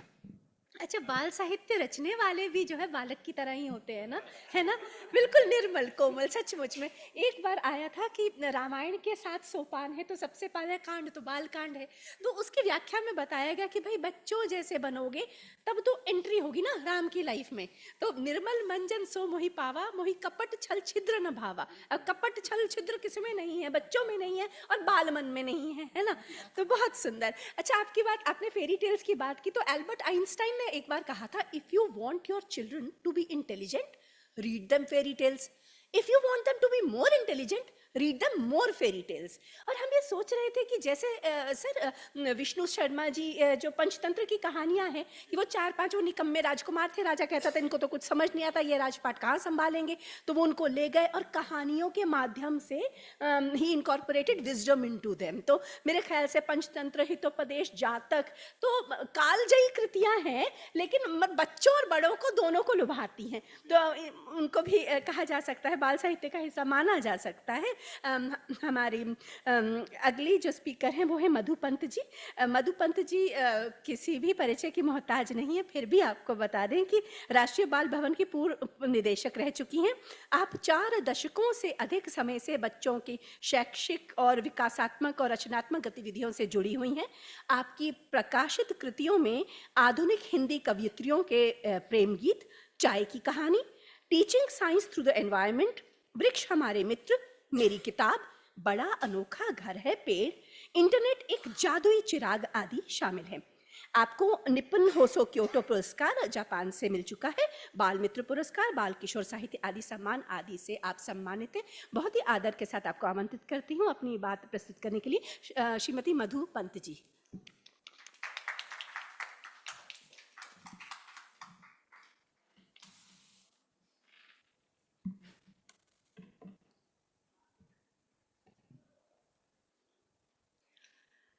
मंच को प्रणाम करती हूँ, सभी सुधी सुनने वालों को भी नमन करती हूँ। अब कुछ समझ में नहीं आ रहा था कि हमें किस चीज़ की प्रस्तुति करनी है। विषय है भारतीय भाषाओं में बाल साहित्य, लेकिन क्या आत्मश्लाघा करनी है या अपनी पुस्तकों के बारे में बताना है या अपनी यात्रा के बारे में बताना है। तो मैंने एक अलग चीज़ सोच ली, मैं यात्रा की बात करूंगी और उसका नाम है चरे वेती। बिल्कुल अलग संदर्भ में बाल मन की बात करूंगी, बाल साहित्य की बात करूंगी। संदर्भों को थोड़ा जल्दी जल्दी समेटते हुए समय के सीमा का पालन करूंगी अध्यक्ष महोदय जी की आज्ञानुसार। आरंभ है चरे वेती, चलते रहो चलते रहो, चलते रहना जीवन का क्रम है। और ये संदर्भ ऐतरेय ब्राह्मण उपनिषद का है, जब देवराज इंद्र ने अपने पुत्र रोहित को श्री की प्राप्ति के लिए प्रेरणा प्रदान करते हुए कहा था, चरय वेती चलते रहो, चलोगे तो अवश्य सफल होगे। निरंतर चलने रहने का यह प्रेरणा मंत्र चिरंतन सत्य है और ये उक्ति प्रत्येक उस वस्तु पर चरितार्थ होती है जो विकासशील है। इस दृष्टि से साहित्य की विकास यात्रा इस अद्भुत मंत्र से अछूती कैसे रह सकती है। चरय वैति कह बढ़ते जाना सबका नित्य नियम है, जिसका भी उद्गम हो उसका विकसित होना क्रम है, जो परहित से रचा गया हो सृजनात्मक उपक्रम है, उसका रूपांतर निश्चित है, इसमें जरा न भ्रम है। जीवन की प्रक्रिया में चरैवेति उक्ति चरितार्थ होती रही है, क्योंकि सर्वविदित है कि समय हमेशा परिवर्तनशील है। उसके अनुरूप समाज में निरंतर परिवर्तन आए हैं और आते ही रहेंगे। परिवर्तन की यह प्रक्रिया पृथ्वी के उद्गम से प्रारंभ हुई। इतिहास इस परिवर्तन का गवाह है। मानव के शारीरिक, मानसिक, वैज्ञानिक, सामाजिक, आर्थिक, तकनीकी विकास से हम अनभिज्ञ नहीं हैं। मानस के बौद्धिक उत्थान ने मानव जाति के संज्ञान को निरंतर उन्मेषित, परिष्कृत किया और अंततः सृजनशीलता का आविर्भाव हुआ। परिणामतः परहित की भावना से जन्म हुआ साहित्य का, जो हमेशा इस समाज के दर्पण के रूप में प्रतिपादित होता हुआ विकास की प्रक्रिया का जीवंत प्रमाण है। समाज हर बदलाव समय के प्रवाह से प्रभावित, परिवर्तित, विकसित हुआ है। तदनुसार साहित्य ने भी समय के मांग के साथ अपना चोला बदला है। इसलिए चलते रहना और परिवर्तन साहित्य की नियति है। इस गति में कभी ठहराव नहीं आया, और अगर कहीं भी ठहराव सा प्रतीत हुआ तो वह मात्र स्थिति का ठहराव रहा होगा, जहां रचनाकार ने अपनी स्थितिज ऊर्जा को संकलित कर गतिज ऊर्जा में प्रवाहित होने की चेतना पाई होगी और चरैवेति के इस अजस्र प्रवाह की मुख्य धारा से स्वयं को जोड़ा होगा। चलते रहने, बढ़ते रहने, परिमार्जित होते रहने, विकसित होने की युक्ति हर आयु वर्ग के लिए लिखे जाने साहित्य के लिए उतनी ही सार्थक है जितनी कि बाल साहित्य के लिए।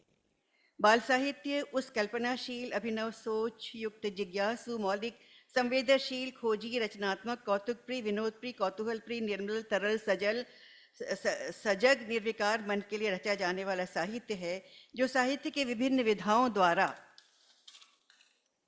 जीवन की आधारभूत आयु के मन को रसानुभूति का अतुलनीय परिमाण देता है, संज्ञान देता है, समाधान देता है, वैचारिक पृष्ठभूमि का भूत, भविष्य और वर्तमान भी देता है। इतना ही नहीं, बाल साहित्य नन्हे मन की उस गीली मिट्टी को सुंदर व्यक्तित्व प्रदान करता है, परिष्कृत होने का आधार देता है, आकार देता है, जीवन में सुस्थिर होने का विचार देता है और मन की साहित्यिक और जमीन को उर्गरा दे उचित संस्कार देता है। तो बाल साहित्य, जैसा कि आप जानते हैं, मौखिक परंपरा से शुरू हुआ, जिसमें कि हमारे पास हमारे देश में अलौकिक भंडार रहा है, चाहे वो पंचतंत्र है, बेताल पचीसी हैं, सिंहासन पतीसी हैं, हितोपदेश की कथाएं हैं, कथा सरित सागर है, जातक कथाएं हैं, नीति कथाएं, दंत कथाएं, बोध कथाएं हैं, तेनाली राम, अकबर, लाल बुजक्कर, ढपोशन, गोपाल भांड जैसे चरित्र हैं, और इन सब चीज़ों ने मिलकर बाल साहित्य को एक सुंदर आयाम दिया। और ये मौखिक परंपरा जो है, ये बाल मनों को सदियों से आह्लादित करती रही है। और जो बाल साहित्य है, वो आपको सबको कहने की ज़रूरत नहीं है कि इसको विभिन्न कालों में साहित्य को बांटा गया है। उसमें हर काल में अलग अलग रचनाएं हुई हैं। जैसा कि अभी मेवाड़ी जी ने कहा कि अमीर खुसरो की जो पंक्तियां थी कि एक थाल मोती से भरा, या इसके बाद भी बाल साहित्य की रचनाएं हुई, जब तुलसी और सूर ने कहा मैया मोरी मैं नहीं माखन खाई, या ठुमुक चलक रामचंद्र जैसी रचनाएं होती रहीं। और उसके बाद भी रीतिकाल में भी रचनाएं हुई, जिसमें बालमन की बात उतनी नहीं कही गई, पर फिर जहाँ भी वीरता का और शौर्य की भावना आई, तो जिसमें कि भूषण ने कहा कि सजी चतुरंग सैन अंग में उमंग भरी सरजा शिवाजी जंग जीते न चलत है, भूषण बनद नाद वेद न दारन के नदी नदमद गैबरन के रलत है, एल फैल गैल फैल खलक में गैल फैल गजन की ठैल फैल सैल उल सत है, तारन तो तरिन दुई धारा में लगे जिमी थारा परवारा। हाँ, बस मैं खत्म ही कर रही। हाँ, तो इसके बाद चलता रहा काल जो है, और उसमें जो है आधुनिक काल में हम जब आते हैं, तो इस समय बाल साहित्य का जो है बिल्कुल प्रादुर्भाव जो हुआ है। हाँ, मुझे ऐसा लगा कि नहीं, मैं कैलकुलेट कर रही थी, क्योंकि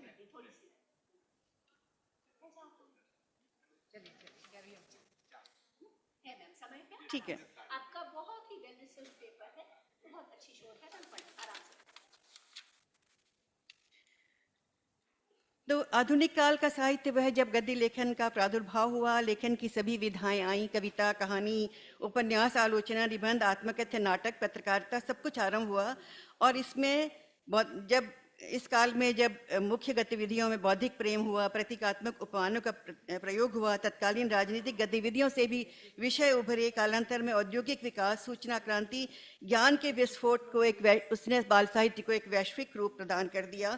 इस समय बाल साहित्य फूला, फला, पल्लवित हुआ और आगे बढ़ता रहा। और बहुत सारे इसमें लेखक आए और कवि आए।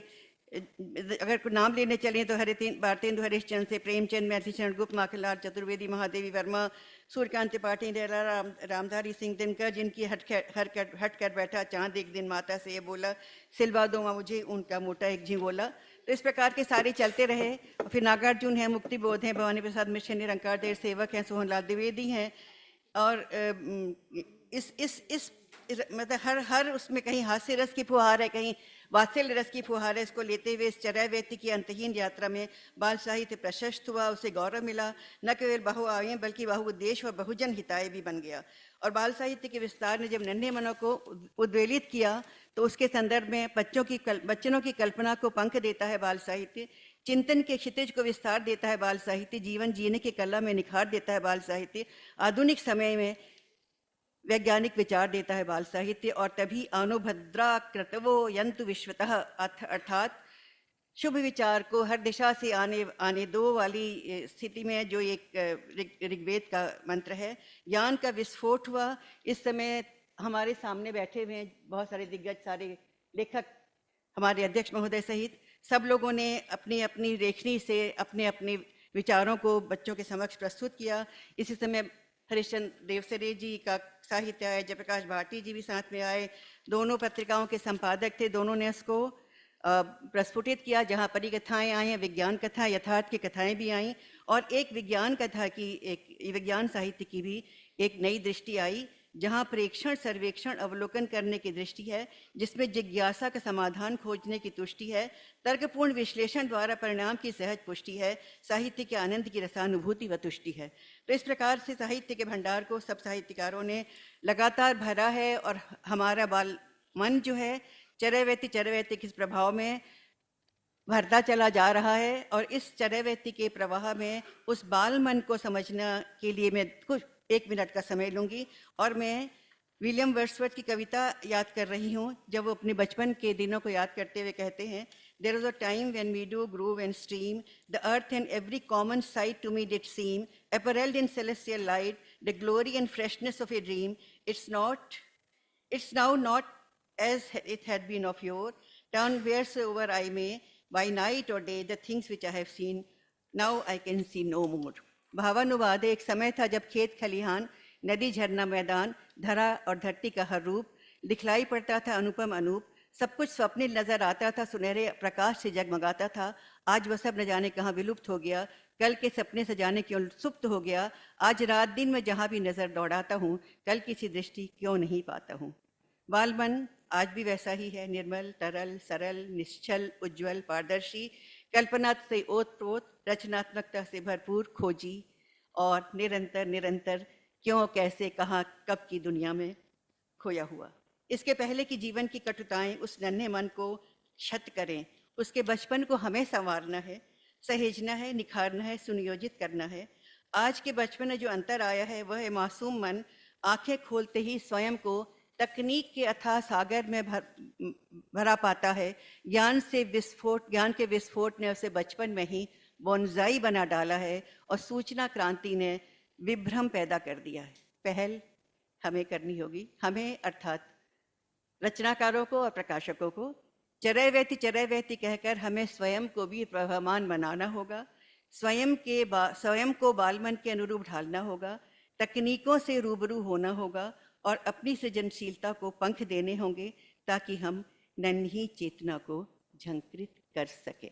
धन्यवाद।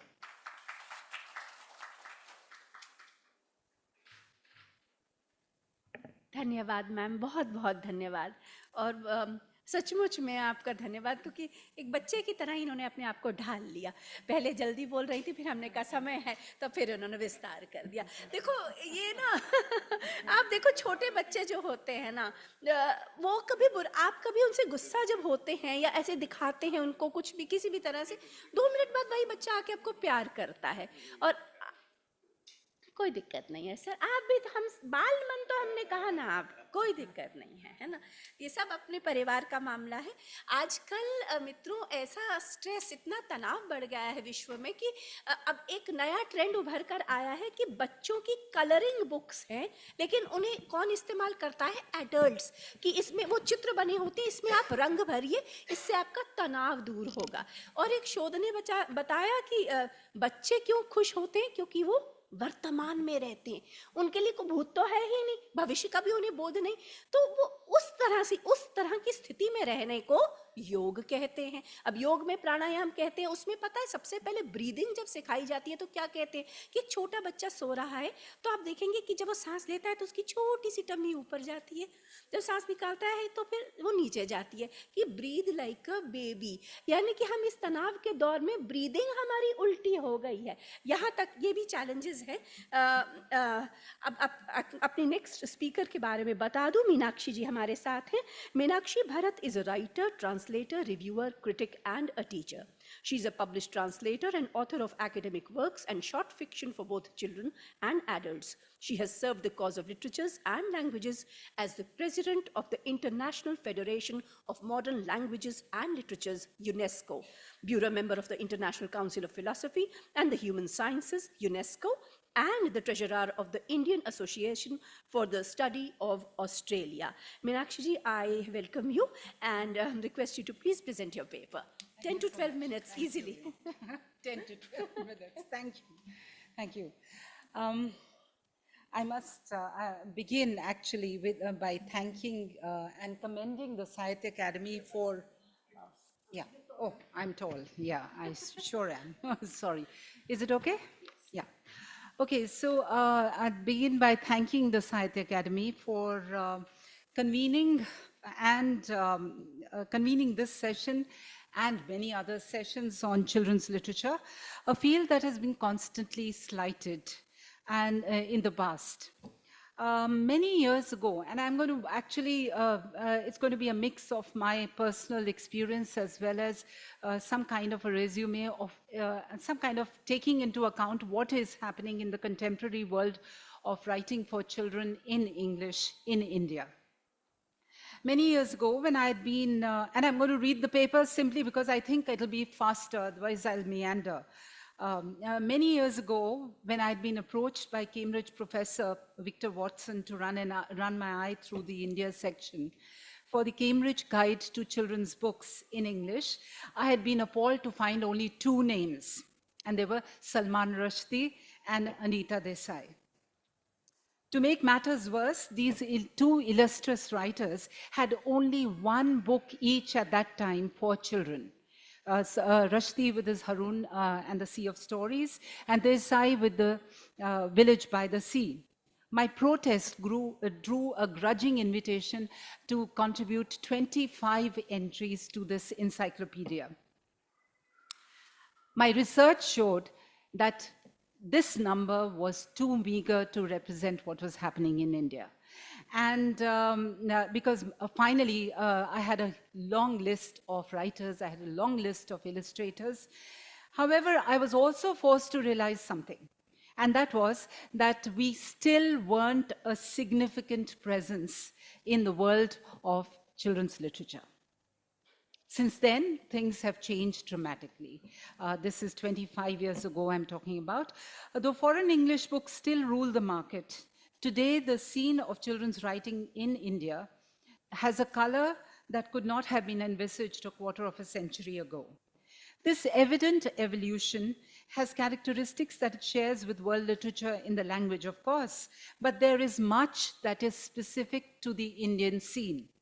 The globality that the development of commonly available online platforms is a paradox in the context of the multiplicity of rising numbers of book publishers and writers for children. I think आपने तकनीक की बात की थी, उसी के, yeah. A paradox that is replicated in the Indian scene of English literature for children. So for starters, we note that new publishers, many new publishers have sprung up for English publications for children. Following NBT and SCBT, we have Eklavya, Katha, Pratham, Tara, Tulika, Kara Details, and so on, and Pickle Yoke books. The most exciting fact about this publishing scene is that it is spread all over the country. It's not just, earlier it was capital based, now you have many more from Delhi, but you have publishers like Pickle Yoke Books, Kara Details, Tara. They are variously located in Chennai, Bengaluru, and other parts of the country, and even Bhopal, yeah. This has ensured an exhilarating diversity in themes and settings, with authors emerging from all over multilingual, multicultural India, taking on themes that are relevant to the young reader. This regional and cultural diversity is especially peculiar to Indian writing in English for children, since writers from every corner of the country take inspiration from their own particular setting and life experiences in the various states, in the rural landscapes, in the urban landscapes, to present a wide range of settings and locally rooted characters. Consequently, many Indian English children's books celebrate multiculturalism, inclusivity, portraying characters from diverse backgrounds, religions, and communities. These stories seek to uphold and promote empathy, understanding and respect for different perspectives. Children's literature in English is eminently able to surmount any cultural cover limitation that may ride on regional Indian languages. I mean to say that English writing could represent and talk about Punjabi as well as Tamil background settings, Bangla or Odia, whatever it is, right? One happy development is that contemporary literature is now deep into the exploration of issues that are plaguing the Indian scene, social scene today. I must, of course, make a disclaimer here. I'm not in the least bit suggesting that this is not happening in the regional languages, but especially English it has taken on this baton of speaking for these problems, for these issues. While children's literature in India often explores themes of identity, belonging, self-discovery, these are the regular themes of children's literature, addressing the challenges and experiences of growing up in a rapidly changing society, and that is new. Literature in English particularly challenges the traditional notion of child-safe literature. It is a pioneer in broaching extremely sensitive social issues like gender equality, environmental conservation, poverty, disability, body shaming, bullying, child sex abuse, peer pressure, and so on, right? I can, of course, go on to name a whole lot of these books which have taken on these issues, but I'm not going to talk about them since time is limited. But nonetheless, I just want to draw attention to one path-breaking book, and that is Paro Anand's No Guns at My Son's Funeral, which took on the prickly topic of terrorism and death in the context of children's literature. My own latest publication, New Friends, which has just come out from NBT, takes on issues of, not only issues of sibling rivalry, but it takes on issues of class and economic differences, and of course, the status of orphans in this country, in our nation. While the earliest literature in English from India mirrored the country's rich cultural heritage by drawing on the rich ground of oral traditions, we've been talking about it quite a bit, there is a significant development with in English in the handling of these issues, these specifics by English literature for children. What do? They creatively adapt these myths, they creatively adapt these stories, traditional stories, to the present condition. So in a way then, it is a retelling, a renegotiation with the same text, and they are turned around in such a way that that it is pertinent to children, and children are reading it today and learning not only something about the own past, but the country's past, but also about themselves in the present conditions. Right?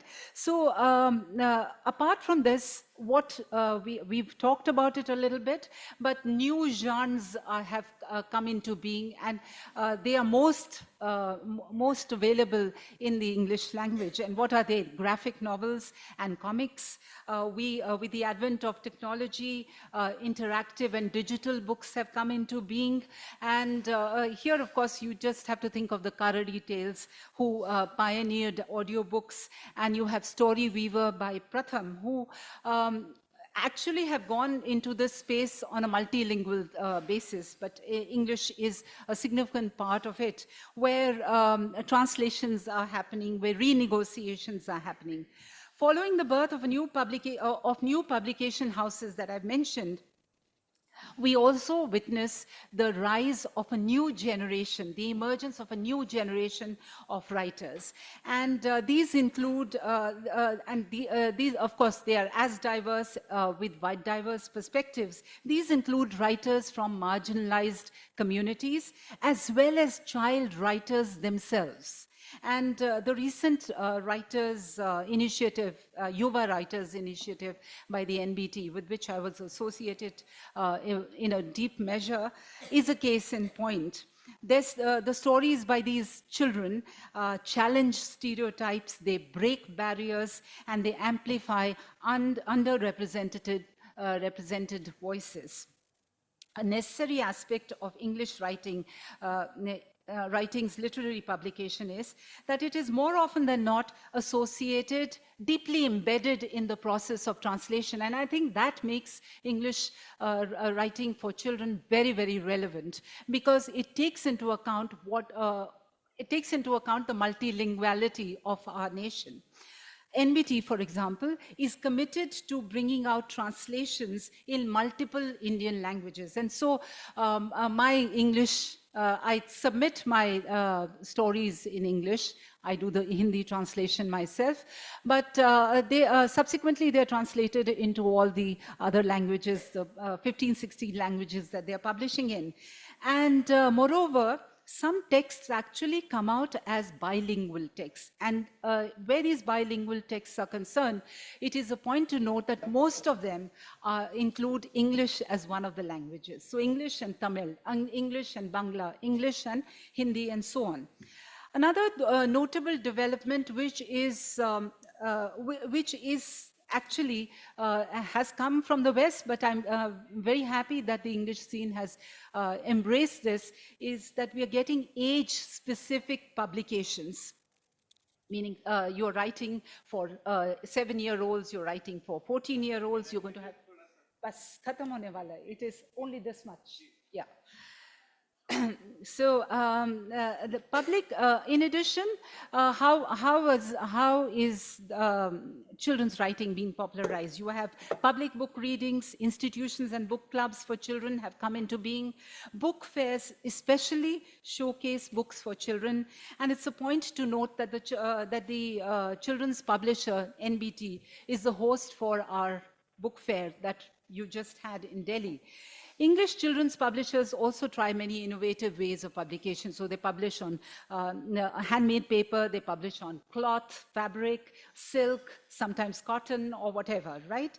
What we then notice is that there's a marked change in the status accorded to children's literature.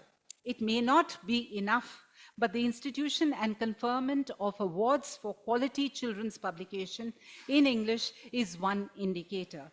And here the Sahitya Academy's Bal Sahitya Puraskar is a big step in this direction. But even so, though children's literature in English from India continues to evolve and innovate, reflecting the dynamic nature of society while preserving its rich cultural heritage, there is still the need for it to come into its own, to being accorded a more serious, a more visible, and more respected place in the reckoning of Indian literature, the vast expanse of Indian literature. Thank you. This is so lovely. You spoke so passionately. Thank you so much. Some time back in our academy, there was this discussion on children's literature. There was a seminar that we'd had. बुलबुल शर्मा जी जो हिंदी की लेखिका हैं, बच्चों के लिए जो लिखती हैं, तो उन्होंने बताया कि बहुत साल पहले उनको एक स्कूल में एक कार्यशाला, एक वर्कशॉप ऑर्गेनाइज करनी थी. कहानियाँ लिखी बच्चों ने और कहानियाँ एडवेंचर स्टोरीज थी. तो फिर जब इन्होंने पढ़ा, उनका वो आंकलन किया, तो बुलाया एक बच्चे को, इधर आओ. और सभी बच्चों का दरअसल जॉन, जेन, माल्टिडा है ना, एन. तो उन्होंने बोला, एक बच्चे से पूछा कि भाई क्या बात है कि इंडियन कैरेक्टर्स हैं, इंडियन नेम्स है, तुम्हारा नाम इंडियन है ना, देखो विक्रम रख सकते थे, शालिनी रख सकते, क्यों नहीं रखा? But Indian children don't go on adventure, ये जवाब था. तो ये हमारे भारतीय बच्चे सिर्फ पढ़ाई करते हैं और एग्जाम देते हैं, लेकिन अब ऐसा नहीं है. अब परिवर्तन आया है. अब देखते हैं कि हमारे किरदार, कैरेक्टर्स जो है स्टोरीज के, वो इंडियन है और बाकायदा हमारे भारतीय नाम रखे जाते, लिए जाते हैं. और अगले हम लोग बढ़ते हैं प्रेजेंटेशन की ओर. हमारे साथ हैं Shri P Mohan ji. P Mohan ji is an eminent Telugu writer, poet and translator. Besides Telugu, he knows Hindi and English as well. He has several publications to his credit, a few among which are Khadagbara, Pillala Kosas, Mankavulu, and Chanda Mama Rave. And he has, apart from this, he has been a recipient of the Sahitya Academy Bal Sahitya Puraskar for his collection of poems Ballala Tata Bapuji. Mohanji has also received the Telugu University Kirti Puraskaram, the Telangana State Foundation Day Award, and Saripalli Kondal Rao Sahitya Puraskaram. Currently, he is an assistant editor in the Telugu language in the National Book Trust India. With great respect, I invite you, Mohanji, to please keep forth your views. देखिए, बच्चों को तालियां पसंद है, बच्चों पे बाल साहित्य पे सत्र है, और खाने के बाद का सत्र है, कुछ तो ऊर्जा होगी. हाँ, आए.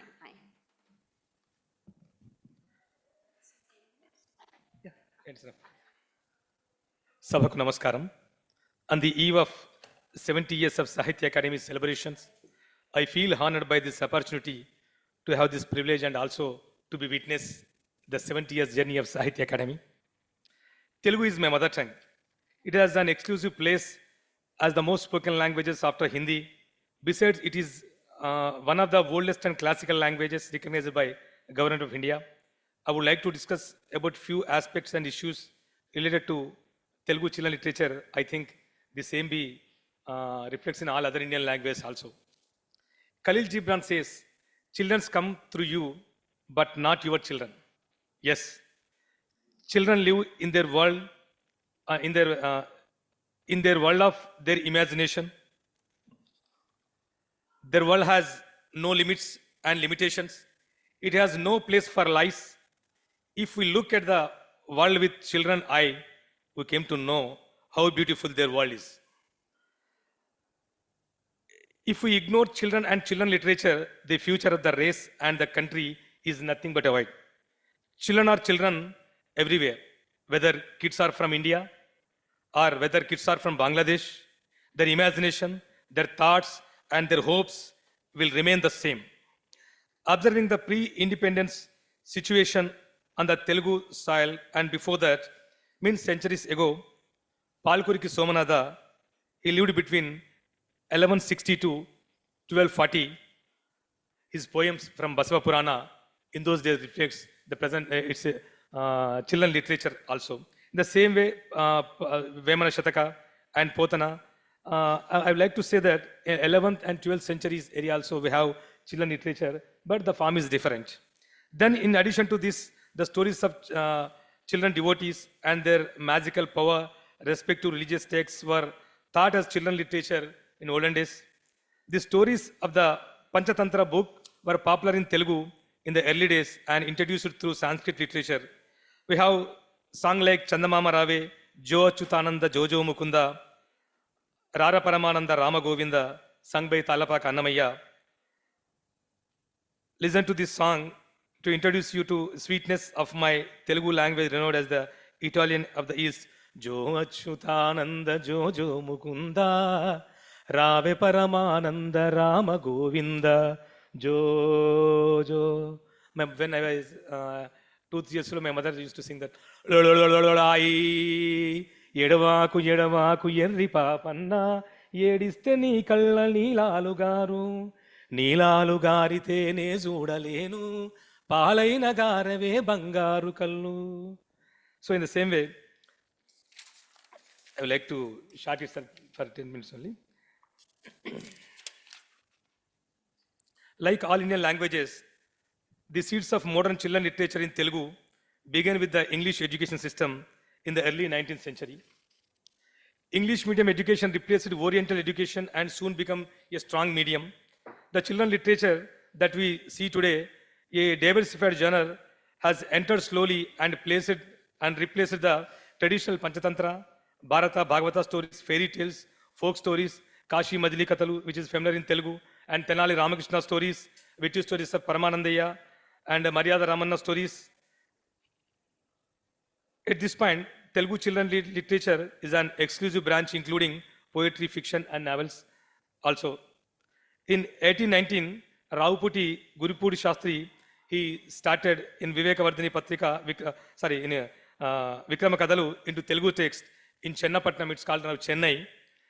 Then the modern seeds started in Telugu.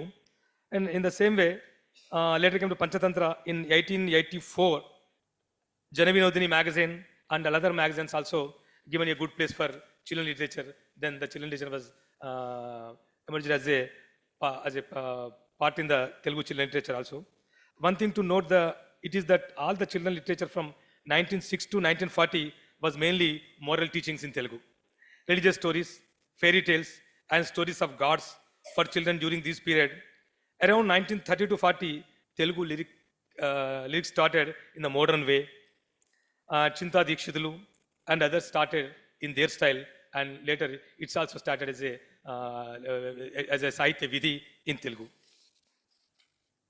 Keeping all this one side, 70 years ago, in July 1947, the magazine Chandamama started by two film producers and directors, Chakrapani and Nagireddy. It's a new era in Telugu children literature. Later it started in Hindi, English, Tamil, Kannada, Sanskrit, Marathi, Malayalam, Bengali, and other 13 Indian languages, along with Simhala also, up to 2013. In early ages in children in Telugu, in the early days, starting from Kandukuri to my period, due to the Christian missionaries and textbooks writers created some children literature into Telugu, but along with these mainly arrived with translations only. We know about Panchatantra in the same category. Kandukuri Virishilingam Pantulu brought translations of Yusuf Katalu and in Satyahita Bodhini and Vivekavardhini magazine in 1883. Around 1940 to 50, the writing and development of scientific stories with ethics and other stories in Telugu commenced. The writings about space, scientific and discoveries and the other achievements and other scientific issues also attracted during those days Telugu children writers, and especially by Kandukuri Virishilingam and all other writers. They translated Uncle Tom stories and Tom Sawyer stories and David Copperfield stories, also translated into Telugu. If it comes from scientific works, record shows that scientific works for children started around 1910 in Telugu. Later, it's also a big trend in Telugu literature right now. Modern technology seems to have spread to all fields, including children literature. Dr. Harikrishna Devasari's Hindi book, Ganajangal.com, become popular in Telugu also, due to the, just now made express about the NBT translations. In Telugu, works related to computers and smartphones have appeared in the children literature. Among them, Unimalokam, written by P.S.S. Murthy, and Meda 62 by Salim Sahitya Academy Awardee, can be mentioned as the main ones in Telugu scientific literature. Over 100 stories are written about computers and computer background in the Telugu right now. Yeah, I will. Recently, a new revolution has arisen in Telugu children literature, that is, children writing for children. Yes, in the last 10 years, 460 books have been published by boys and girls of 2 Telugu states in Telugu. A story written by an 8th grade student is included in Maharashtra textbook for 9th grade students. Let me tell you a historical event of last year. Telangana Sahitya Academy organized a story writing for school children in 2022. The title is Manavuru Manachettu, Our Village and Our Tree. 5,50,062 children across the Telangana have written stories in Telugu, Hindi, English, Banjara, Oriya, Tamil, Malayalam and Urdu languages. All from the 500 lakhs, the Telangana Sahitya Academy published 1,000 stories volume. Yeah, I will end with it. During my observations, few topics and issues I have examined in contemporary Telugu and other southern Indian languages. Before that, I would like to tell the first duty of children literature is to entertain and bring happiness to the children instead of morals and teachings, what I believe. And happiness must be the main priority. It must cater to the all-round development of children. With happiness, the purpose of literature must be fulfilled. We felt happy and is wondering when, last page only. And when mice, rabbits, cats, crows and other characters in Panchatantra stories talked about in our childhood, a child asked me during my, in a meeting, does the cat talk anywhere? You are lying, uncle. So I think when I tried to explain to him, I understood that it was what I told I don't know, but I tried to satisfy that children. So finally, one word, children literature should have forgiveness and perfect character and adopt children aspirations and hopes. Like all Indian languages, children's literature in Telugu is simply quality and quantity, the two. Since the last decades, starting from young and children writers, many famous senior writers have been writing for children. It is a boom for Telugu children literature and Telugu literature. Thank you, one and all. Thank you so much. हट जो है 3 प्रकार का माना जाता है, राज हट, तिरिया हट और बाल हट। मुझे बहुत खुशी है हमारे बाल मन के रचनाकारों में बाल हट बिल्कुल भी नहीं है, बहुत जल्दी मान जाते हैं। हम बुलाते हैं अपने अगले पार्टिसिपेंट को, रजनीकांत शुक्ल जी। आपकी उम्र भी हमारे बायो नोट में लिखी है, पढ़ दें क्या? आप रजनीकांत शुक्ल जी का जन्म 15 जनवरी 1961 को उत्तर प्रदेश के फर्रुखाबाद जिले में एक सुदूर गांव में हुआ था। आपकी रचनाएं देश के लगभग सभी प्रतिष्ठित समाचार पत्रों और मीडिया में प्रकाशित और प्रसारित की जा चुकी हैं। आपकी बाल रचनाओं को देश विदेश में प्रतिष्ठित प्रकाशनों के माध्यम से उनके पाठ्यक्रम में शामिल किया गया है। आपकी पुस्तकें विभिन्न राष्ट्रीय विद्यालयों में प्रकाशित हुई हैं। कहानियों, कविताओं, बच्चों के लिए नाटकों के साथ साथ आपके द्वारा लिखे गए कई धारावाहिक नाटकों को आकाशवाणी द्वारा प्रसारित किया जा चुका है। बच्चों के लिए लेखन, सामाजिक और शैक्षिक क्षेत्र में आपके कार्यों के लिए आपको कई राष्ट्रीय और अंतर्राष्ट्रीय संगठनों ने सम्मानित किया है। बहुत ही सम्मान के साथ रजनीकांत शुक्ल जी अपनी बात आकर कहें।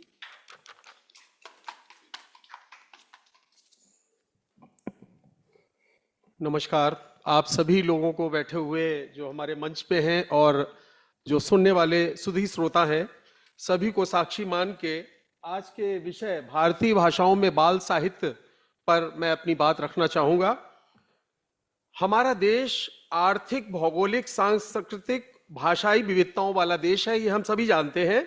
अगर आप गहराई में जाएंगे तो हैरान रह जाएंगे कि कैसे इतनी सारी विविधताओं के बावजूद कोई एक ऐसा अंतर सूत्र है जो हम सब भारतीयों को एकता की एक डोर में बांधे हुए है। भाषा और बोली की विविधता को लेकर तो एक लोकोक्ति हमारे क्षेत्र में प्रचलित है, कोस कोस पे पानी बदले, 4 कोस पे बानी। हमारे इस विशाल देश में सैकड़ों बोलियां बिखरी हुई हैं और उनमें बिखरा हुआ है विशाल अलिखित बाल साहित्य। सोचकर हैरत होती है कि सुदूर नागालैंड, मिजोरम, मेघालय के कबीलों से लेकर हिंद महासागर में स्थित दमन द्वीप तक कितना बड़ा फलक है हमारे देश के बाल साहित्य का। परंतु कभी इसे जानने को लेकर, इसके परिचय को पाने को लेकर हम उत्सुक नहीं दिखाई देते हैं। यह बात हम ऐसे ही नहीं कह रहे हैं, इसके पीछे कारण है जिन पर अभी हम चर्चा करेंगे।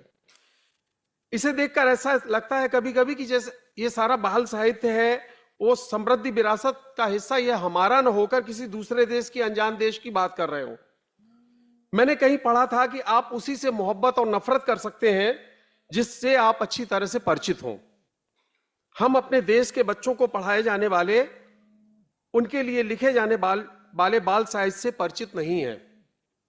हमें नहीं पता है कि हमारा मलयालम, उड़िया, मणिपुरी का बच्चा इन दिनों कौन सा बाल साहित्य पढ़ रहा है।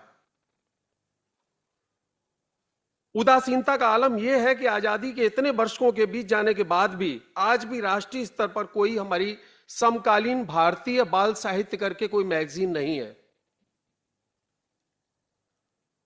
इन सब बोलियों में बिखरे बाल साहित्य की तो बात छोड़ ही दीजिए, अपनी संविधान स्वीकृत जो भारतीय भाषाएं हैं जिनमें साहित्य अकेडमी पुरस्कार देती है, उनका बाल साहित्य भी किसी एक स्थान पर देख और पढ़ सकें, ऐसी कोई व्यवस्था हमारे पास नहीं है।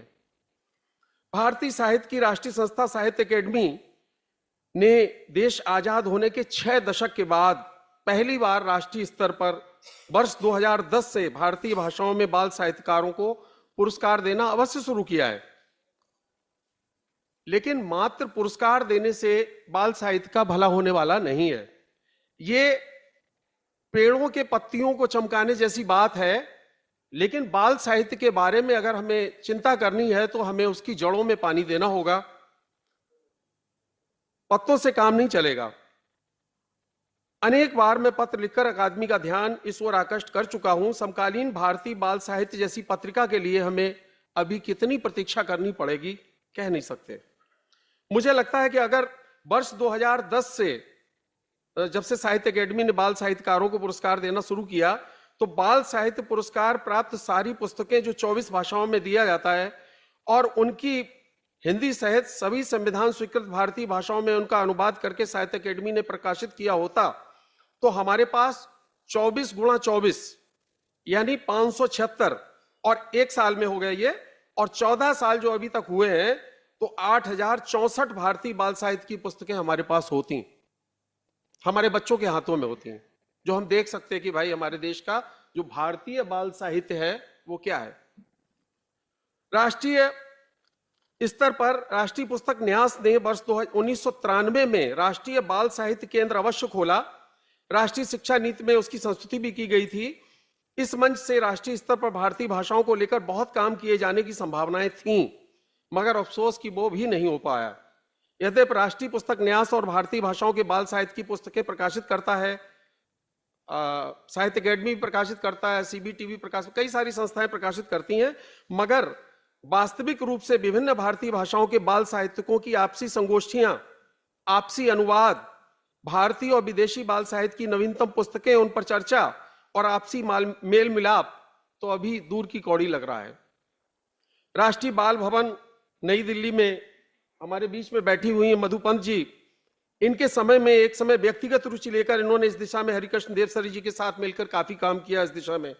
मैं उन गोष्ठियों में दर्शक के रूप में मौजूद हुआ करता था, जहां देश के बाल साहित्यकारों के साथ डॉक्टर श्री प्रसाद जी, अमर चित्रकथा के जनक अनंत पै, राष्ट्रबंधु जी, बालसौर रेड्डी जी जैसे भारत की नई बाल पीढ़ी की चिंता करने वाले लोग एक साथ जुटकर बाल साहित्य पर चर्चा किया करते थे।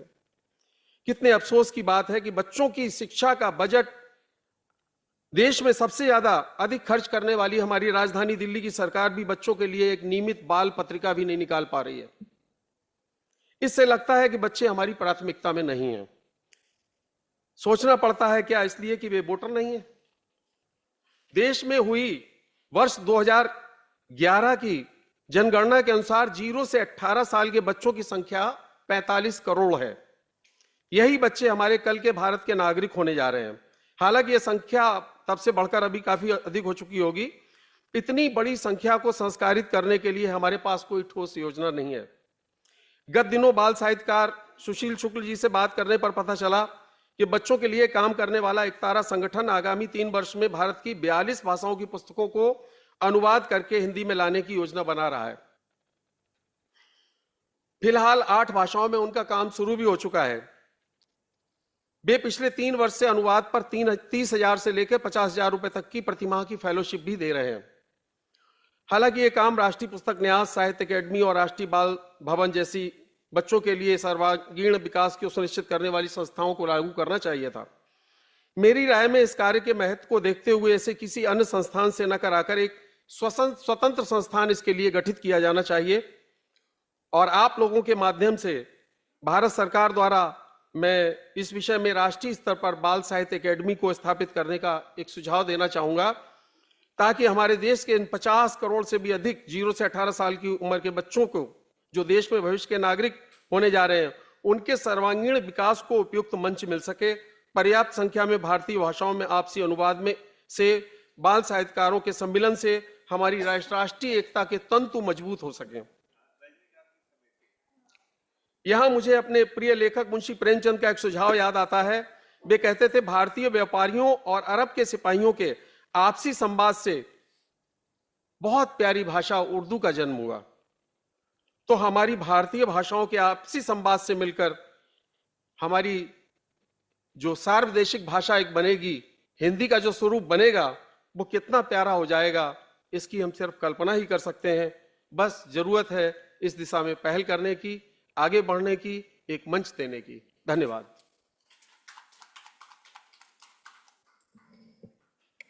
बहुत बहुत धन्यवाद।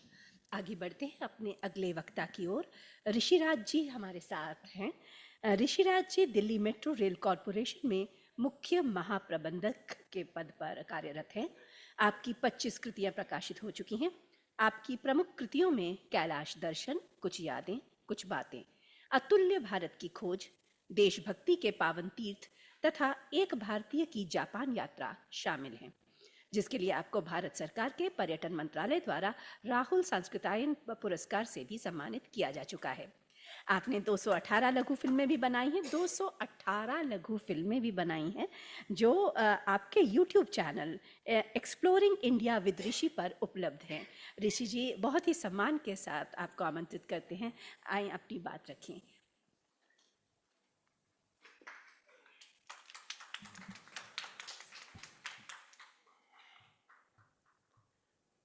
मंच को प्रणाम करता हूं। और इतने वरिष्ठ और कद्दावर लेखक हमारे बीच में हैं, और जब मैं अपने आप को इनके बीच में पाता हूं तो ये सोचता हूं कि मैं आपके सामने कुछ भी नहीं। प्रकाश मनु जी का जो योगदान रहा है बाल साहित्य में, वो किसी परिचय का मोहताज नहीं है। और आज साहित्य अकादमी ने मुझे यहाँ पर बुलाया है, उसके लिए मैं साहित्य अकादमी का भी धन्यवाद करता हूँ। 70 साल पूरे हो गए साहित्य अकादमी के। और आज हम बात कर रहे हैं जैसे बाल साहित्य की, तो सबसे पहले मैं ये बताता हूँ कि मेरी जो लेखक बनने की यात्रा थी, उसकी शुरुआत हुई थी जब मैं कैलाश मानसरोवर की यात्रा पर गया था 2012 में। तो जैसे अभी चरैवती बोला था मैडम ने, तो मेरा मंत्र भी यही है, चलते रहो चलते रहो। अभी तक देश के सभी 36 राज्य में घूम चुका हूँ, और घूमना और घूम करके सभी विधाओं को स्टडी करना, ये मेरा शौक है। और जहाँ तक बाल साहित्य की बात है, बाल साहित्य को जो है हम 3 खंडों में विभाजित कर सकते हैं। 3 युगों में अगर हम बात करें तो सबसे पहले जो था वो प्रारंभिक युग था बाल साहित्य का, जिसकी शुरुआत, जिसको माना जाता है 1901 से लेकर के 1947 तक।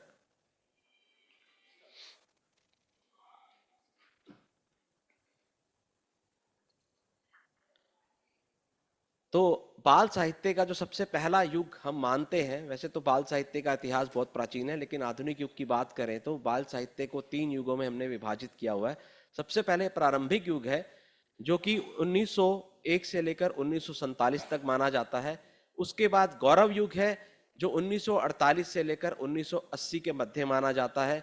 उसके बाद विकास युग है, 1981 से लेकर के अभी तक का जो युग चल रहा है वो विकास युग कहलाता है। तो अगर हम देखें कि जो पहले जितने भी महान लेखक हुए हैं, चाहे वो मैथिली शरण गुप्त हुए, दिनकर हुए, प्रेमचंद हुए, सभी ने कहीं ना कहीं इस विषय को छुआ है। क्योंकि उन सबका जैसे भी बात हो रही थी कि जितने भी बाल साहित्यकार हैं, इनका जो मन है बड़ा बाल सुलभ होता है। सबके चेहरे पे आप एक नैसर्गिक मुस्कान तैरते हुए हमेशा दिखाई देगी आपको। तनाव तो इनको छू नहीं पाता कभी भी, जैसे बच्चों को तनाव नहीं कभी छू पाता है आजकल। तो ये सभी जो महान जितने भी लेखक हुए, उन्होंने बाल साहित्य को कहीं ना कहीं छुआ है। बड़ी बड़ी चाहे कहानियां लिखी, रचनाएं की, लेकिन उन्होंने बाल साहित्य को जरूर टच किया अपने जीवन में। प्रेमचंद जी की जैसे 2 बैलों की कहानी, और आप जितने भी आज श्रोतागण यहाँ पर बैठे हैं, अगर आप थोड़ा सा रिवाइंड करें अपने जीवन को 50, 60, 70 साल पहले पीछे जाएं, तो आज भी हमारे जो बचपन में हमने कोई कहानी पढ़ी होगी, कोई मैगजीन पढ़ी होगी, जैसे मेरे युग में हम चंपक पढ़ते थे, पराग पढ़ते थे, सुमन सौरभ पढ़ते थे, तो वो कहानियां आज भी हमारे जहन में ताजा है कहीं ना कहीं। जैसे मुझे याद है कि मैं उस समय करीब 5-6 साल का रहा हूँगा, तो मैंने पराग आती थी मेरे घर में, सुमन सौरभ भी आती थी, नंदन भी आती थी। तो एक ऐसी कोई मैगजीन थी जिसमें एक व्यक्ति ऐसे मोबाइल फोन सा उठा करके जा रहा था और उसमें लिखा था कि एक समय ऐसा आएगा कि जब आप फोन पर ऐसे बात करेंगे। तो ये बात सन 1985, 84, 83 की है। तो मैं इतना हैरान हुआ, मैंने कहा ये कैसे हो सकता है। मतलब उस समय तो वो घंटी वाले जो फोन थे, तार वाले फोन ही पूरी तरह से नहीं आए थे घरों में। पड़ोसियों के घर फोन होता था, वो कहते थे हाँ जी वो फलाने से बात करनी, होल्ड करिए जरा हम बुला के लाते हैं। तो हर 4, 5, 6 घरों के बाद फोन होता था। उस समय सोचिए एक इमेजिनेशन जो उस पुस्तिका ने दी और हमें सोचने पर विवश किया कि क्या ये संभव है। आज हम चंद्रयान पे चले गए, आज हम गगनयान की बात कर रहे हैं। तो जो इमेजिनेशन, जो मतलब कि एक बाल सुलभ मन को मिलता है, प्रेरित करता है, वो प्रेरणा आप सब जैसे महान लेखक उन्हें देते हैं। तो जो स्टोरी टेलिंग है, स्टोरी टेलिंग जो है विश्व का मुझे लगता है सबसे प्राचीन माध्यम है अपनी लेगेसी को पास ऑन करने का। किसी ने एक बहुत अच्छी बात कही है कि इंसान का जन्म किस लिए होता है। हम सब आज यहाँ इंसान के रूप में, मनुष्य के रूप में हमारा जन्म हुआ है। हमारी जो सबसे बड़ी जो रिस्पॉन्सिबिलिटी है, जो जिम्मेदारी है, वो क्या है?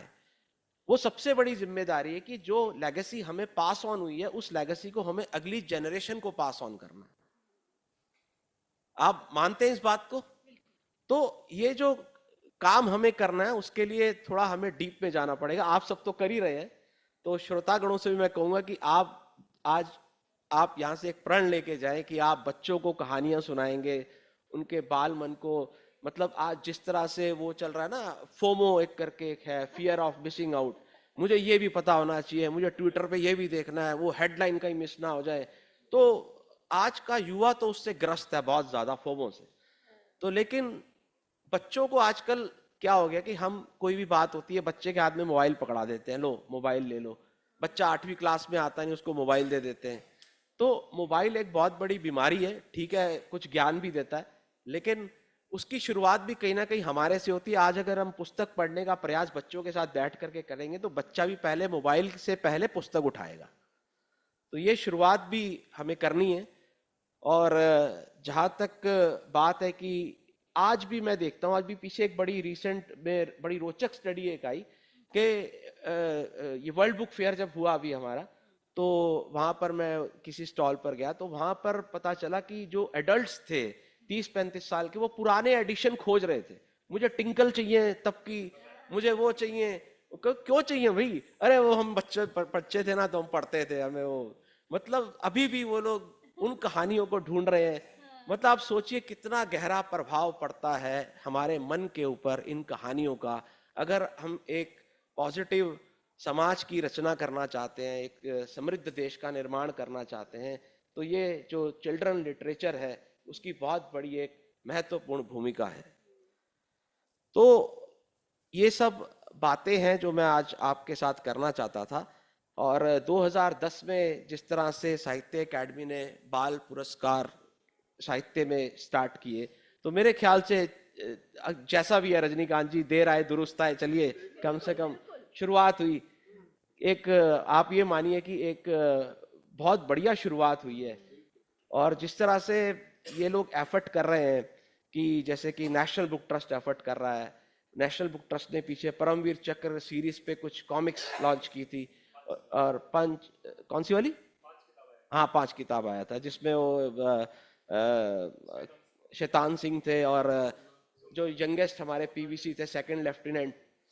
तो ये बहुत ही बढ़िया शुरुआत है। और मैं बताऊं कि 2019 में मैंने चिल्ड्रन लिटरेचर में अपना कदम रखा। और 2019 में बेसिकली क्या था कि हमारे ये जलियांवाला बाग के 100 साल पूरे हुए थे। तो मुझे लगा जलियांवाला बाग एक बहुत ही ऐतिहासिक और बहुत ही महत्वपूर्ण घटना है हमारे इतिहास की। तो मैं कई दिन तक सोचता रहा कि मैं बच्चों को कैसे कनेक्ट करूं इसके साथ। तो फिर उसके लिए हमने एक प्रयास किया, हम उसके लिए चित्रावली तैयार की और दिल्ली के करीब हमने 200-300 स्कूल्स में उसको कनेक्ट किया, उस पर बात की, उनसे चर्चा की। तो मुझे लगता है कि वो एक सच्ची श्रद्धांजलि थी उन शहीदों को जिन्होंने जलियांवाला बाग हत्याकांड में अपनी जान गंवाई। और उसके बाद पिछले ही वर्ष मैंने एक प्रयास और किया है कि कारगिल युद्ध के शहीदों के ऊपर करीब 7 हमने ऐसी चित्रावलियां और लॉन्च की हैं। और इस वर्ष चूंकि कारगिल विजय दिवस का सिल्वर जुबली ईयर है, रजत जयंती वर्ष है, तो अभी कारगिल विजय दिवस जब आएगा हमारा जुलाई में 26 जुलाई को, तो अभी मैं एक प्रयास और कर रहा हूं कि सुनो बच्चों कारगिल युद्ध की कहानी। तो कम से कम जो कारगिल युद्ध हुआ था वो मतलब पहला युद्ध था जो कि हम लोगों ने ड्राइंग रूम में बैठ के देखा था। और वो एक जनरेशन 25 साल बहुत बड़ा समय होता है, उसके बाद बच्चे पैदा हुए, बड़े हो गए। तो मुझे लगता है कि मैं साहित्य में, बाल साहित्य में उस तरफ थोड़ा सा प्रयास कर रहा हूँ। और ये बहुत ही अच्छा है कि मतलब बादलों पे, चिड़िया पे ऐसी बहुत सारी कहानियां आई हैं। तो जैसे अभी आप बात कर रहे थे कि हमें कुछ डाइवर्सिफाई करना चाहिए इस फील्ड को, तो जो मैंने शॉर्ट फिल्म्स बनाई हैं मैडम, वो भी बच्चों के लिए काफ़ी सारी बनाई है, ताकि बच्चों को, आजकल क्या है कि फटाफट युग है। अभी पीछे एक स्टडी आई कि जो कंसंट्रेशन का जो समय है ना, आपको हैरानी होगी जानकर, सिर्फ 10 सेकंड रह गया आज की जनरेशन में। 10 सेकंड तक वो सिर्फ कंसंट्रेट कर सकते हैं किसी चीज पे, उसके बाद वो डाइवर्ट हो जाएगी। तो उस हिसाब से हम कुछ चीजें, फिल्म्स बना रहे हैं, शॉर्ट फिल्म्स बना रहे हैं, ताकि बच्चों को कम से कम ज्ञान किसी भी विधा से मिले, लेकिन वो मिलना चाहिए। तो इन्हीं शब्दों के साथ मैं अपनी वाणी को विराम देता हूं और आप सबका धन्यवाद करता हूं कि आपने मुझे सुना, और सभी दिग्गजों को प्रणाम करता हूं कि आपका आशीर्वाद रहे तो हम ऐसे ही कुछ काम करते रहें। धन्यवाद। बहुत बहुत धन्यवाद। वो मुझे ना बड़ी गब्बर सिंह जैसी फीलिंग होती है कि वो भाव क्या, सो जा बच्चा सो जा, नहीं तो गब्बर सिंह आ जाएगा, नहीं तो एंकर आ जाएगी पीछे से, है ना, ऐसी वाली। आपको मालूम है ये चीज़ कहाँ से चली थी? महाराजा रंजीत सिंह जब कश्मीर में थे ना, तो उनके जो जनरल थे हरि सिंह नलवा, आपको मालूम है वो उस समय पठान औरतें अपने बच्चों को कहती थी कि सो जा नहीं तो हरि सिंह नलवा आ जाएगा। Can you believe it? और एक और बात थी, अब पठानों को पछाड़ दिया बहुत बुरी तरह से, तो आपस में उनमें बात हुई कि भाई कैसे, मतलब ये हराएं कैसे। तो फिर बात हुई कि देखो सिख कौम है, बहुत ज्यादा आदर करते हैं महिलाओं का, तो एक काम करो, आपने देखा होगा आज भी पठानी सूट एक शलवार कमीज की तरह बना होता है, और हिंदी फिल्मों में भी आपने देखा होगा, मैं आती मैं जाती पठान लोग बोलते हैं, इस तरह से बोल के वेश बदल के वो भागे थे। हरि सिंह नलवा जी पे मैं कुछ काम भी कर रही हूँ, तो बहुत बहुत अच्छा लगा, बहुत आनंद आया। आपने देखा है कि हम प्रेरक कथाएं, रोचक कथाएं, मनोरंजक कथाएं, ये सारी चीजें बच्चों से ही हम एसोसिएट करते हैं। और जैसे आपने अभी बोला ना, फोन की बात पहले से करी, तो आपको याद है चाचा चौधरी और साबू, और स्टार लगा होता था, एस्ट्रिक, और नीचे लिखा होता था चाचा चौधरी का दिमाग कंप्यूटर से भी ज्यादा तेज चलता है। और हम सोचते थे अच्छा कंप्यूटर। बहुत आनंद आया। और अध्यक्ष जी को अब अपनी बात रखने का हमें मौका देना है। अध्यक्ष जी यहाँ पे आके अपनी बात रखेंगे, या वहां से भी रख सकते हैं, कोई दिक्कत नहीं है। बहुत बहुत आभार, बहुत बहुत आदर के साथ आपको आमंत्रित करते हैं अपनी बात रखने के लिए। आए सर।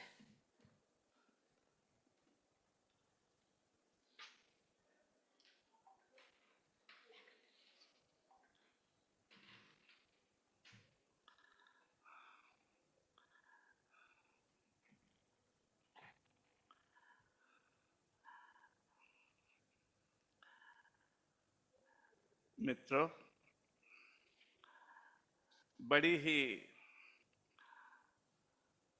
समृद्ध विचार गोष्ठी थी, और विषय भी बहुत बड़ा और समृद्ध। भारतीय बाल साहित्य, जिसकी परंपरा बहुत बड़ी है। सभी वक्ताओं ने अपने अपने ढंग से बातें कही। तमिल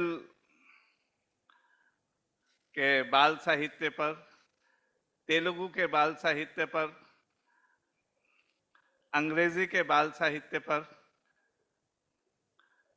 बहुत जमकर बातें हुई।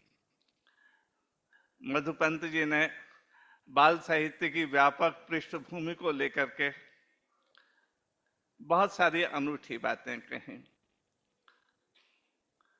और मेवाड़ी जी ने, जो मुझे मेवाड़ी जी बाद में लगते हैं और देवीदा पहले लगते हैं, तो मुझे अच्छा लगा कि मेवाड़ी जी के भीतर से देवीदा निकल कर आया। उस देवीदा ने बहुत कुछ बताया, कहाँ से वो देवीदा वो आया और कैसे वो बच्चों का दोस्त बना। इतना प्यारा दोस्त कि मैं अभी अभी मेवाड़ी जी से कह रहा था कि आप बच्चों के बहुत प्यारे हैं, बहुत प्रिय लेखक हैं, लेकिन आपसे ज्यादा देवीदा है। आपने देवीदा को रचा, पर देवीदा आपसे ज्यादा बड़ा हो गया।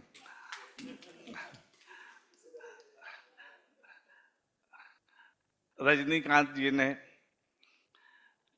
भारतीय बाल साहित्य का एक परिदृश्य, एक फलक उपस्थित करते हुए खुशी भी जताई और अपनी चिंताएं भी जताई। और ऋषि राज जी का तो अपना ही ढंग था, एक अनूठा ढंग। वो जिस तरह से संप्रेषित कर रहे थे वो प्रशंसनीय है। मैं उन्हें बधाई देता हूँ, और सच में उन्होंने बहुत अनूठे ढंग से अपनी बात कही। तो बाल साहित्य के परिदृश्य पर बहुत बातें हो गई। मुझे लगा कि अब आगे क्या कहूं, पर लगता है कि विषय इतना बड़ा है कि शायद मैं थोड़ा सा बोल सकता हूं। मुझे बोलने में थोड़ी दिक्कत होती है। मैं कुछ लिख कर लाया हूं और उसके शुरुआत, क्योंकि समय पहले ही बहुत ज्यादा हो गया है और अतिरिक्त समय में मैं बोल रहा हूँ, ये बड़ी मुझे लज्जा हो रही है इस बात पर। लेकिन मैं शुरू के 2-3 पेज पढ़ देता हूँ और कुछ बात अपनी कहूंगा। आज के बाल साहित्य के सामने कई चुनौतियां हैं। इनमें सबसे बड़ी चुनौती है आज के समय की बदली हुई सच्चाइयों और आज के बच्चे का सही प्रतिनिधित्व कर पाना। समय बदलता है तो बच्चा भी बदलता है, उसका परिवेश बदलता है, उसके अंदर बाहर की दुनिया भी बदल जाती है। वह बदला हुआ बच्चा हमारे बाल साहित्य में झांकता है या नहीं?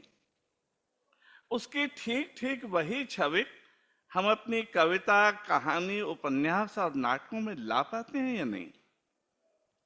यह एक बड़ा सवाल है जो हम में से हर लेखक को खुद से पूछना चाहिए, और उसके लिए सही दृष्टि, सही विजन के साथ चीजों को देखना भी जरूरी है।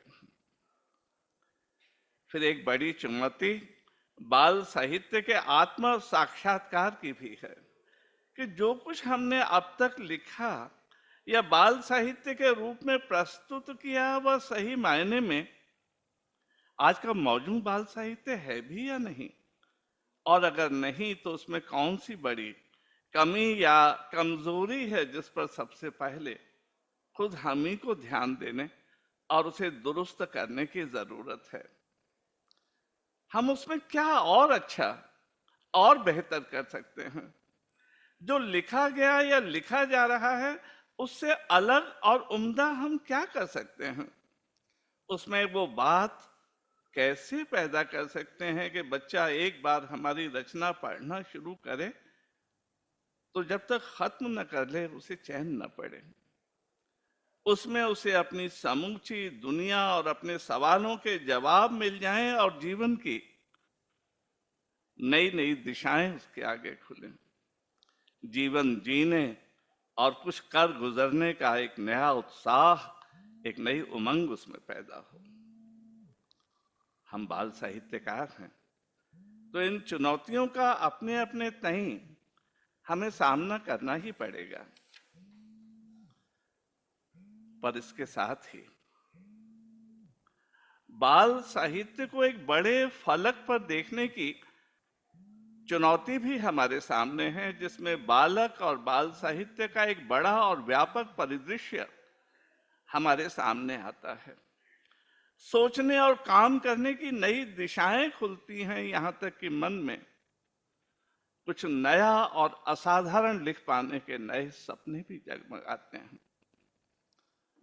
सामान्यतः हिंदी के बाल साहित्यकार हिंदी के फलक से ही परिचित नहीं लगते। फिर बांग्ला, उड़िया, मराठी, गुजराती, कोंकणी, नेपाली, कश्मीरी, पंजाबी, तमिल, तेलुगु, कन्नड़, मलयालम आदि आदि भारतीय भाषाओं में कैसा बाल साहित्य लिखा जा रहा है, वह कितना कुछ हमसे मिलता है, कितना भिन्न है, उसमें वहां की जमीन, हवा, पानी की कैसी सुवास है, उसमें वहां के पहाड़, नदी और घाटियों की कैसी मनमोहिनी छटाएं हैं, उसमें झांक रहे बच्चे के सपने और हमारे आसपास के बालक के सपने कितने मिलते और कितने भिन्न हैं। वहां के बच्चों के सुख दुख, आनंद और आकांक्षाएं जो वहां के बाल साहित्य में झांकती हैं, वे क्या हमारे बाल साहित्य के पाठकों के सुख दुख, आनंद और आकांक्षाओं से मिलती हैं या नहीं? और अगर मिलती हैं तो कितनी मिलती हैं, कितनी भिन्न हैं? ये सब बातें मामूली नहीं, बल्कि मन में गहरा रोमांच पैदा कर देने वाली बातें हैं। और अगर आप सिर्फ लिखने के लिए नहीं लिखते, लिखना आपके लिए महज रूटीन नहीं है, लिखना अगर आपके लिए एक बड़ा सपना है जो आपके अंदर बहुत अंदर से निकला है, और जो सिर्फ लिखवाता ही नहीं है बल्कि आपके समूचे व्यक्तित्व को भी एक धार दे देता है, एक दीवानगी सी पैदा कर देता है। और अगर आप सचमुच जेन्युइन लेखक हैं तो फिर ये सवाल आपके लिए बहुत रोमांचक हो जाता है कि दूसरी भाषाओं के बाल साहित्य में क्या लिखा जा रहा है जो हमारे लिए बिल्कुल नया और चुनौती भरा है। उसे जाने बिना हम समूचे लेखक नहीं हैं, और उसे जाने बिना हम समूचे व्यक्ति भी नहीं हैं, क्योंकि उसे जानना भारत की आत्मा से मिलने के सदृश है, और उसे जानना पूरे भारत के होने और उस भारत में अपने होने का साक्षात्कार करना है, जो अपने आप में बड़ा रोमांचक है। इस अर्थ में तो जरूर कि वह आपको एक मुकम्मल लेखक और मुकम्मल इंसान बनाता है। इस लिहाज से बेशक एक बड़ी चुनौती है बाल साहित्य में बड़ों के साहित्य की तरह ही जरूरी संदर्भ ग्रंथों, इतिहास परक अध्ययन और अच्छी आलोचनात्मक पुस्तकों का होना, जिससे बाल साहित्य की समूची तस्वीर सामने आए। मुझे याद है जब मैं नंदन पत्रिका के संपादन विभाग में आया तो हमारे संपादक जयप्रकाश भारती जी अक्सर कहा करते थे कि चंद्र प्रकाश जी, मेरा नाम चंद्र प्रकाश है, मूल नाम चंद्र प्रकाश जी, जिस साहित्य में बड़े संदर्भ ग्रंथ न हो उसका सम्मान नहीं होता। हिंदी बाल साहित्य का ये दुर्भाग्य है कि उसमें लोग कविता कहानियां तो लिख लेते हैं, पर कोई बाल साहित्य का समूचा इतिहास लिखने के लिए आगे नहीं आता। मुझे लगता है आप ये काम कर सकते हैं। तब मैंने डरते डरते ही सही ये संकल्प किया था कि भारती जी, ये काम मैं करूंगा, जितनी भी मेरी सामर्थ्य है उसमें करूंगा। बाद में हिंदी बाल कविता का इतिहास और हिंदी बाल साहित्य का इतिहास ग्रंथ लिखे गए, तो इसका श्रेय भारती जी को ही है। हिंदी बाल साहित्य के शिखर व्यक्तित्व और हिंदी बाल साहित्य के निर्माता पुस्तकें लिखी गई तो इसका श्रेय भी भारती जी को ही जाता है। उन्होंने मेरी आंखों में एक सपना जगा दिया था। बाद में जो भी काम इस दिशा में हो सका वह उस सपने को पूरा करने की ललक से ही हुआ। हालांकि वह सपना अधूरा है, अभी उस दिशा में बहुत काम किया जाना बाकी है। जानता हूं कि मेरी शक्तियां अब चुक रही हैं, पर बाल साहित्य के उस अधूरे सपने को पूरा करने की ललक तो जरा भी कम नहीं हुई। हालांकि बाल साहित्य के हमारे एक बड़े और यशस्वी लेखक हरिकृष्ण देवसरे का तो पूरा जीवन ही इस बात की मिसाल है कि उन्होंने न सिर्फ इन चुनौतियों को आगे बढ़कर स्वीकारा, बल्कि उनका पूरा जीवन उसी के अनुरूप बाल साहित्य को समृद्ध करने में गुजरा। हिंदी बाल साहित्य में आलोचना में उनका काम तो ऐतिहासिक महत्व का है ही, और साथ ही उनका एक और बड़ा काम है जिससे समूचे भारतीय बाल साहित्य की एक मुकम्मल तस्वीर हमारी आंखों के आगे आ जाती है, और यह है उनके द्वारा संपादित बृहत ग्रंथ भारतीय बाल साहित्य, जिसे साहित्य अकादमी ने बड़ी धज के साथ प्रकाशित किया है। हिंदी में यह अपने ढंग का बड़ा काम है जिससे हम समूचे भारतीय बाल साहित्य के परिदृश्य को अपनी पूरी विविधताओं के साथ देख पाते हैं। बस 2 मिनट और मैं समाप्त करता हूँ। असल में हम हिंदी बाल साहित्य की चर्चा करते हैं, यहाँ भारतीय भाषा साहित्य की बात हुई तो मुझे लगा देवसरे जी द्वारा संपादित वह ऐतिहासिक ग्रंथ जिसे साहित्य अकादमी ने प्रकाशित किया भारतीय बाल साहित्य, उसकी चर्चा होना जरूरी है, नहीं तो शायद ये संगोष्ठी अधूरी ही रहे। असल में हम हिंदी बाल साहित्य की चर्चा करते हैं, मराठी या गुजराती बाल साहित्य की चर्चा करते हैं, पंजाबी या बांग्ला बाल साहित्य की चर्चा करते हैं, असमी और मणिपुरी बाल साहित्य की चर्चा करते हैं, पर अगर कुल मिलाकर भारतीय बाल साहित्य को देखें तो उसकी कैसी तस्वीर, कैसा चेहरा उभरता है, इसे जानने की कोशिश हमारे यहाँ बहुत नहीं हुई। मधुपंत जी पर कुछ अच्छे और याद रह जाने वाले काम तो बीच बीच में हुए ही। मधुपंत जी हमारे बीच में उपस्थित हैं, उनके द्वारा हिंदी के बाल भवन में आयोजित की गई बाल साहित्य संगोष्ठियां इसी चुनौती का जवाब थी। बाद में उन्होंने त्रिवेणी, त्रिज्या, त्रिधारा सरीखी बहुत पुस्तकें भी निकाली जिनमें इन संगोष्ठियों में पढ़े गए लेख संकलित किए गए। बेशक यह एक बड़ा काम था, पर इस दिशा में एक बड़े मानक ग्रंथ की जरूरत अभी भी थी, और देवसरे जी का बड़ा ही सुंदर ग्रंथ भारतीय बाल साहित्य इसी चुनौती का जवाब है। यह एक तरह से भारतीय बाल साहित्य का सिंहावलोकन करने वाला एक बड़ा काम है, जिसके जरिए संभवतः पहली बार अलग अलग परिधियों के बाल साहित्य के बीच की दीवारें हटाकर भारतीय बाल साहित्य का एक मुकम्मल चेहरा बनाने और उसे पहचानने की कोशिश की गई। आने वाली पीढ़ियां बेशक इस असाधारण कार्य के लिए देवसरे जी को बड़ी कृतज्ञता के साथ याद करेंगे। धन्यवाद।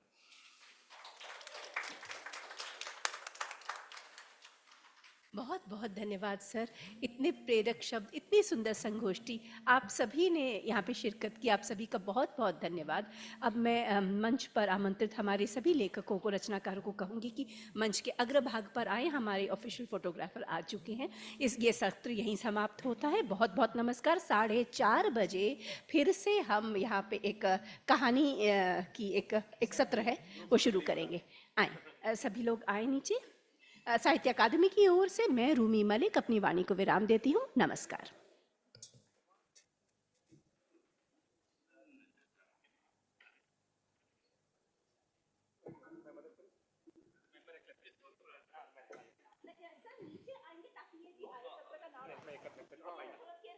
आपको बैग मुझे दीजिए।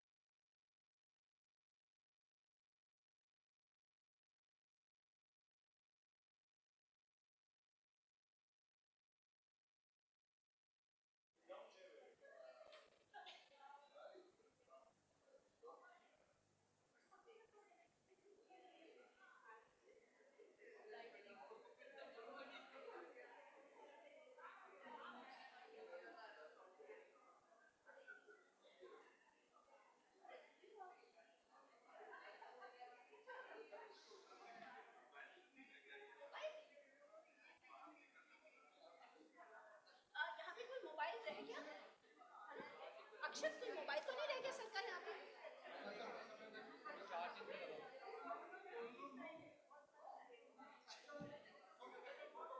देख लिया था बेटा, नहीं है मोबाइल, नहीं है, देख लिया था बेटा, इसमें नहीं लग रहा मुझे। हाँ? अच्छा बेटा, मुझे मिल क्यों नहीं रहा? मुझे समझ दिखाई बिल्कुल नहीं मिल रहा।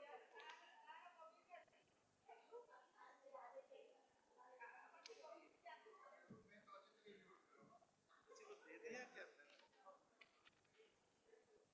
बेटा उसके बिना तो बहुत हालत खराब हो जाएगी।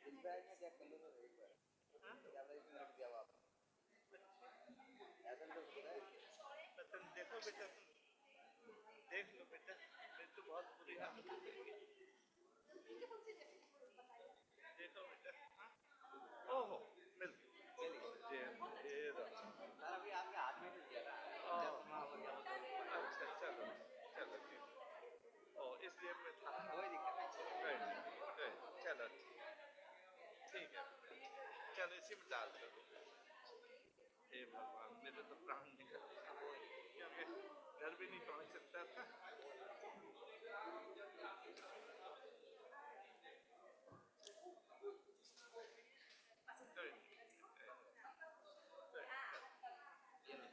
ठीक है, चलो थैंक यू।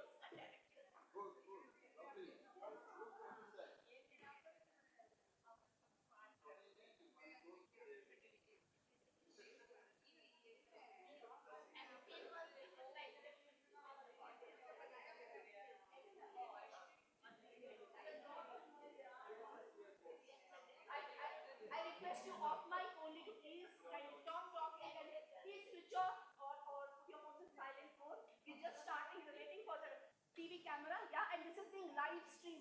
बहुत से लोग यहाँ लाइव प्रेजेंट नहीं हैं लेकिन आपको देख रहे हैं, है ना?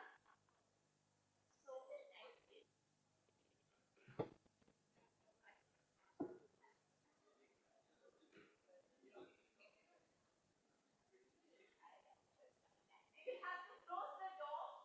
आप लोग सभी सेटल हो जाएं।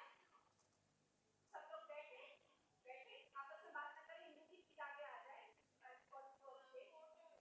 फोटो हो जाएगा किसी भी ऑफिसर को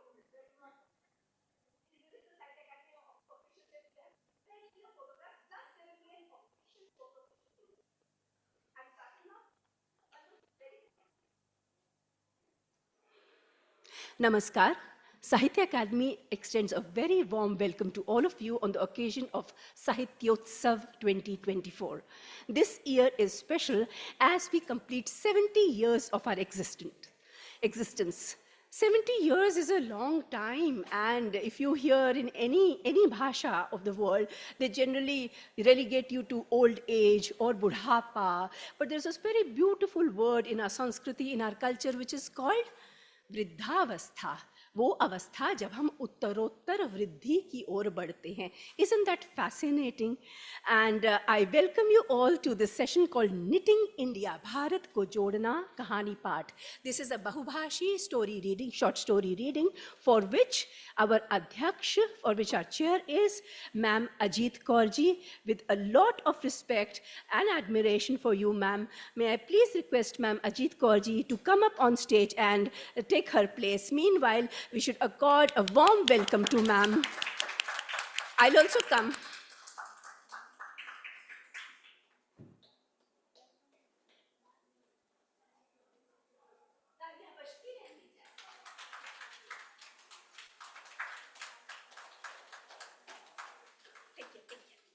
Yes, shabash, shabash. Don't worry. Don't worry. You're stable. Yes. Very good. God bless you. Tali.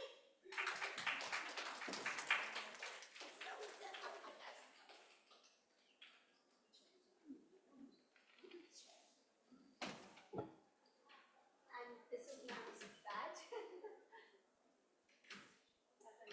do this together? Yeah.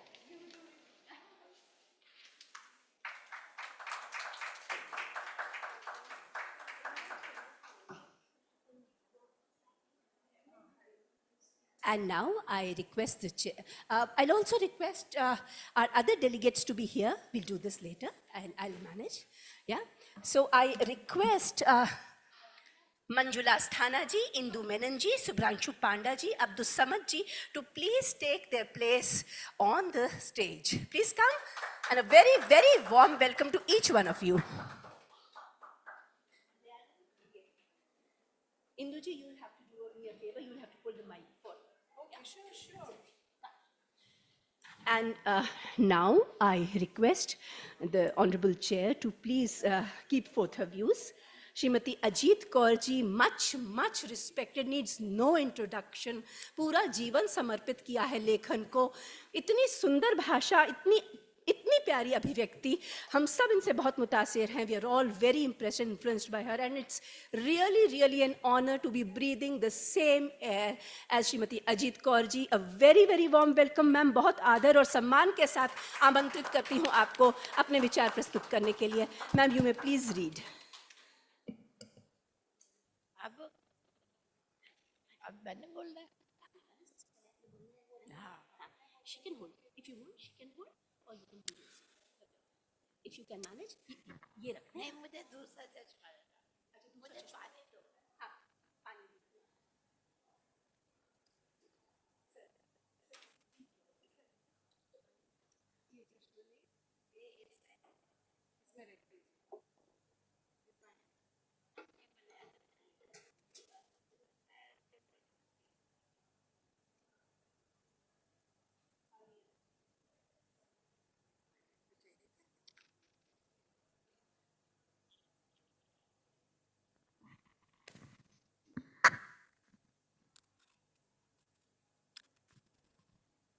Let me express my gratitude to Dr. Madhav Kaushik and Dr. K.S. Rao for giving me this opportunity to be with my fellow story writers. Dr. K.S. Rao is like the queen bee of Sahitya Academy, keeping all the working bees like us together and collect the honey. I won't like to stand between you and the marvelous stories you are going to hear and enjoy, narrated by renowned writers here. 4 renowned writers. I am not a scholar who will elaborate on the genre of short story. I am here only to be with you as your fellow story writer.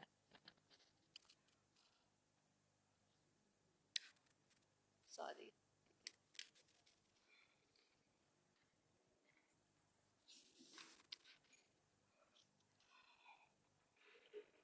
Short stories are the most fascinating genre of our literature. All of us have grown up enjoying grandmother's tales. We have been almost seeing the white-haired old woman on her spinning wheel in the moon. We have grown up with the stories of kings and queens and squirrels and ants and colorful butterflies. In our written literature, stories first appeared in lyrical form. In Punjabi, they were called kissa. Stories of love legends, which are still embedded in the psyche of every Punjabi on both sides of the border. In Pakistani Punjab, as well as in Indian Punjab, and elsewhere also, all over the world wherever Punjabis are living. And they often say that wherever you go in the world, you are bound to find an Alu and a Punjabi. The first stories in the form of fiction were mostly from religious history and mythology. Here, I am not talking about epics like Ramayana and Mahabharata, but about short stories. After that, stories almost in all the languages in India appeared about the daily struggles of the rural people. Gradually, they started depicting the lives of urban middle class also, influenced by marvelous fiction written by Soviet Union writers. Progressive writers' movement emerged and flourished. The stories of class struggle, stories of the poor and downtrodden, stories of farmers and laborers. In modern India, joint families are gradually being pushed aside. Nuclear families have started coming into existence, pushing the grandparents out of our lives. Bisham Sani, chief ki dawat, dinner for the chief of the office in a middle class babu's home comes to mind.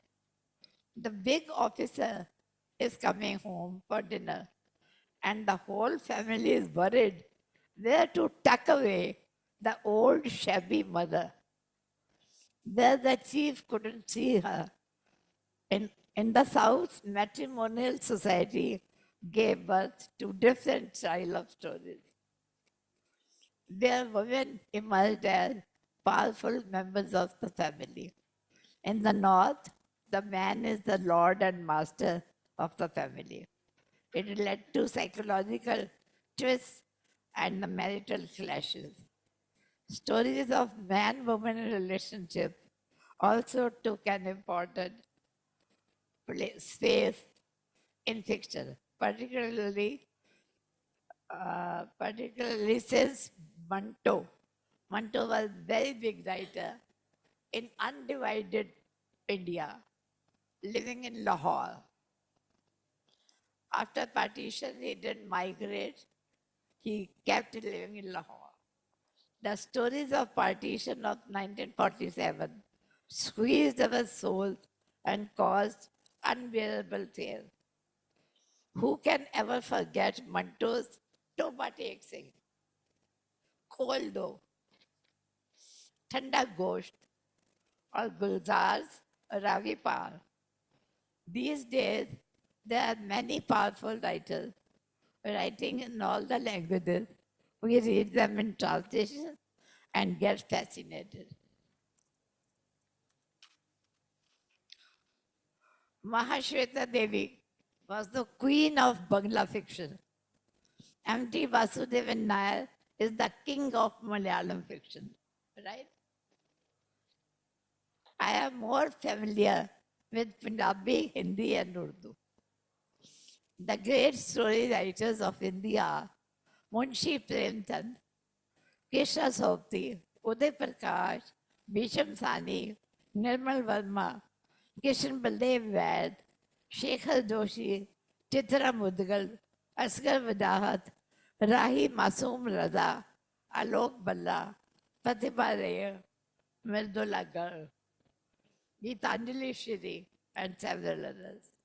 Some of the great Punjabi writers are Sujan Singh, San Singh Sekho, Nanak Singh, Mahinder Singh Sarna, Gurdial Singh, Varyam Singh Sandhu, Baldev Singh, who writes about the lives of truck drivers because he was a truck driver, and several others. If you are kind, you are welcome to include my name also among these story writers. Urdu has the shining names of Manto, Intezar Hussain, Gulzar, Rajendra Singh Bedi, Joginder Paul, father of those who have not read, those who do not read Urdu, you must be reading Sukrita Pal Kumar's poetry. He is Sukrita's father. Muhammad Manshajad, Kishan Chandra, Abdul Samad. Where's Abdul Samad? He's here. Abdul Samad, the Urdu writer, and several others. In Pakistani Punjab, Punjabi and Urdu literature are alive and flourishing. There's great affinity between the literatures of both our countries because they have been the same country once. The same social fabric, the same cultural values and background. They were the same people since Indus Valley civilization. The partition didn't make any difference to their literature. Though the most eminent named are both poets, Faiz Ahmad Faiz and Ahmad Faraz from Pakistan, the fiction writers are as profound. As for myself, I have been writing stories since 1955, and my first book, Gul Bano, published in around 1960, was awarded as the best book of the year. So far, I have written 31 anthologies of stories and novelettes, books, including 2 volumes of my autobiography and one of creative sketches of great writers and personalities I have been fortunate to know. I'm closely known as saints. Awards come and go, but sometimes unforgettable flashes happen, which are more profound than any other award. Let me share with you only 2. And just now, I was reminded of the third one also, when I met my friend Vasudevan as he used to be his assistant director when Thunchan Memorial was inaugurated by me and Dilip Chitare. That is the third episode I will just recount. One late evening, around 8:45, my telephone bell rang. I picked it up. Are you a Jeet's call? Asked a soft voice. Yes, I am. Ji, I am Gulzar. Gulzar? The Gulzar? I almost jumped. In a melodious voice, he said, Yes, Gulzar, I have been reading your story, Na Maro. I couldn't wait to reach Delhi. I am speaking from my car, being driven to Delhi. Can I beg of you to give me the rights of this story for making a film? I almost missed a heartbeat. Dear Gulzar, all my stories are yours. If you want anything in writing, send the text to me. I will sign it and send it back. Another memorable episode. These are my awards. Khushwant Singh was a very close friend. For decades, he always went to sleep at 9:15 and got up at 4:30 in the morning. One day, I got a call from him at 10 p.m. In a choked voice, he said, I have been reading your story, published in RC, that was the name of the magazine. I have just finished it, lying in bed. I thought I will have a glass through the magazine, started reading your story. I couldn't put it down. What a heart-clutching story. I wish I could have written it. Let's meet tomorrow. You need a big hug. And the third episode is what happened in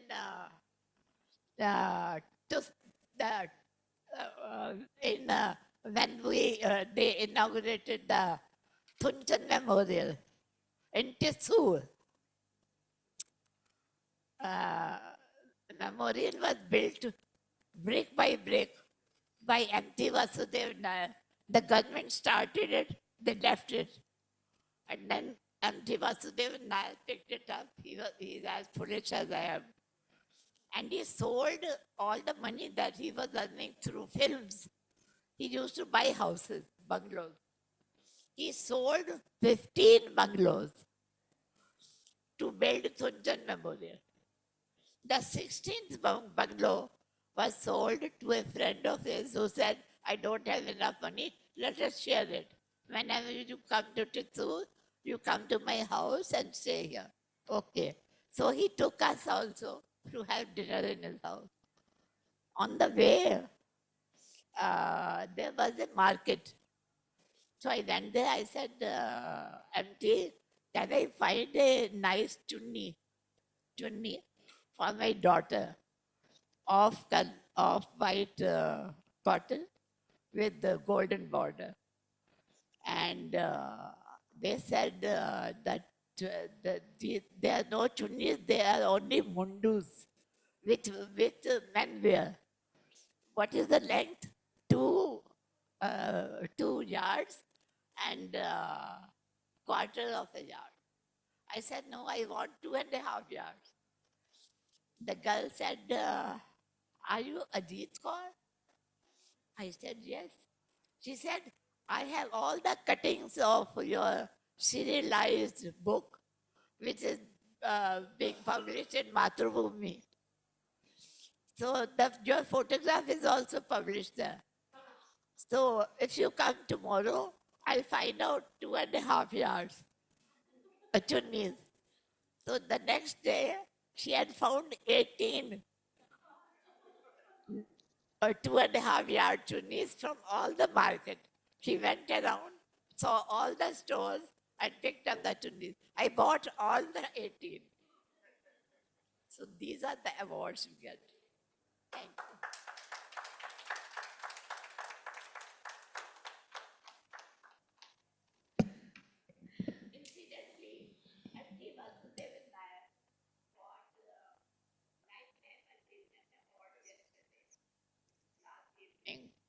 From Amar Ujala. Amar Ujala is the largest circulated Hindi paper.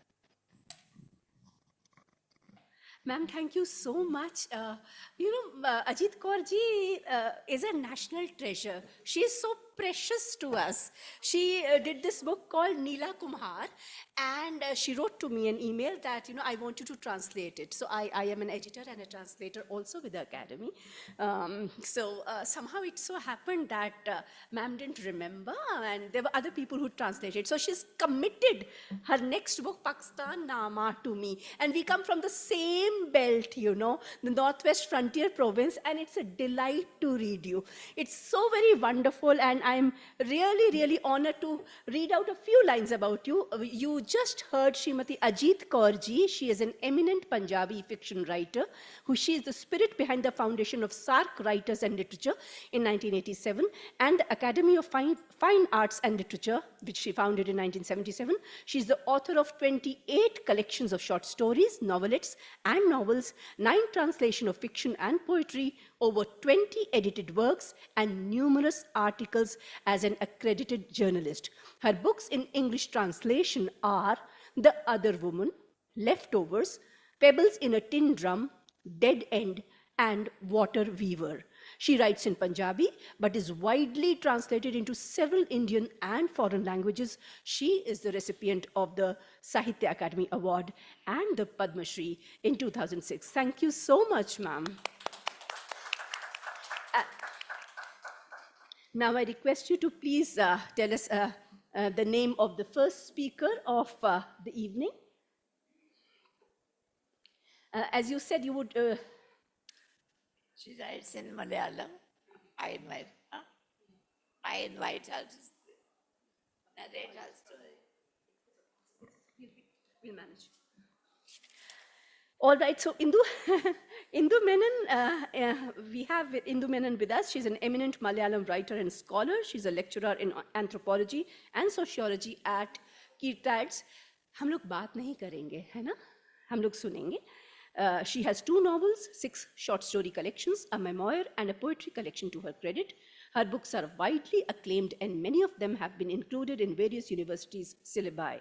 She has been writing in the weeklies and magazines in Malayalam for more than 28 years. She is the recipient of the Sahitya Akademi Yuva Puraskar, Galleria Gallant International Novel Award, Matrubhumi Katha Award, Janapriya Puraskar, Urup Award, Malayal Shabdam Award, amongst many others.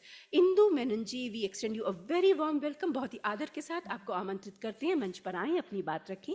Would you like to read from here? A warm applause for her. 10 to 12 minutes, 10 minutes is enough. The phone is on silent mode? Yeah. A very warm good evening to you all. Ellarkkum namaskaram. I'm coming from Kerala, as you know. I take this opportunity to thank Sahitya Akademi, and I am here starting a story. 1975 post ചെയ്ത കഥ, a story posted in 1975. The story translated by the JCB award winner of Nanda Kumar K, the grandson of eminent poet Valathol Narayana Menon in Kerala. A story posted in 1975. When I heard on Vivid Bharati that he had perished in a plane crash, I was shocked. Standing in between the tin sheet separators of the war house, I tarried for a moment while carrying the red bucket containing ejaculate spillovers, the thought of resuming duty to enter each cubicle and pick up used condoms and torn pill covers was nauseating. 4 or 5 tribal girls brought from Kerala passed me by. One of them even looked at me and smiled fondly. The sounds of chenda and dapankut drums could be heard from the street outside. The staccato bursting of crackers, cheering and whistles exploded in the sky in flowery sparks, like blood spatter from an exploding skull. An old revolutionary song was being broadcast over Vivid Bharati. I felt my calculations had gone wrong in some way. I put the bucket down.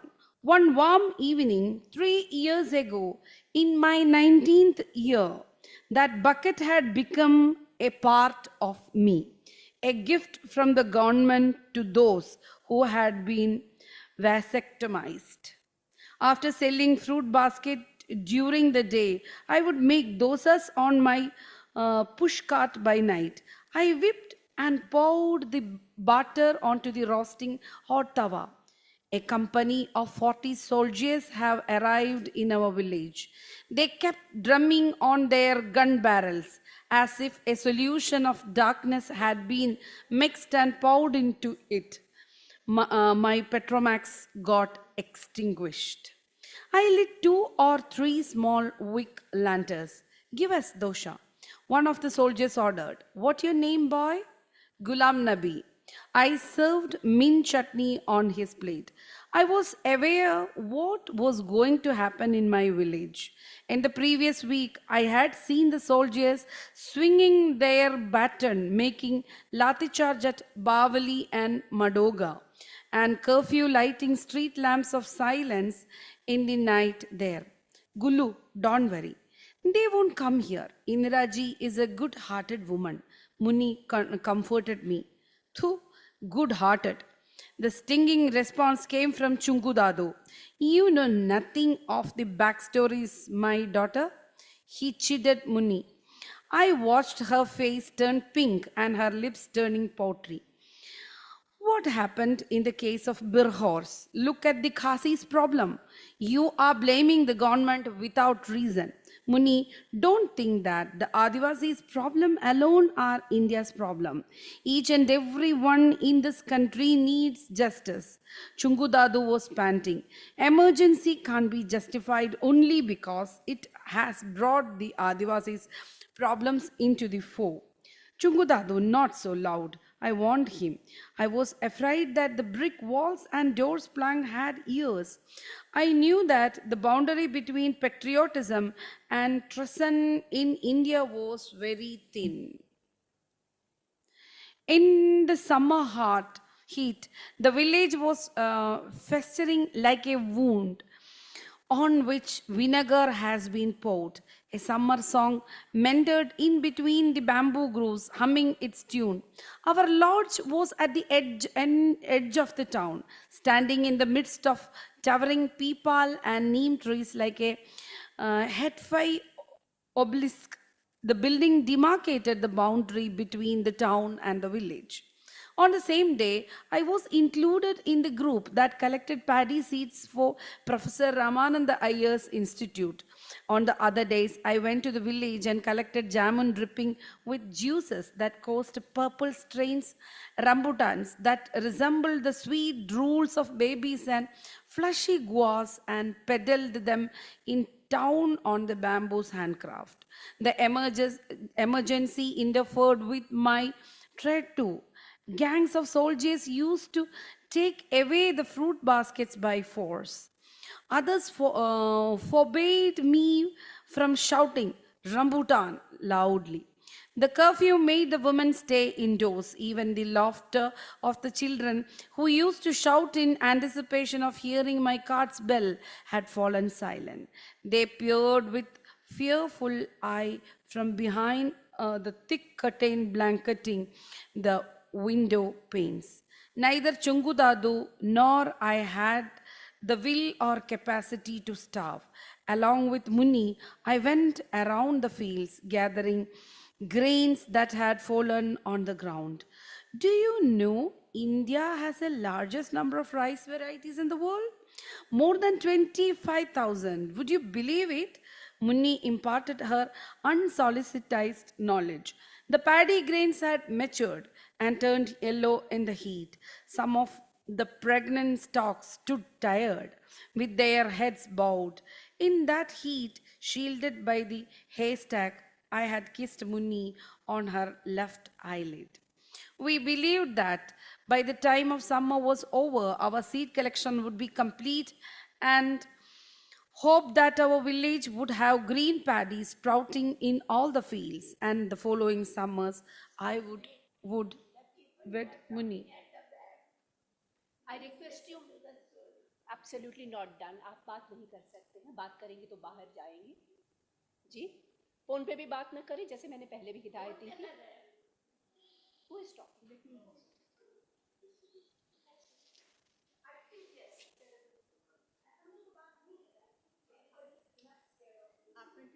Yeah. What happening here? Isn't the curfew in force? Some of the religious teachers queried one another. Chungudadu found out about it that evening. You fool! What's happening is vasectomy. Males are being sterilized. In return, 5 kilos of rice, a plastic bucket, and a transistor are being handed out. Why should the tribals breed like pigs? I remember hearing snatches of film songs coming from some of the huts. After that day, whenever we went to the fields to gather seeds, grains, we strained our ears for Vivid Bharati playing in a nearby hut. Gullu, in a way, aren't music and vasectomy like life and death? I looked with amusement at the bright buckets placed in front of Birho's huts. Gulu, do you know something? Muni looked around. In the middle of the bamboo grove, bamboo sprouts waved their tiny ears and their thorns embraced one another tightly. Dry bamboo leaves kept fluttering down and dropping on Muni's head. The paddy seeds we collected were being sent abroad to Manila or Philippines or some place like that. In return, their seeds are to be brought here. But what seeds are there to replace the 25,000 varieties? I smelled the danger before Chungudado did. India's seeds, India's rice. People in an air-conditioned room were murmuring in hushed tones. Many obscure things were hidden behind Ayer's eyes, shielded by his thick glasses. The summer hotted up. The harvested field were parched and they cracked up the heat. Tanker lorries used to come in the morning and afternoons, bringing water for the soldiers. The villagers who came to be vasectomized collected water in their plastic buckets and took it home. The flow of the villagers to the vasectomy tent ceased suddenly. Only Birho's women from interior village who were fatigued from 9 deliveries or old Khasi men were left. Soldiers sat inside the tents, polishing their rifle barrels or applying polish on their dusty boots. The doctor's state was pitiful. The skin of their fingers, no longer anointed by blood from surgeries, cracked. Dust settled on their white coats, hung out the open. They got bored, laying about lazily dressed in their dust-filled shabby clothes. Their unoiled hair turned coppery and brittle. Conjectures spread in the area that they may return to their respective stations. One Tuesday, Muni and I had a tiff with Professor Iyer. We were out with the seed gathering group, including 5 or 6 professors and some youngsters. Well, inform Indiraji of this. We won't be party to this fraud. The crowd that had gathered was angry. We were raising the slogan in front of the institute. The problem for the villagers were about to begin. In the diffused white light of the same Tuesday afternoon, with the grave suggestion of smile on his face, that man came to our village again. The soldier ran about among the huts like madman. From the sterilization tent, soldiers made public announcement that men with more than 2 children should come and get themselves vasectomized. They dragged out men with 3 children from their homes. Yes, a calamity is going to strike the town. Disturbed Chungudado muttered. The dry wisps of his beard fluttered a little. He looked feverish. Seated at the northern edge of the lodge terrace, under a peepal tree's shade, and scratching his rheumy eyes, he said again ominously, "Danger, danger." His words were blown to smithereens by the siren of the military truck. "Gulu, don't go out, son. Big calamity is on its way." Though it was night, the traffic of army jeeps had not ceased. Sounds of soldiers kicking down the doors of huts and showering abuses. "Ya Allah, is this really India?" Changudado asked every now and then. We witnessed soldiers taking away men by force. Some were tied and dragged along the ground. Some were kicked. Tomorrow the sun will rise in the west. The world is ending. It's the day of Qiyamah. I was confused. The neem leaves were perspiring in the heat, and the peepal tree was shedding leaves into the darkness of the night. Gulu, be on your guard. They are men with 3 or 4 children, Dadu. What taking them away by force? I saw protest straining in the strands of his felgum that night. I saw its livid face. I saw the street turn blue and freeze. Gulu, I woke up to the gentle voice of Munni. Ambulance were racing past the lodge. New doctors have arrived. They have now taken away the Birhori woman. What for? Pregnant woman. India has a population problem, they say. The story is, yeah. So that's why I'm just closing this. This is my 40, I took 14 minutes. So thank you so much. And the story's name is A Story, posted in 1975. It is in my storybook. You can read the last part of the story. Thank you. Thank you so much.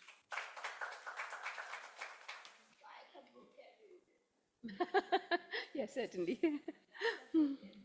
So a writer also has to be an editor. और फिर जब हम बात सर्वसाधारण के सामने रखते हैं तो that again उसका एक अलग कलेवर होता है ना. आगे बढ़ते हैं. हमारी अगली रचनाकार हैं मंजुला अस्थाना जी. मंजुला अस्थाना महंती की 11 पुस्तकें प्रकाशित हो चुकी हैं. आपने राष्ट्रीय अंतर्राष्ट्रीय संकलनों, ई पत्रिकाओं, वेबिनार और साहित्यिक उत्सवों में सहभागिता की है. आप कई राष्ट्रीय अंतर्राष्ट्रीय पुरस्कारों, गुजरात साहित्य अकादमी सम्मान और तेलंगाना साहित्य सम्मान से राष्ट्र गौरव पुरस्कार, सर्वश्रेष्ठ उपन्यासकार पुरस्कार और कई अन्य पुरस्कारों से सम्मानित हैं. मैं बहुत ही आदर के साथ आमंत्रित करती हूँ मंजुला अस्थाना जी को. कृपया 10 से 12 मिनट के अंदर एक रचना हमारे सामने प्रस्तुत करें. करतल ध्वनि से स्वागत करें मंजुला जी का.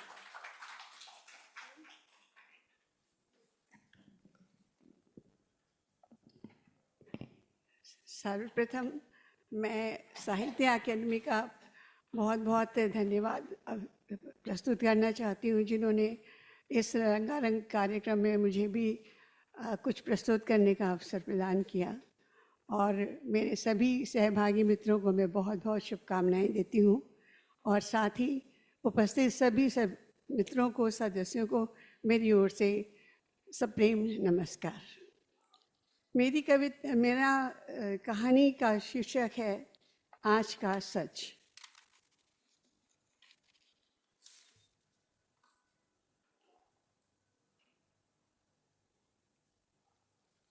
कहानी का शीर्षक है आज का सच. रतन लाल ने अपनी छड़ी उठाई और जैसे ही दरवाजे की तरफ मुड़े, तेजू कूद कर उनके सामने खड़ा हो गया. रतन लाल मुस्कुराए. हाँ भाई, तुझे छोड़कर मैं कैसे जा सकता हूँ, चल भाई. तेजू ने पूंछ हिलाकर कृतज्ञता जताई और आगे आगे चल पड़ा. रतन लाल के साथ पार्क में घूमते हुए तेजू प्रसन्न था. रतन लाल के सभी मित्र तेजू से परिचित थे और तेजू भी. मोहन लाल जब भी तेजू को देखते उसकी प्रशंसा करते। तेजू सब समझता था, कान खड़े करके सब सुनता और फिर कूं कूं करके उनके पैरों में लिपट जाता। तेजू को छोड़कर रतनलाल सैर के लिए नहीं निकल सकते थे, कुछ ऐसी ही आदत हो गई थी। कभी कभी रतनलाल को वो दिन भी याद आता था जब तेजू उनका मिला था सड़क पर। सर्दियों का मौसम था, रतनलाल अपने दफ्तर से लौट रहे थे। शाम से ठंड कुछ बढ़ गई थी। बस से उतरकर घर की तरफ बढ़े तो अचानक कूं कूं करके रोने की आवाज़ सुनकर ठिठक गए। इधर उधर देखा, कुछ दिखाई न दिया। आवाज़ बराबर आ रही थी। सामने वाली दुकान बंद थी, पर आवाज़ उधर से ही आ रही थी। सीढ़ी के पास कुछ हिलता डुलता सा नजर आया। उत्सुकतावश निकट जाकर देखा, एक गोला सा दिखाई दिया। रतनलाल ने उसे हाथ में उठा लिया। रुई के बंडल जैसा गोल गुथना सा छोटा सा कुत्ता। ठंड के कारण कांप रहा था, शायद अकेलेपन के कारण डर भी रहा था। रतनलाल के हाथ का स्पर्श से शायद कुछ गर्मी का आभास हुआ। धीरे धीरे उसका कांपना कम होने लगा और रोना भी। शायद एक आध दिन पहले ही जन्म हुआ था उसका, और पता नहीं कैसे वहाँ पर पहुँच गया था अकेले ही। अब ठंड, डर और अकेलेपन के कारण रो रहा था, कांप रहा था। रतनलाल ने इधर उधर देखा, पुकारा, कोई है? परंतु अनुत्तरित ही रह गया। पिल्ला रोना बंद करके अपनी छोटी सी जीभ से उनका हाथ चाटने की चेष्टा कर रहा था। रतनलाल ने अपने दूसरे हाथ से उसे ढक दिया। शायद पिल्ले को आराम मिला।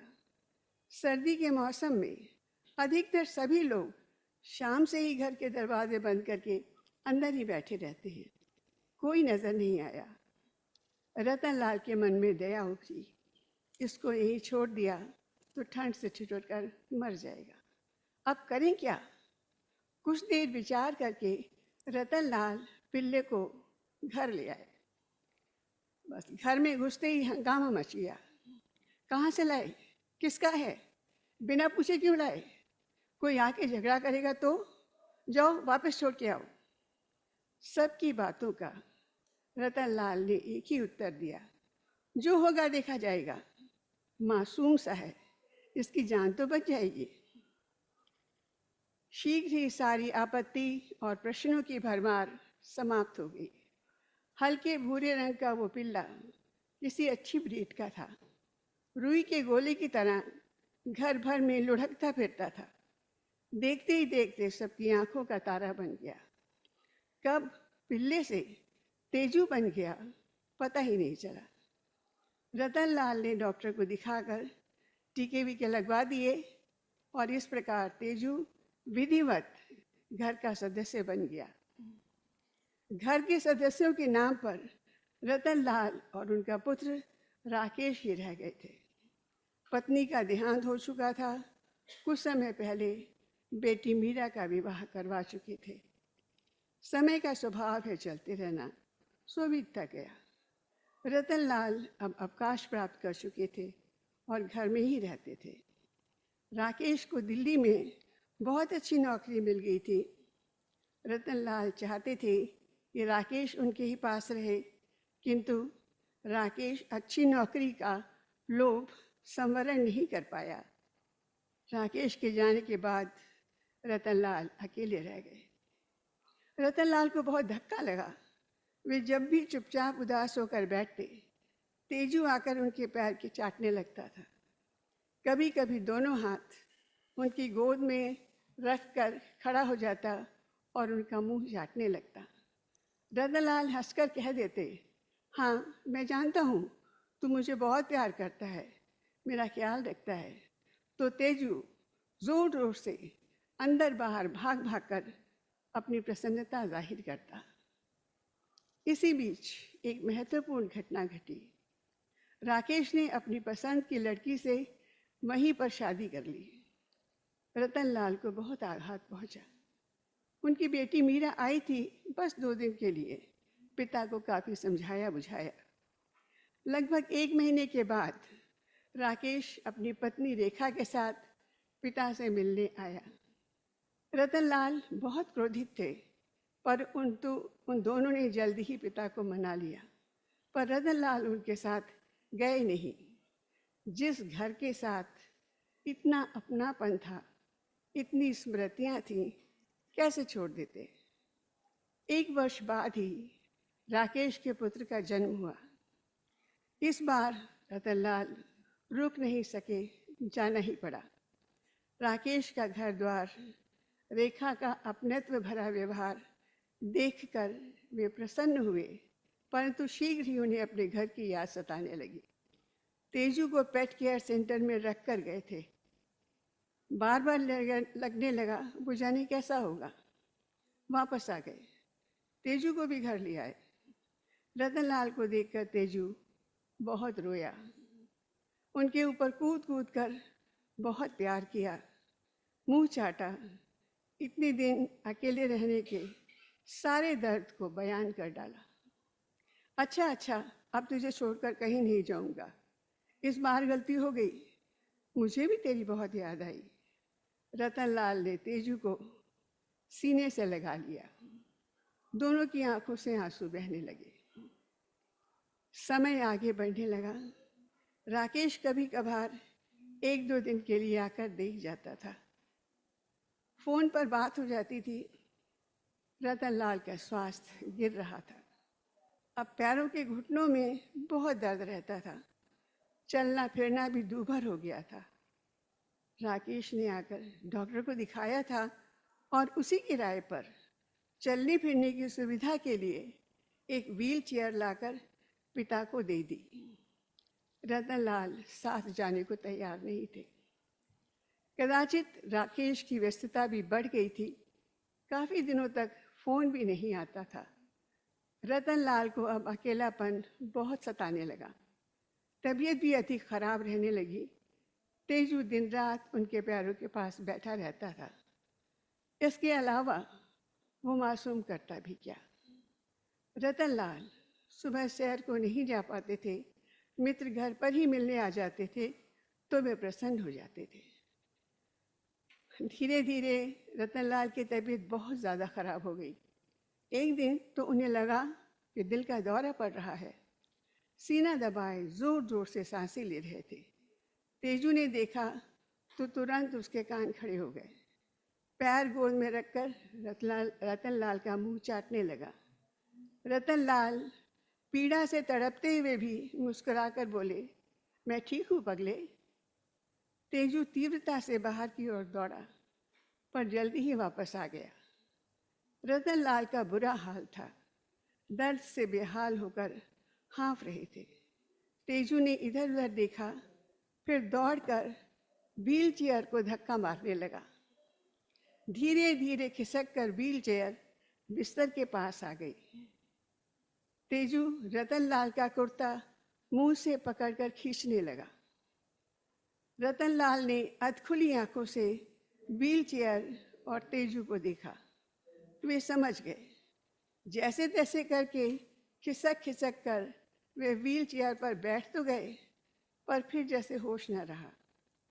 तेजू कुछ क्षण खड़ा रहा, फिर व्हील चेयर को धक्का मारने की चेष्टा की। कुर्सी टस से मस न हुई।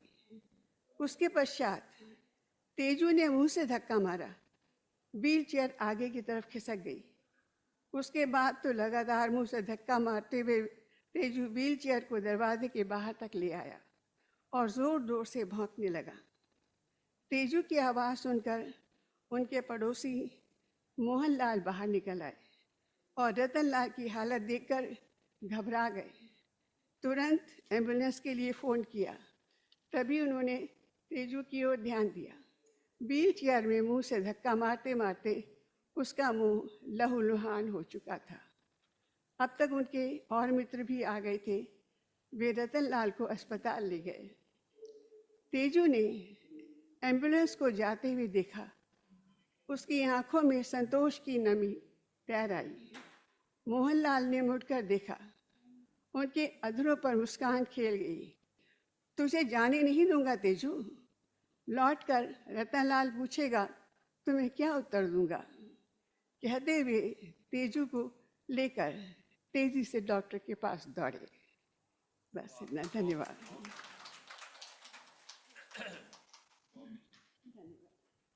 बहुत बहुत धन्यवाद। आपकी आवाज़ में कितना ठहराव था ना, ये ठहराव आजकल मिलना बहुत ज़्यादा मुश्किल है। हम लोग, ये तो अपराध है ना। आप फ़ोन को साइलेंट मोड पे कीजिएगा। जो लोग अभी हमारे साथ शामिल हुए हैं उनसे फिर से अनुरोध है, आप अपने फ़ोन साइलेंट मोड पर डाल दीजिए, और यदि बात करनी हो तो अकादमी का बहुत बड़ा परिसर बाहर है, और जब आप अंदर आए तो दरवाज़ा बंद कर दें, नहीं तो आवाज़ बहुत आती है जी। फ़ोन जो है, फ़ोन्स में आजकल जो स्मार्टफोन्स हैं उनमें ब्लू लाइट एमिट होती है। ब्लू लाइट सीधा यहाँ पे हिट करती है माथे के बीच में, और डोपामाइन रिलीज होता है। डोपामाइन एक डोपामाइन एडिक्टिव केमिकल है, जैसे कि हम सब जानते हैं, इसीलिए एंडलेस स्क्रॉलिंग होती रहती है। स्क्रॉलिंग होती, आप देखते हैं ना, कई बार फ़ोन रख नहीं पाते। मुझे नासिरा शर्मा जी ने बताया एक बार, 1.5 साल खराब हो गया, 1.5 साल खराब हो गया व्हाट्सएप पे, नहीं तो एक नॉवल लिख लेती। खैर इसीलिए पढ़ने की आदत जो है बहुत बहुत ज़्यादा अच्छी है ना। इस बारे में भी कभी एक सत्र रखेंगे। आगे बढ़ते हैं। शुभ्रांशु पंडा जी के बारे में आपको बताते हैं। शुभ्रांशु पंडा एक प्रसिद्ध ओडिया लेखक और पत्रकार हैं। आपकी देखिए, सिर्फ उड़िया लोग नहीं, सभी लोग ताली बजाएंगे, हम देखते हैं। ये प्रांतवाद चलता है यहाँ, ये ठीक नहीं है। हाँ, आज नहीं, आज हम बहुत त्रासित थे। हमारे सुबह के जो एक उड़िया लेखक थे वो आधा घंटा ले गए और सबने हमें उलाहना दिया। हमने कहा हम कहाँ पार्शियलिटी कर रहे हैं, हम विनम्र निवेदन ही तो कर सकते हैं, सब हमसे बड़े हैं, पूजनीय हैं, आदरणीय हैं। शुभ्रांशु जी तो ऐसा नहीं करेंगे, 10 मिनट में पढ़ दोगे ना। नहीं, बहुत अच्छी बात, पहले से ही है ना। तो आपकी 8 पुस्तकें प्रकाशित हो चुकी हैं और सह संपादित पुस्तकें भी शामिल हैं। आप एक शौकिया प्रकाशन गृह Subhranshu, I'm so sorry, I've been speaking for long. Gala jo hai na, he runs an amateur publication house, Pen In, and he edits a monthly Odia literary journal called Samakala. He is the recipient of the State Youth Award, Nayagad Pratibha Samman, the Sunday Indian Youth Excellency Award, amongst many others. Please welcome Shri Subhranshu Panda for his Hindi story. I request you to also tell us the name of the translator also.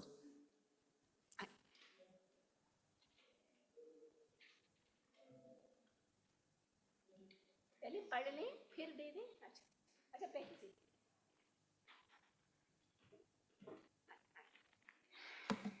So no, I can complete it in 10 minutes. So no, yes, I'll take 10 minutes only. No. That's why I have given. I'm not worried, but the title is also very interesting. I have more books with me. I can give you also.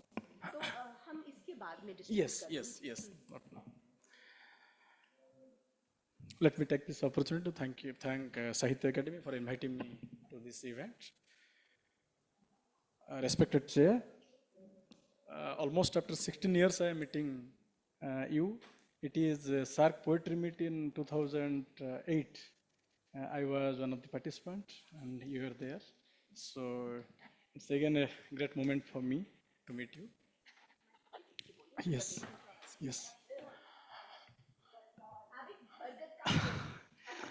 No.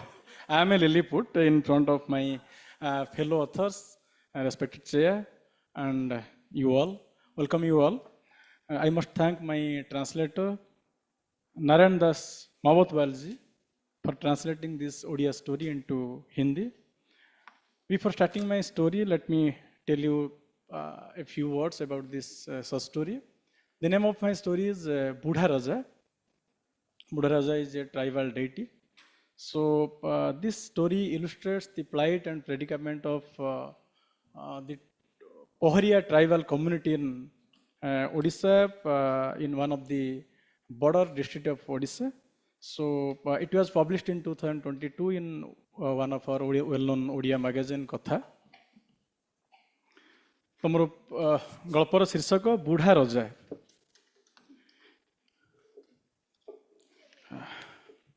Forgive me for my bad pronunciation. स्वप्न सुख देता है, टूटने नहीं देता, सत्यों को सहने की ताकत देता है।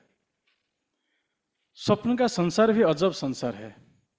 सब झूठ है ये जानते हुए भी सच्चे दुख को किनारे कर आदमी स्वप्न में जीने को सुख कर समझता है। उसके माथे पर पानी का बड़ा सा टप्पा गिरा। अचानक नींद खुल गई। दिवाकर भुए उठकर बैठ गया। माथे पर हाथ फेरकर गुस्साया। कितना सुंदर सपन चल रहा था। सरपंच पैसों की थैली उसके हाथ में पकड़ा ही रहा था।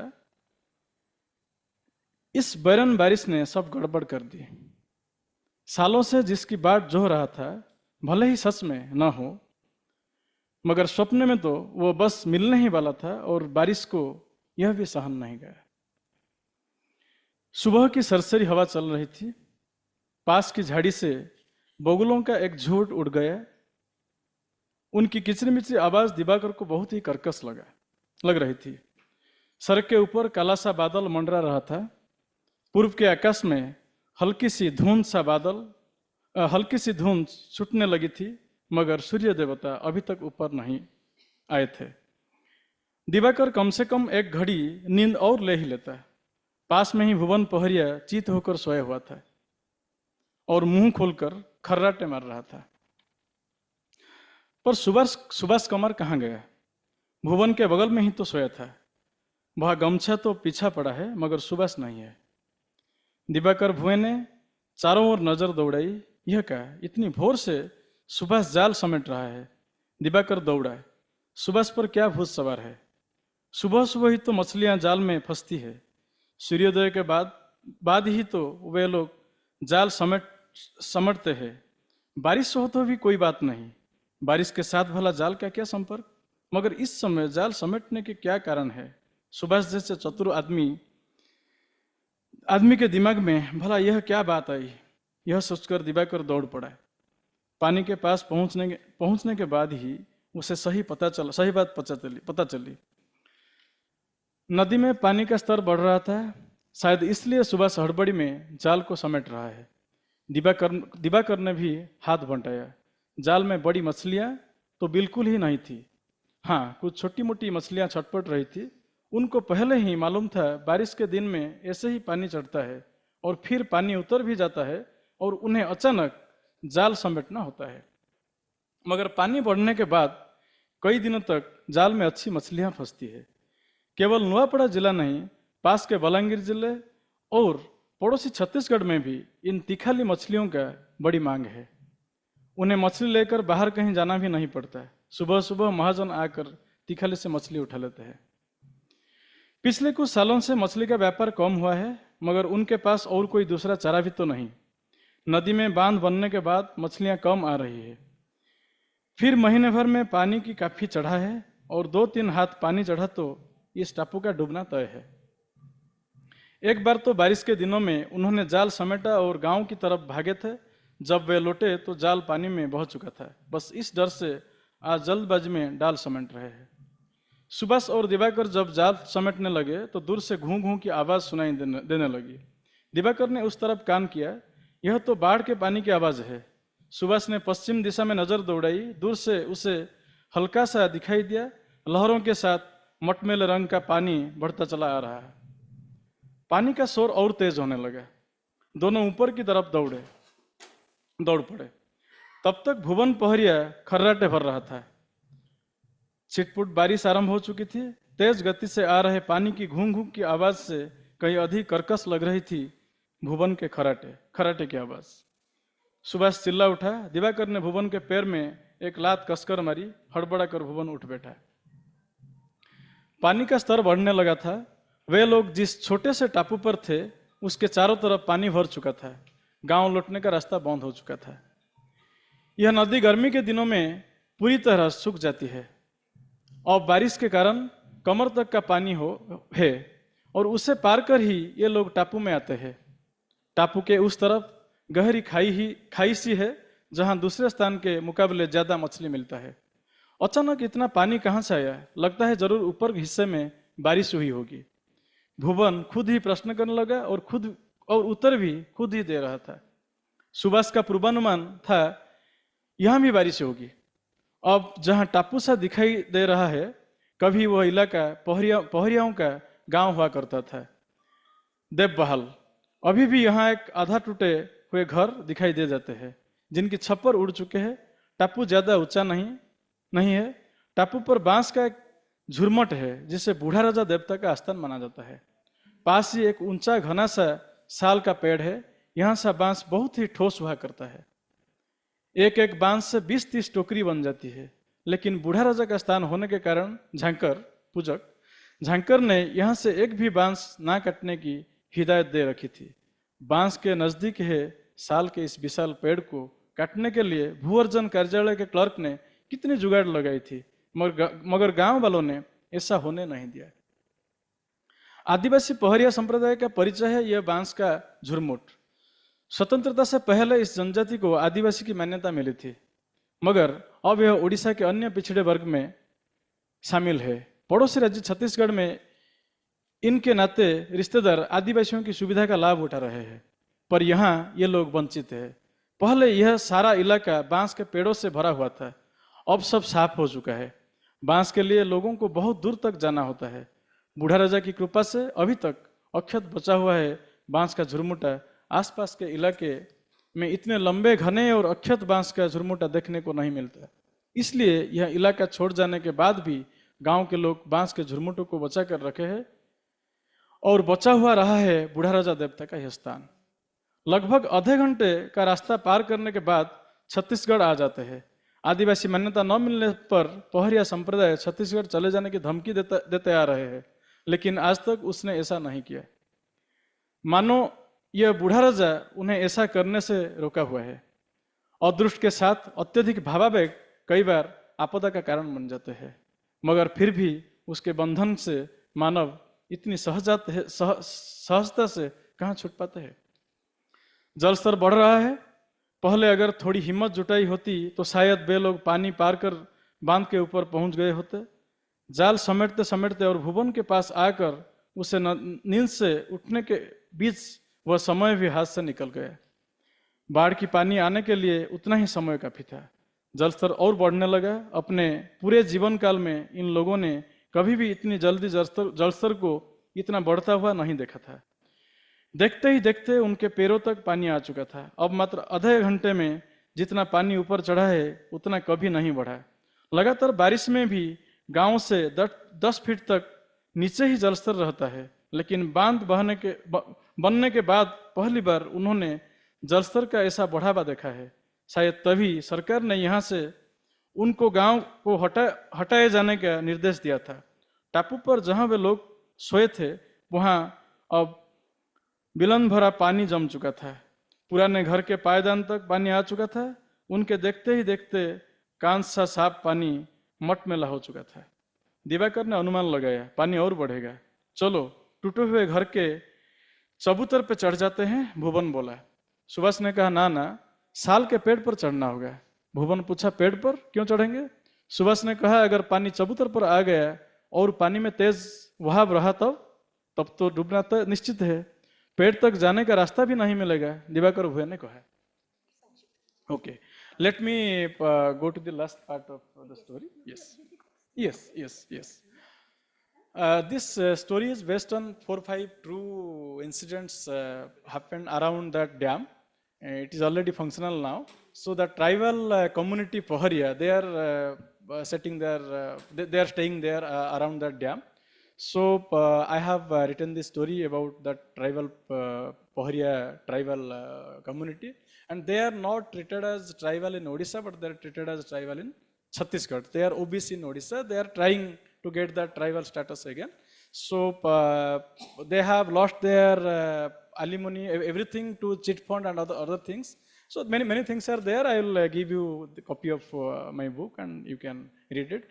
Thank you again. Thank you for giving me this opportunity. Thank you so much. In fact हम सभी राइटर्स के साथ में एक परेशानी होती है, हम बहुत ख़राब एडिटर्स होते हैं, है ना। So if you learn to chop mercilessly, that is the निशानी ऑफ अ गुड राइटर, है ना। तो जब भी सुनाने आए, क्योंकि मंच एक, देखिए पढ़ रहा है इंसान अपनी पेस पे पढ़ेगा। हो सकता है मैं 3 दिन लगा के पढूं, ये 1 घंटे में वही चीज़ पढ़ लें, है ना।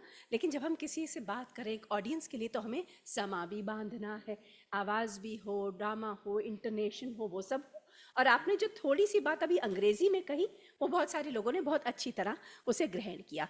हम आज की आखिरी प्रस्तुति की ओर बढ़ते हैं। तो Urdu is always a cherry on the cake, you know, the sweet dish, you know, so always. Abdul Samad ji हमारे साथ में हैं। ये प्रख्यात उर्दू कथाकार हैं। आपकी प्रकाशित कृतियों में 12 उपन्यास और 8 कहानी संग्रह शामिल हैं। आपको साहित्य अकादमी पुरस्कार, भारतीय भाषा परिषद पुरस्कार, गालिब पुरस्कार, आलमी फरोगे उर्दू अदब पुरस्कार दोहा कतर में मिला था और बिहार उर्दू अकादमी द्वारा लाइफ टाइम अचीवमेंट अवार्ड से नवाजा गया है। मैं बहुत ही सम्मान के साथ अब्दुल समद साहब को मंच पर आमंत्रित करती हूँ अपनी रचना पढ़ने के लिए। तालियों की गड़गड़ाहट रुकनी नहीं चाहिए।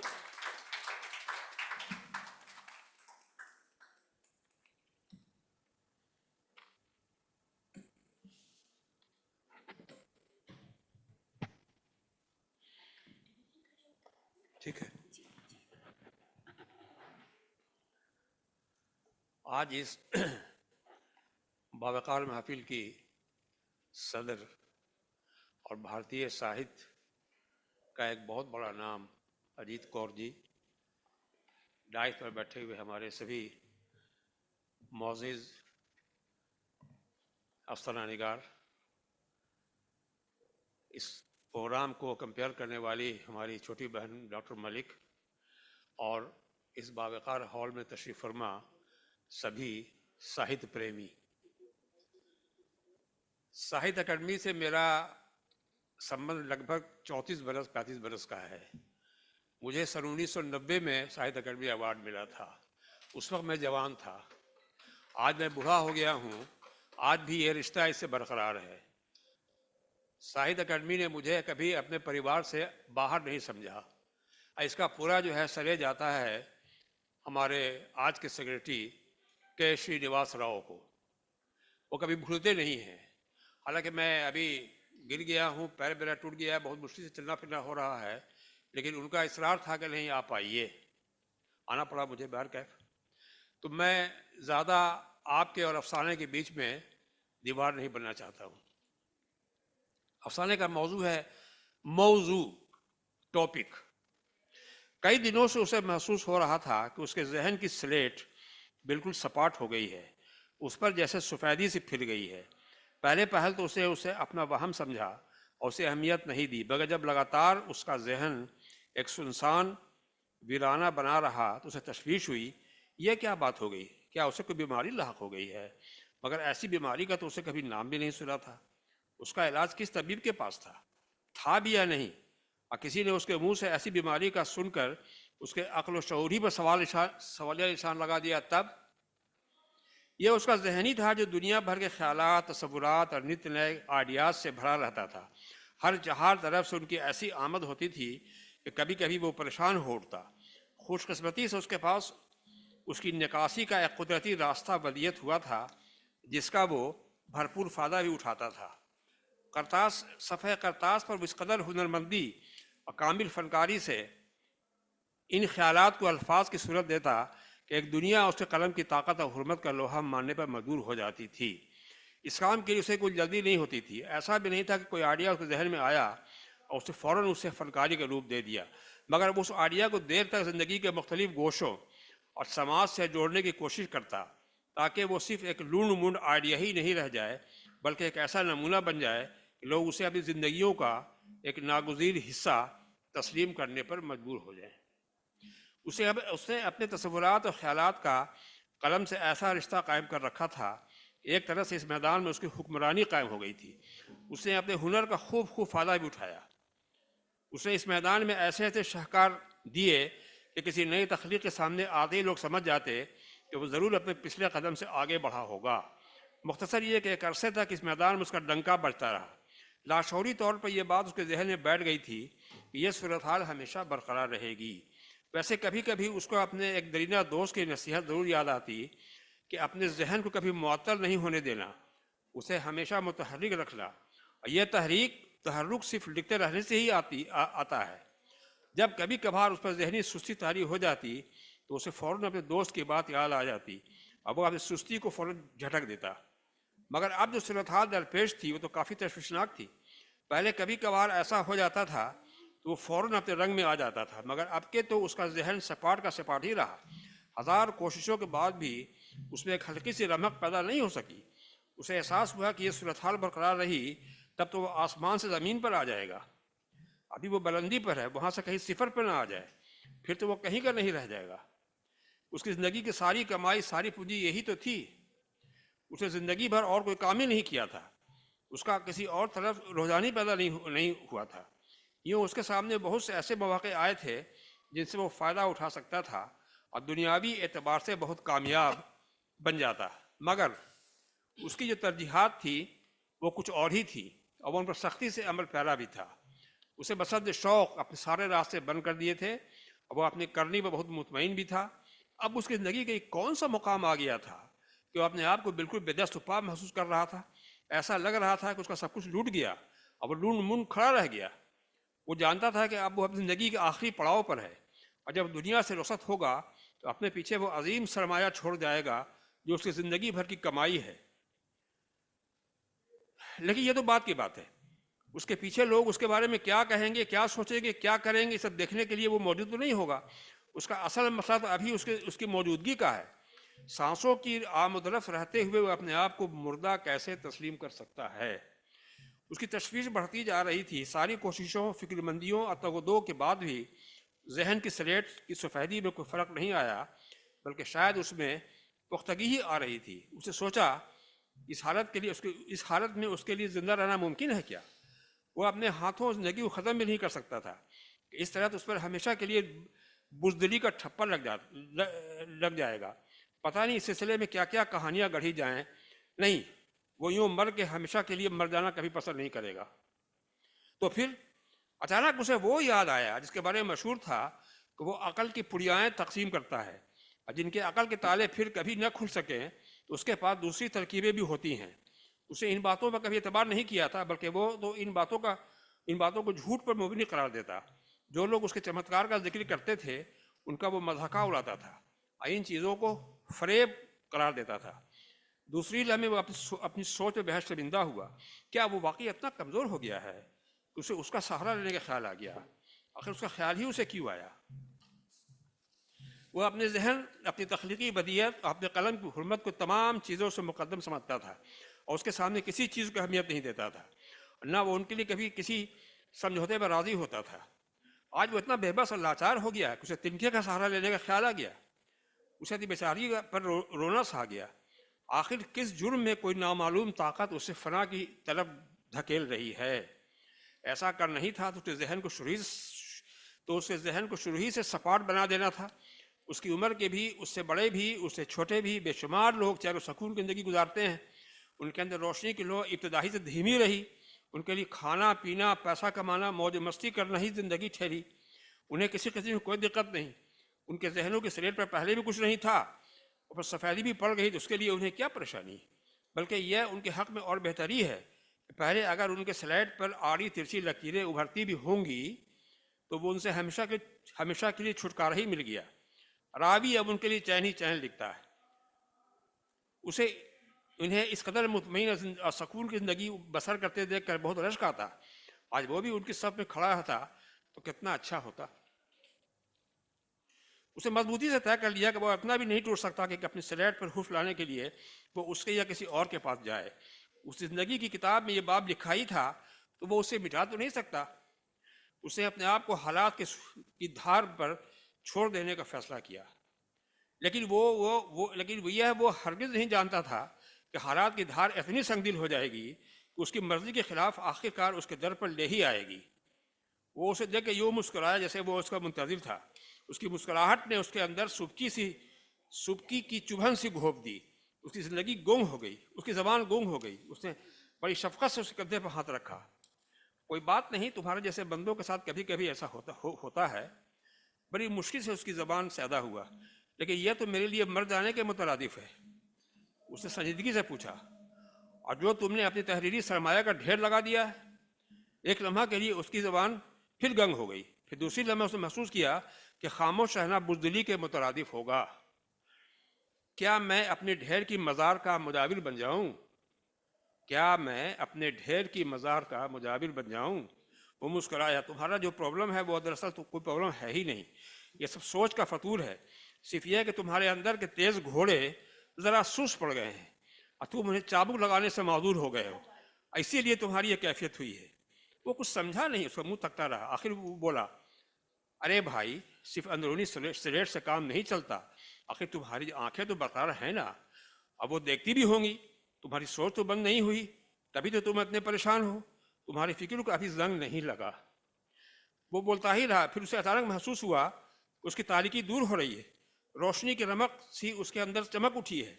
गो अभी सब कुछ साफ नहीं था, उसे ऐसा लगा कि कोई धूप में उसे आईना दिखाने की कोशिश कर रहा है। उसकी आंखें चुंधियाने लगी हैं, उसके पास कहने को अब कुछ नहीं था।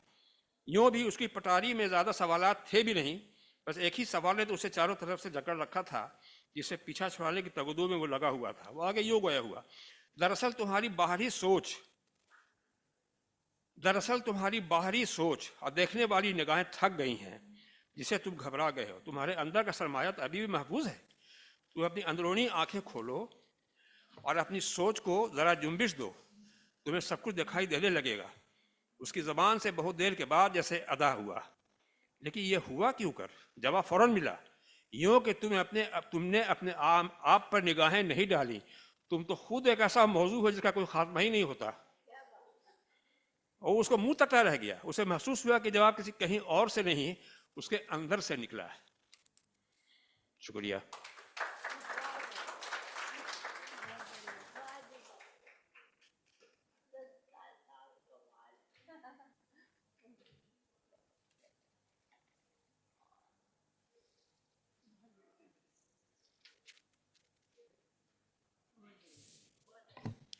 It's been such a beautiful session, I cannot tell you. So inspiring, fascinating, साहब. Thank you so much. हमारे बड़ों से हमें कितना कुछ सीखने को मिलता है, not just the craft of writing, but the way they conduct themselves. I mean, I'm beholden to you, I'm beholden to them. Look at the humility.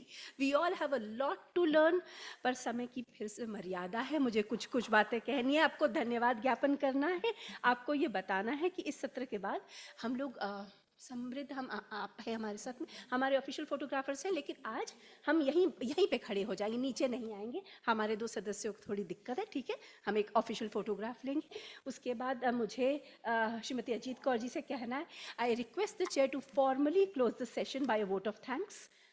Ma'am, would you please address us? You said you want to thank the gathering. Hello, on me? Okay okay. अभी आपने बोला ना कि आप I thank my fellow story writers who have shared with you their marvelous stories. Particularly, I was touched by Abdul Sattar's story, which had lyrical touches also. He writes like me, I think. And I thank all the audience also who have sat here, listened to the stories patiently, in spite of the annoying noise filtering in, which is not in our control. Thank you, all of you, very much. And the compare, the lovely, very intelligent, very roomy. Rumi was a Darwish also. Yes. I have been to his mazar in Turkey. Rumi's mazar.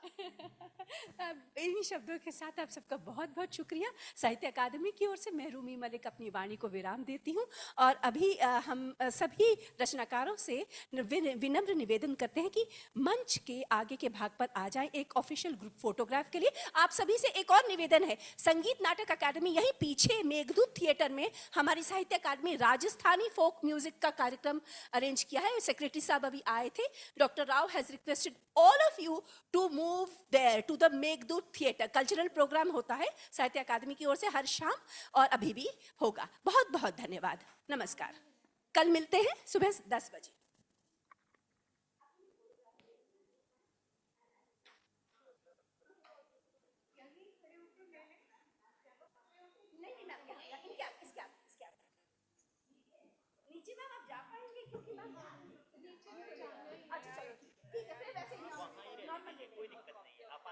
गाने लिखे